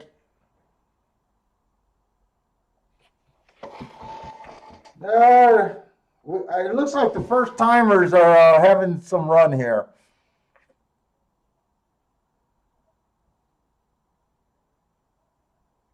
I don't think 3 was a first timer. I think he was the horse that ran a race before. Oh, I didn't see that the 7 went down to 3-1 either. I wouldn't have played the 7 if I seen him go down.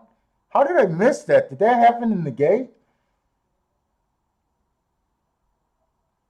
Speed is too deadly there. They're not going to catch this 3 horse. I don't think they'll catch him.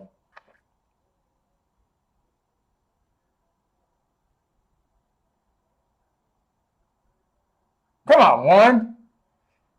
I don't think he has a run. He looks interested, but he just can't straighten out, and he looks a little wobbly.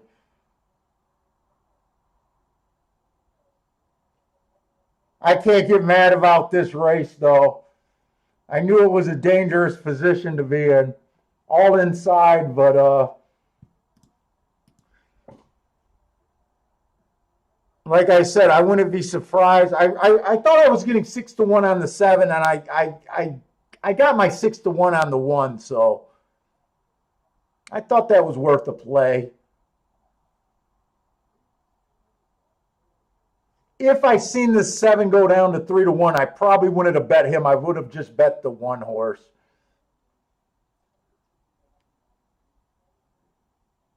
Inside the track is just so tough there. Especially when you can combine it with speed. So freaking tough there.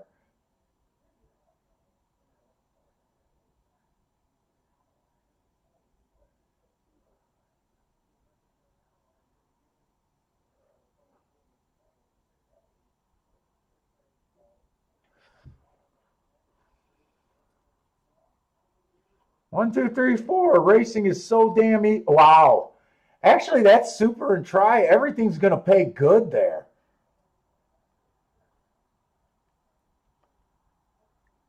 Even the exact, everything should pay all right there.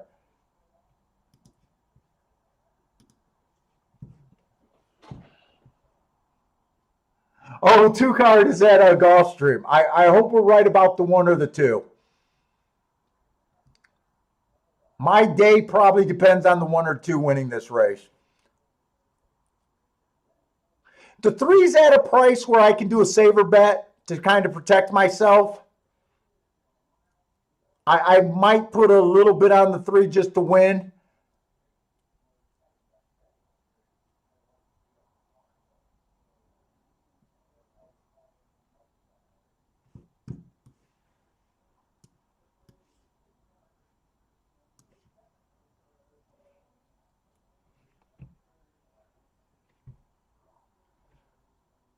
The 4, I can't do anything. If the 4 beats me, he just beats me. I can't protect against the 4 to 5.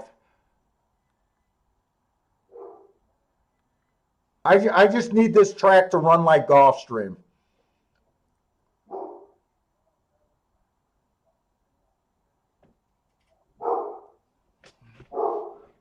Justin wanted the 2 to get up at Fairgrounds. He tried. Let me see. She didn't just leave without saying bye, did she? I know she's getting picked up. I'll be right back. Bailey, who you barking at? Did Mama leave? Oh, Mama's getting picked up. I see you. I see him. You're home with Daddy tonight.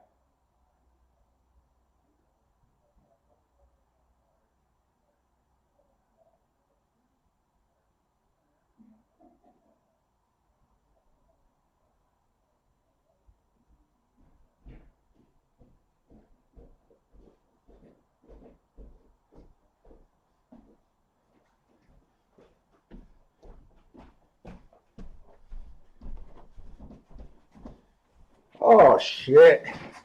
Wife had to get picked up because our car got to go in the shop.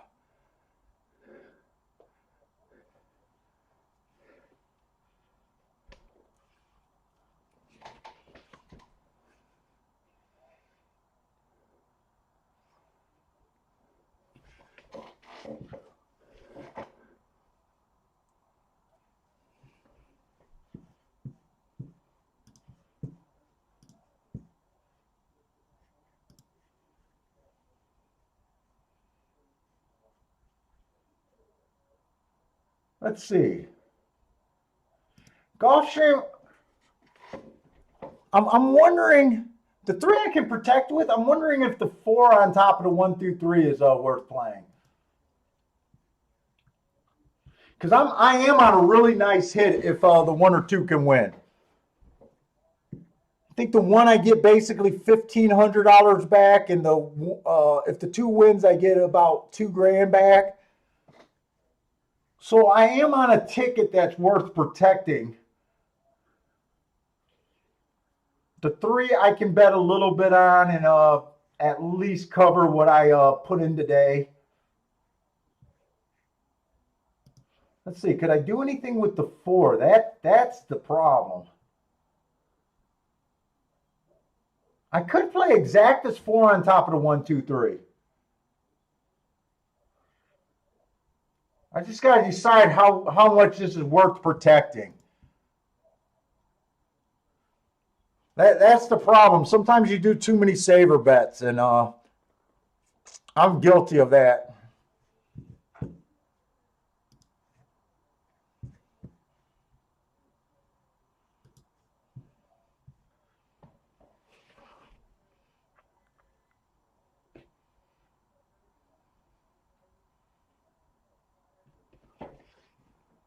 And is there anything, maybe we should look at the late double here.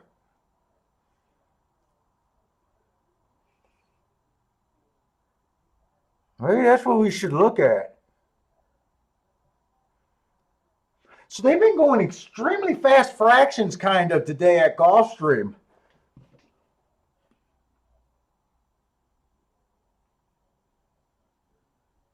But they've been coming off the pace. I'm trying to decide. I'll be right back one more time.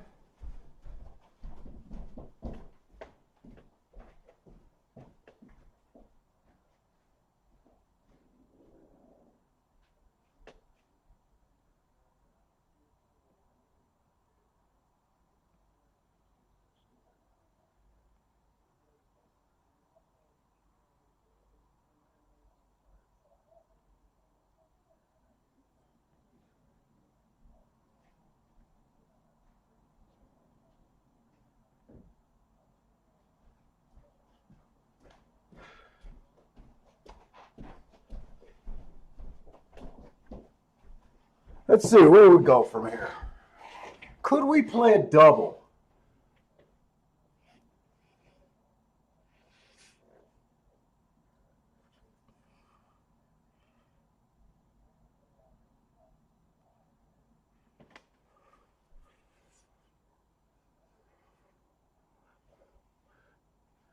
Let's see that. I'm going to be talking about the 10th race. I'm thinking if I want to do a double here and how aggressive I want to be.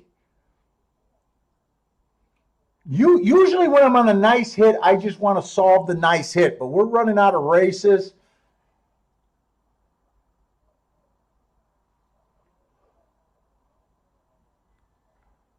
See, the 10th race, we got a maiden claiming a 3,500 mile race.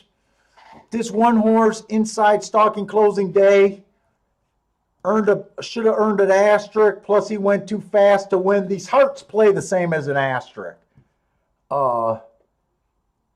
He's going to get the inside. I'm liking the inside. I don't know if I trust speed right now there.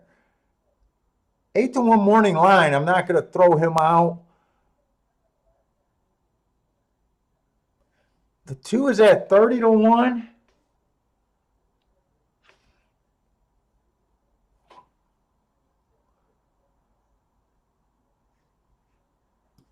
Let's see where we're at here. Any crazy drop horses here?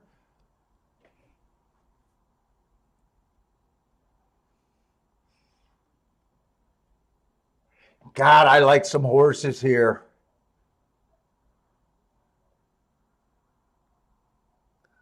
I like the 8 a little bit with the 20-1 morning line. He's not inside, but I like him.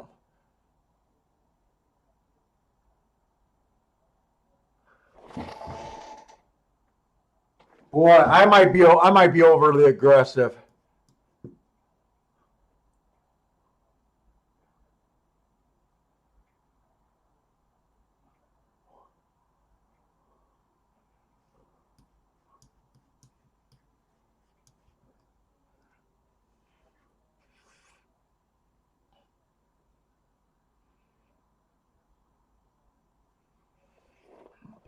Let's see. This could be a real opportunity.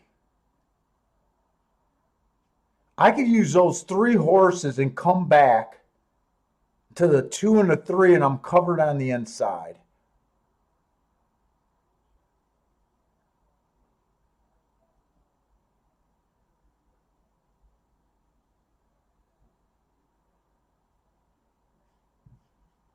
I might even throw the 2 in there. Oh shit! This is a grenade.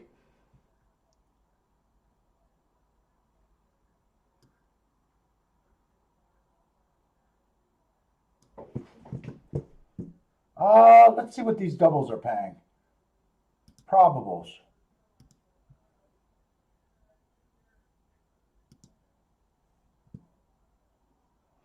Four to 1 is paying 15. Though I really don't want this 4 to win.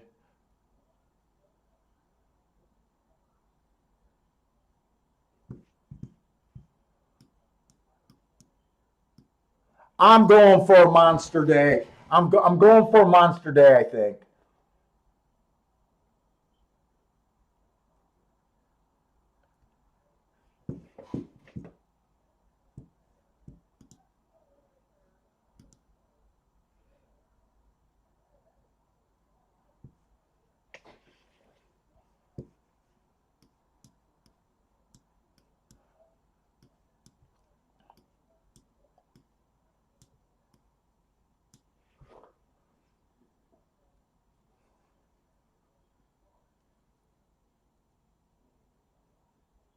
I'm thinking of exacta saver,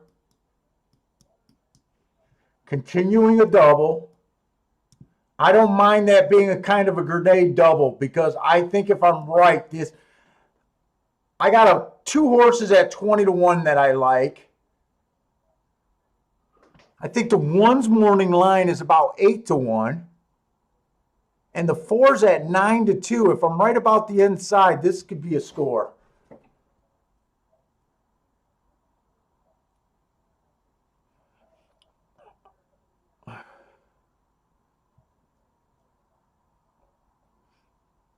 There's only one more ticket that I'm considering is putting the 5 on top of that as a saver.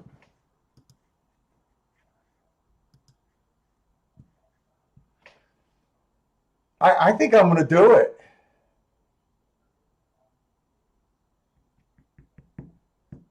Even if I lose it, I won't even be down that bad. It's just I'll have a losing day, but not even a bad losing day.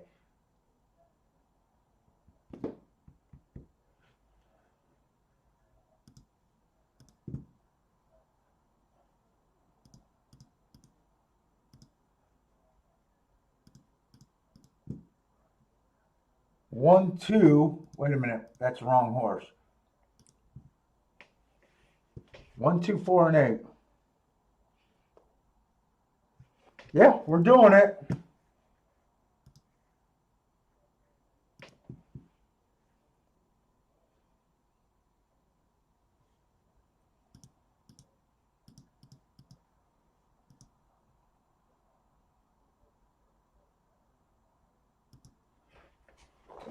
I'm doing it. Exactas 2.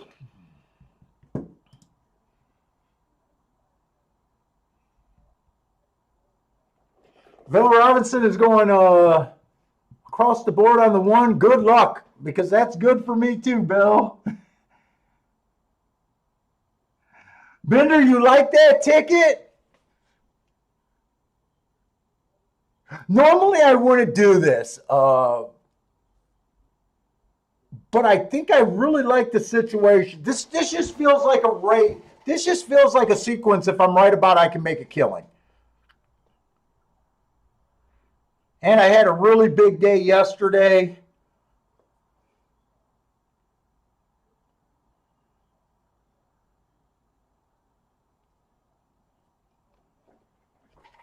Right now, this just looks like a sequence. If I'm right about the inside of the track, you can make a month or 2 months right now.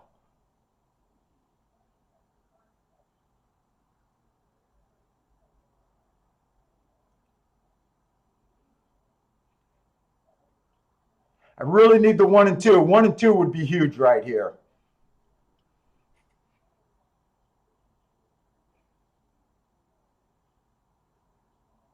4 on top of the 1, 2, 3, or 5 on top of the 1, 2, 3 probably would just, depending on what exacta, it's probably a saver with a profit.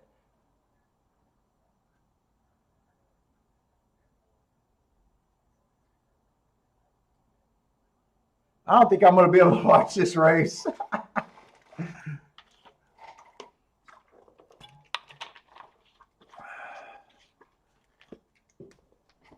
I don't think I can watch it.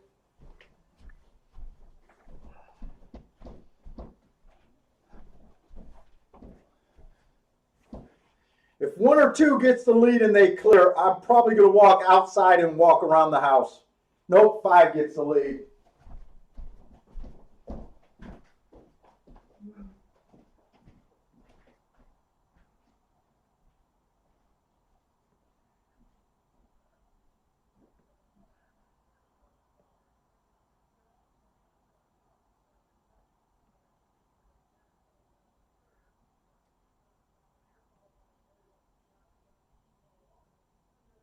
Oh, this is so bad. I don't even think I got to watch this. This is just disaster. This is just disaster. Disaster. This is what that is. Disaster. I don't think there's any way. I don't even think there's any way I can backdoor the exacta. Come on with this 1. Come on with this 1, you fat boy. Come on with this 1, too. Don't stop. All right. Disaster averted.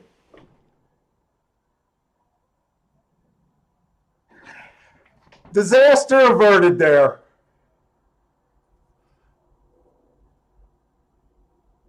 Woo!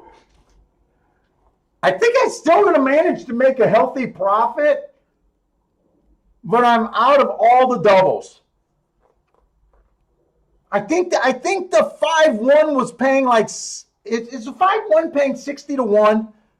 If I read that right, I think I'm going to make a nice score here.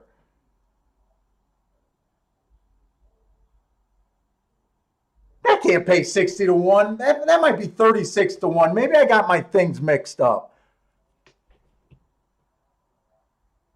It's still disaster averted.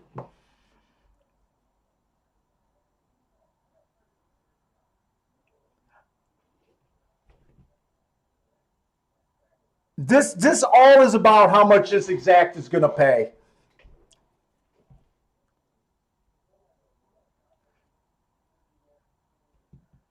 And I'm on such a nice hit if the 5 could have petered out on that speed duel. I'm not going to bitch because at least I had enough sense to do the saver bet. It only pays 24 for a buck.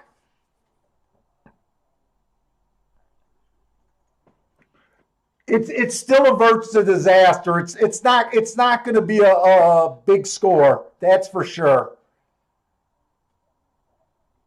But it is going to basically give me a free, where I'm no worse off playing what I played in the last 2 races.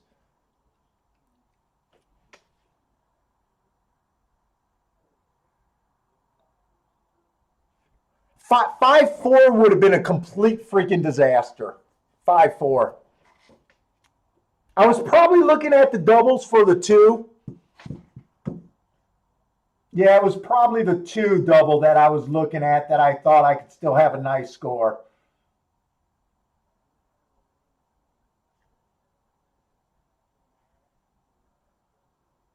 Oh, I think they both went down at the end. 5-1 is paying 24-1. 5-2 is paying 42-1.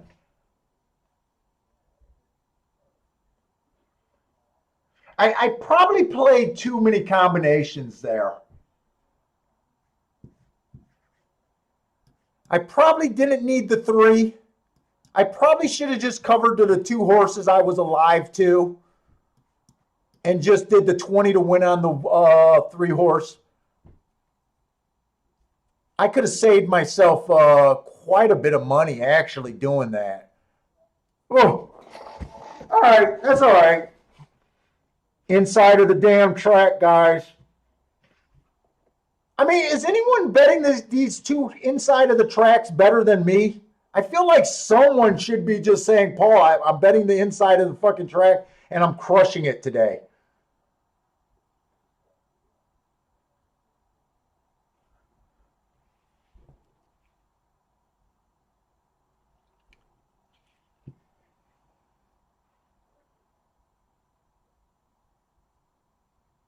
And you bet you played that saver exacta to pick up most of the damage. Yeah, that's how it's going to play out for me too.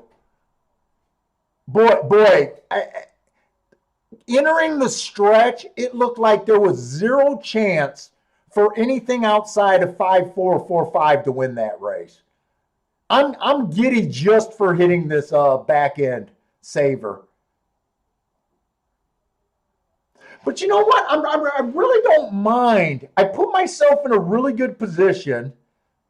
My double ran second. You know, even though it's not going to end up being the greatest day, you know, I feel like I'm taking the right shots at the right time. The 5 horse I just didn't like. I knew this horse was fast. It's not that I didn't like him. I was favoring the inside of the track. And I just seen those 2 turf races. And one was a claim. God, I probably made a pretty big mistake there. Because he's regularly a dirt horse, actually. I got no problem with him winning. Here's another one of those claiming crown horses coming back and winning. Right? That is a claiming crown race, I think, right there. I'm kind of blind, so it's kind of hard for me to see that.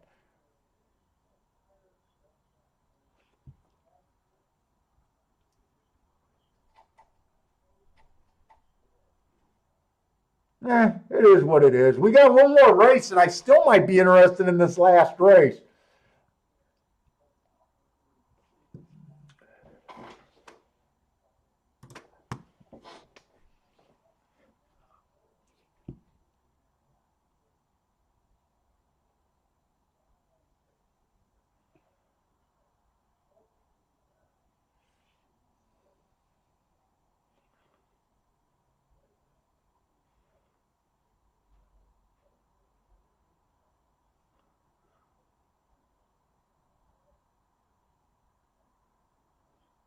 Yeah, I'm gonna jump over to Fairgrounds real quick. Let's try to look at that real quick.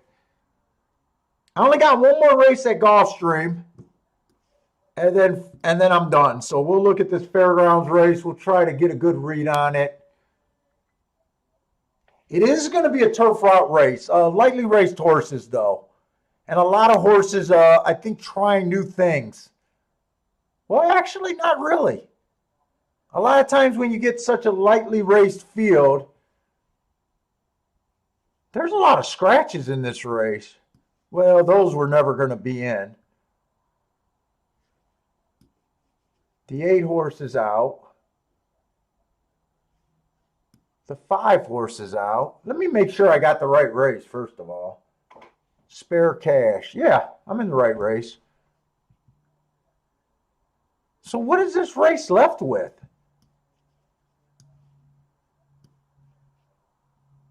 Oh, we got a 5 horse field here. I'm not that interested, probably.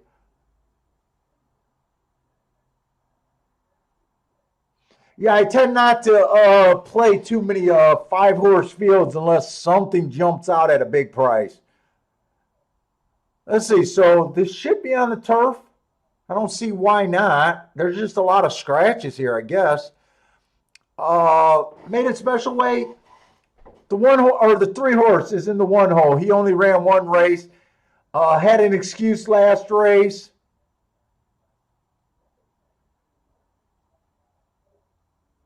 But I can't tell what kind of talent this horse has after that only 1 race. Uh, I can't get a read on him. The 4 horse only ran 2 races. He'll be in the 2 hole. It was early pressing day last time he ran. I gave him an asterisk for being a closer. 2 races ago, he was also kind of a deep stalker, borderline closer, made a little middle move, but was still slow. Hard to get excited about him.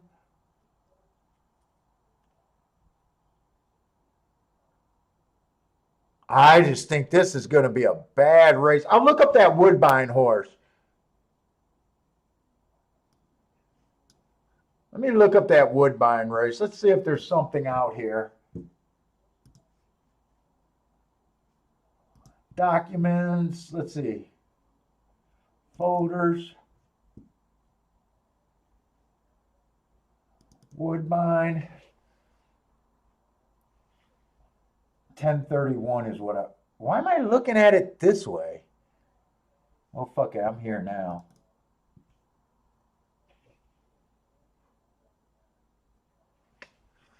Oh, he showed a little bit of talent 2 races ago. 1 tick slower than the fastest winner. Average. 1 tick slower than the fastest winner. I mean, shit, that might play pretty good in this field. That speed figure is probably good enough.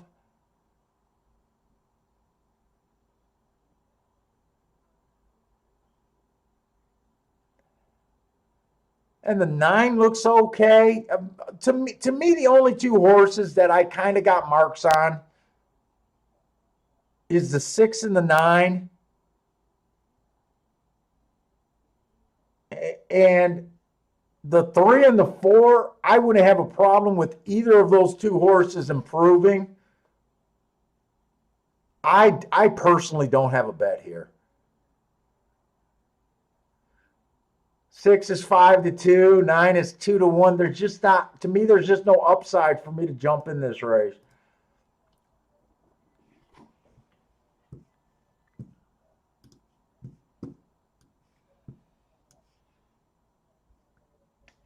Parsons is making a breeding play.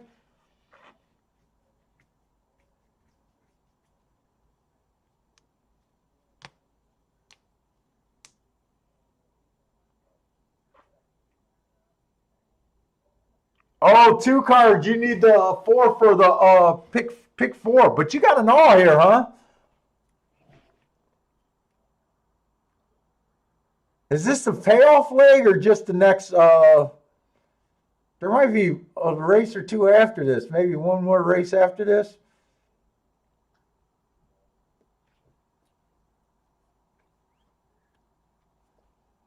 Third leg.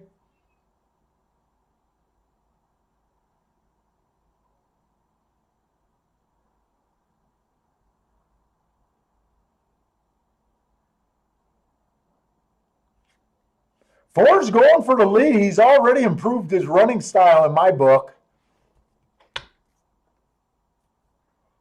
The problem was I'm not sure you want the lead there. Oh, 24. This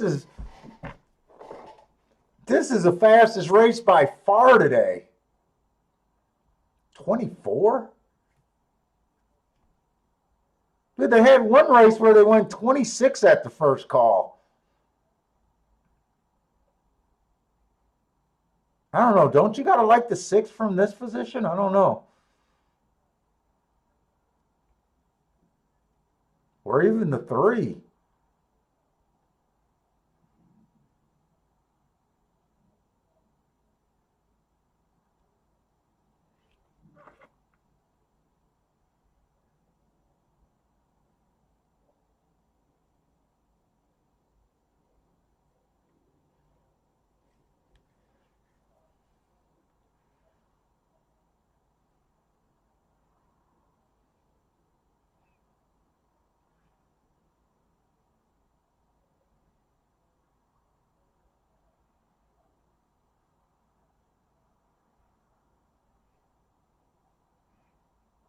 This race is between the 6 and the 9.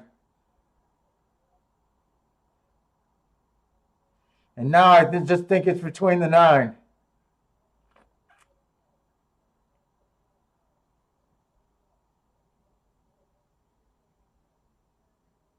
Yeah, no real surprise there. No real surprise there. Those were actually the two best marked horses, but I can't do anything with that exacta. Let's see, Gulfstream.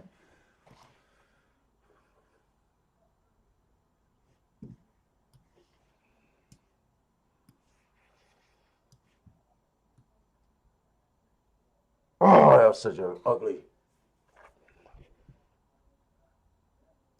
So that puts us in the 10th race. And I got nothing alive here.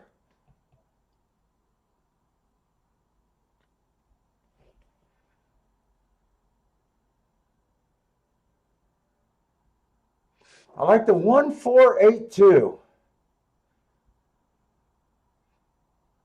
1482 is what I was trying to get alive to here.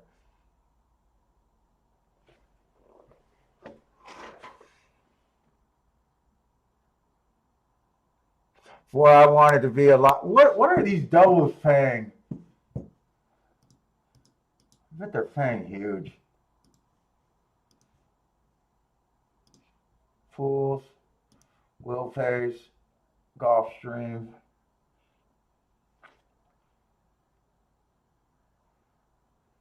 Okay, 5 to the 1 was only paying 24.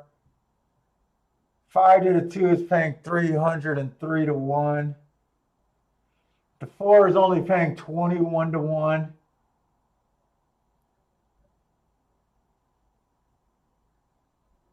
And the 8's paying 151. So if the 2 or the 8 wins this race,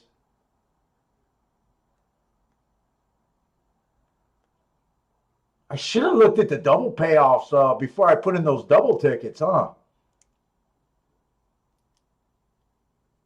I would have liked. I don't mind not being alive to the 1, and I don't mind not being alive to the 2. But looking at those 2 double payoffs to the 2 and the 8, man, I probably should have did that as a saver also. Or not even a saver, just a bet that's starting up. I don't know what I'm going to do here. Kind of already went over this race.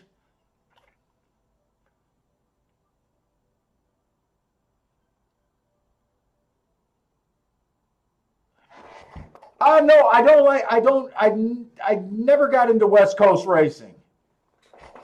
For the most part, I like being done at 5 o'clock, 5, 6 o'clock in the afternoon. This is my work, man. I don't know how you guys can play all day and all night, but I never really got into the West Coast, mainly because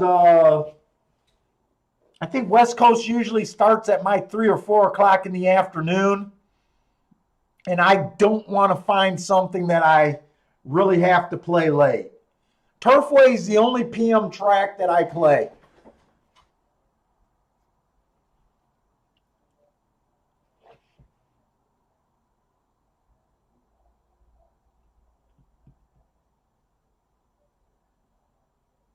I have played Del Mar. I enjoyed Del Mar. But Del Mar, I made exceptions for a couple years. That's fun racing, but for the most part, I also used to play a little bit of Hollywood Park. I like that Hollywood Park meet when it was going. I actually been to Hollywood Park. Santa Anita, I never cared for Santa Anita. I never geared up. I can't think of any time in all the years of playing races that I ever geared up for Santa Anita.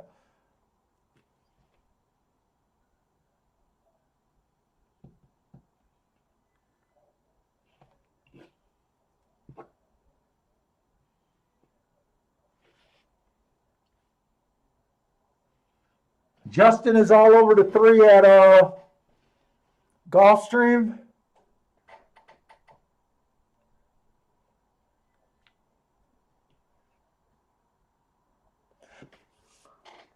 The odds board is putting me in a bad spot because I'd kind of like just like to sit around and maybe play Turfway tonight. Maybe if I got the energy.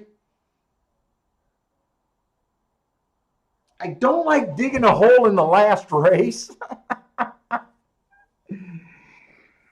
I'm kind of just happy with where I'm at right now for Gulfstream. But I am interested in 4 horses, and they're all at odds that are like saying, fuck it, you got to bet this race. I like the 1, 2, 4, and 8. Now the 8, probably, if we're right about the inside of the track, the 8 probably can't win. But how do I not play my 2 at 25 to 1? My 1 at 7 to 1, I think ran a great race last time. And if the rail's good, I think he gets a great race today. My 4 is earning my best marks. He's only at 7 to 1. And the 8 horse, his first 2 races, I don't think he fit the route races. His first race, or I don't think he fit those first 2 sprints that he tried to do. I like this race where the inside of the track was good and he ran against the bias. And then I like his last race where I thought it was an inside day. He ran against the bias and he finally came off the pace. I love that race, and his speed figure was the best he ever ran. But I don't know how I can really bet this race. And really like, because I like 4 horses, and I have a hard time deciding which scenario I like the best.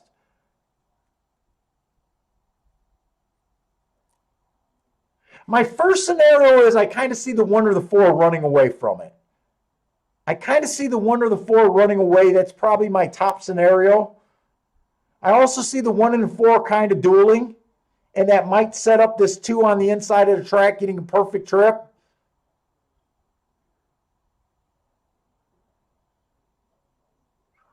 The 3 can also get that same trip. 3 might have more upside, but to me, 3 to 1 is no upside in this race. I'd rather take the 30 to 1. And then my 4th probably scenario is I can see this 8 weaving and getting towards the inside of the track on the back end. And if those horses hook up, I can see him running a really good race. Who is this horse that just beat him? January 9th. That's a common race. The 4 horses coming out of that same race. And the 1 horse is coming out of that same race. I like this 8. If I wasn't leaning towards that, 16 to 1, they're going to put me in a spot where I'm going to have to jump in this race, I think.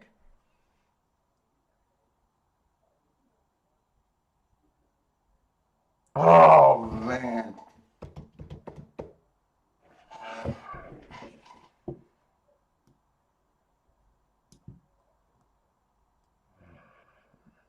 Let me see what I'm even thinking of.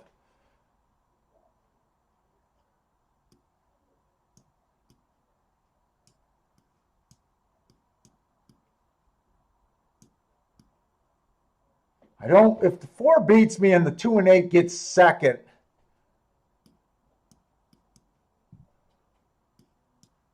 this is what I'm kind of thinking of. Wheeling the 2 and 8, first and second with the inside horses. But for me to go after it, it's gonna take a big bet or nothing is what I'm thinking of.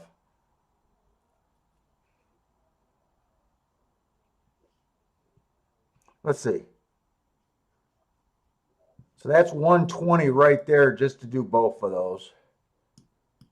Unless I do them for $5 and then it's 60.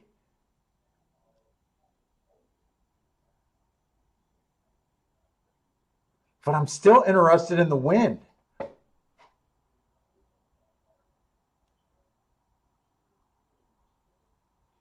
I am scared of the 3.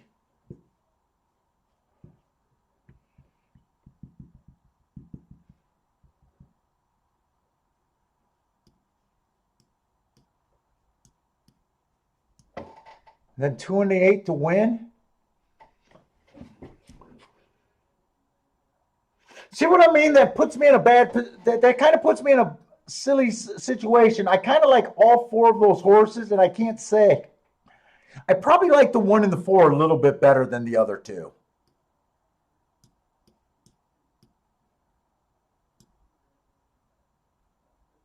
And I'd hate for one of them just to win, and I don't collect 7 to 1, and I miss the exacta.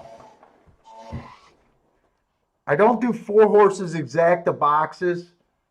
I got a hard time deciding on how to play this.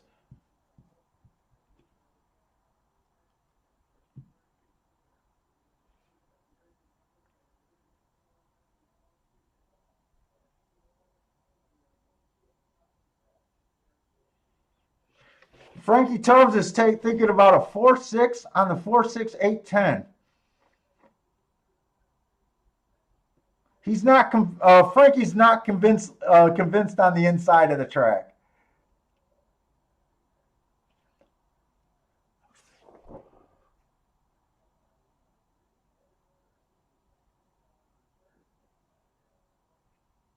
Wait a minute. I should be looking at these payoffs instead of talking.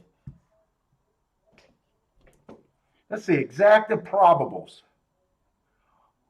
Okay, 1-2 is paying 57 to 1, or 257 to 1. Yeah, I want that. 2-8. I think they're going to force this bet out of me. Well, for even a $5 score, that's basically $1,000. 1-4 is not paying as much as I think it should pay. $30.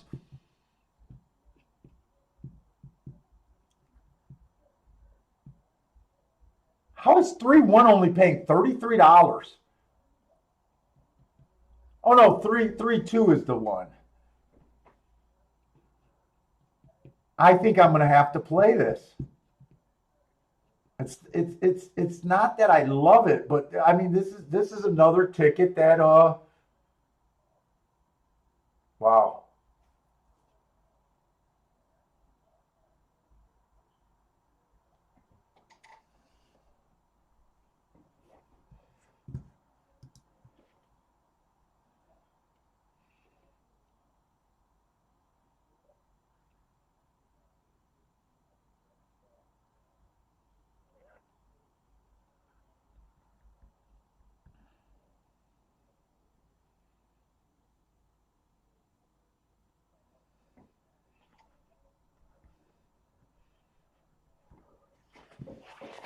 Oh boy, oh boy, oh boy. This is not an easy call. The other thing I can do is just a 4-horse Dutch, put more money on the 1 and the 4 to win. Those are kind of my 2 main ones.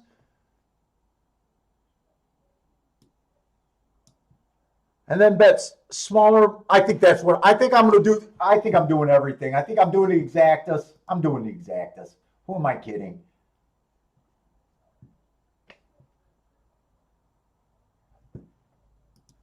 Two, 8. 1, 2, 3, 4, 8.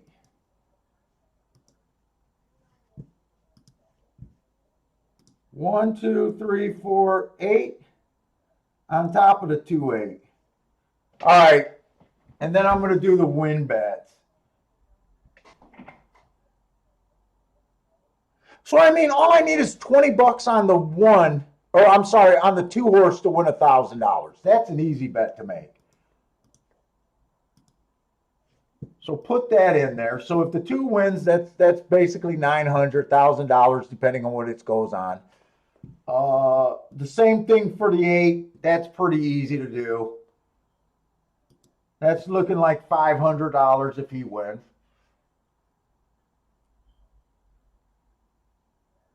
Question is how much to put on the 1 and the 4, or if anything.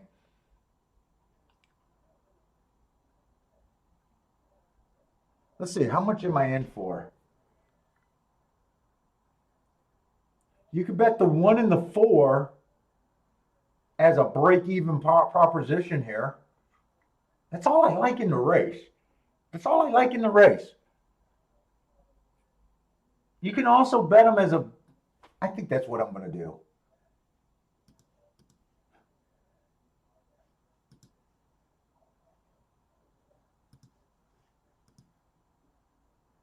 I like this race.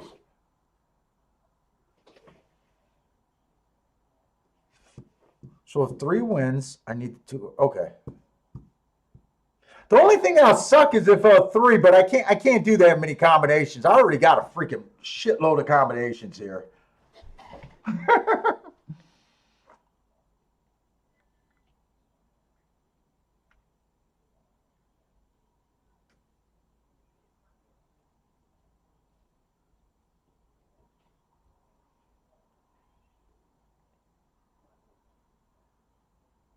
Let's see, we got wow, today felt like Friday. So tomorrow I already started handicap Fairgrounds, Tampa Bay, and Fairgrounds, Tampa Bay, and Gulfstream. Hopefully Gulfstream is just a better card. You know what? I really can't even complain about the card today.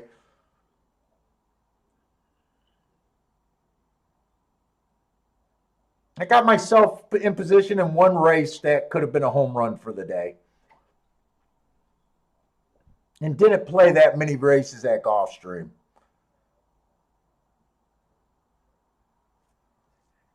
And if this race, Fairgrounds was really the only we had a break-even ticket and a 5-1 winner. That was a single. But I won't be up, especially if I lose this race. If I lose this race, I'll basically be down like a bet, maybe a bet and a half to 2 bets today. So not that bad of a day. If I win this bet, I'll be up quite a few bets for today.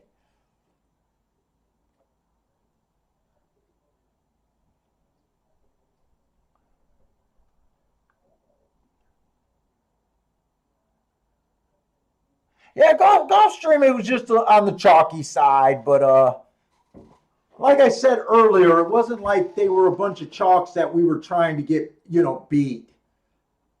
It was just on the chalky side. Mostly sat out. Had a nice look with a 50-1 shot.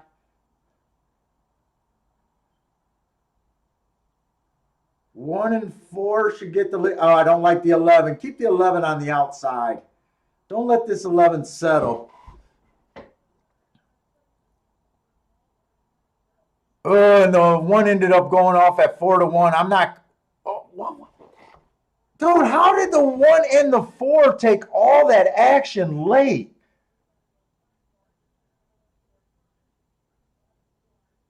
Ooh, that's not good. That's not good. That's too much action late. Too much action late.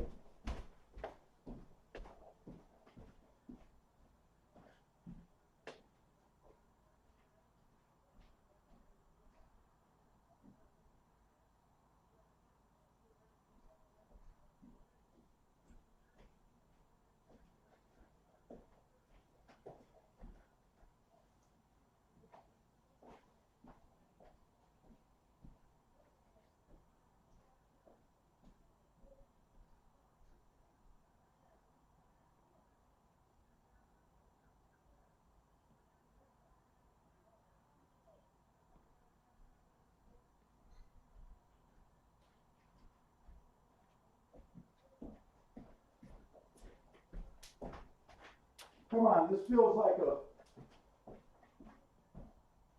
Come on with this 8, you fat son of a bitch! Come on, 8! Oh, wait, is that the 11? Why did I think that was the 8? Oh, shit, that's the 11. I thought that was the 8. Ah, fuck. got me. I was so excited. For some reason, I thought those gray silks were pink. I thought those gray silks were pink. I'm screaming my ass off. Well, I'll tell you what. The way this race ran, I'm not so sure about that inside call today. I'm not so sure. Struggle on the turf, and that's a bad look all the way around. God, I thought that was the 8 horse. The 8 must have been up there, and I lost track of them, or was that the 11 all the time?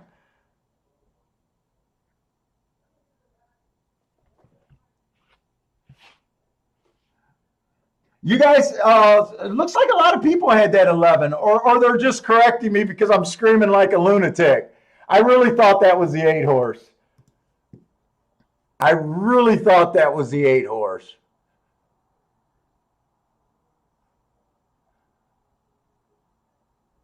This is a problem when you believe so much in biases that you can get yourself in a bad position.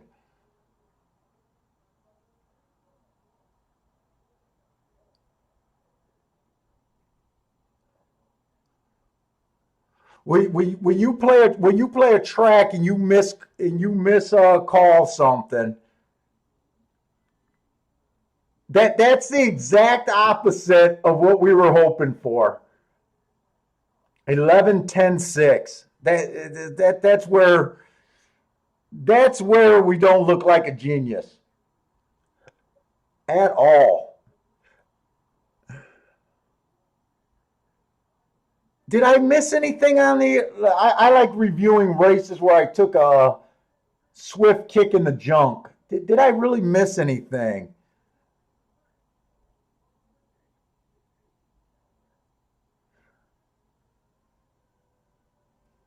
Honestly, I was so convinced it was inside.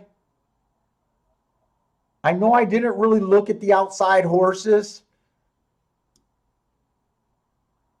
I'm not crazy about the 11's running line. Even if I thought it was outside, it's not like I would have liked that. Uh, I would have liked the 10 a little bit. Except I'm not convinced how good speed was today. 10 would have been on the radar if I was thinking an outside horse could win. I was definitely interested in the 8. That wouldn't have changed. I still played the 8. That would not have changed.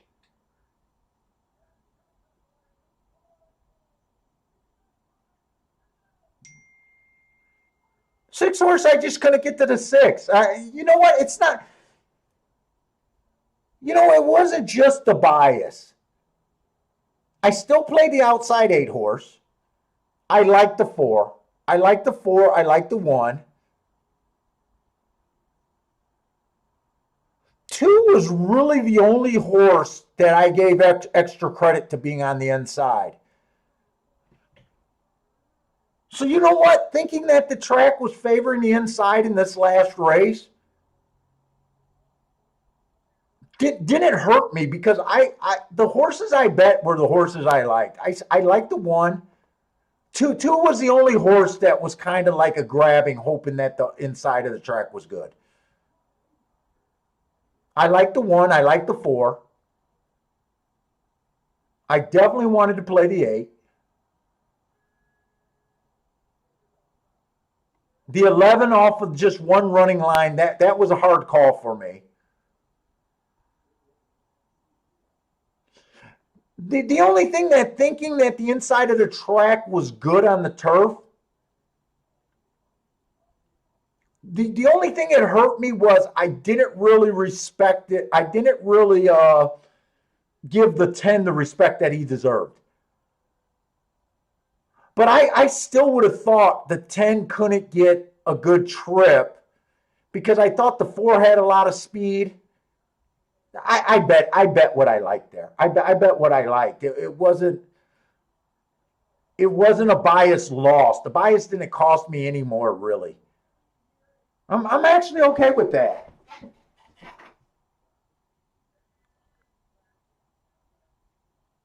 The only thing I wish they did, I wish they would have hammered this 4 and this 1, because I would have just not did the win bets on them. That would have been the only thing that saved me money. I thought I was getting 6-1 and 7-1 on them. I wouldn't have did that at 3 and 4. That's the only thing. I would have done the exactas the same way. But I bet what I liked. I was thinking it was the inside track hurt me there. It didn't. But anyways, guys, that's it for me today. I don't know. I might play Turfway tonight. Maybe it's up in the air, but I'm definitely not going to be on the air. Anyways, guys, thanks a lot for joining me.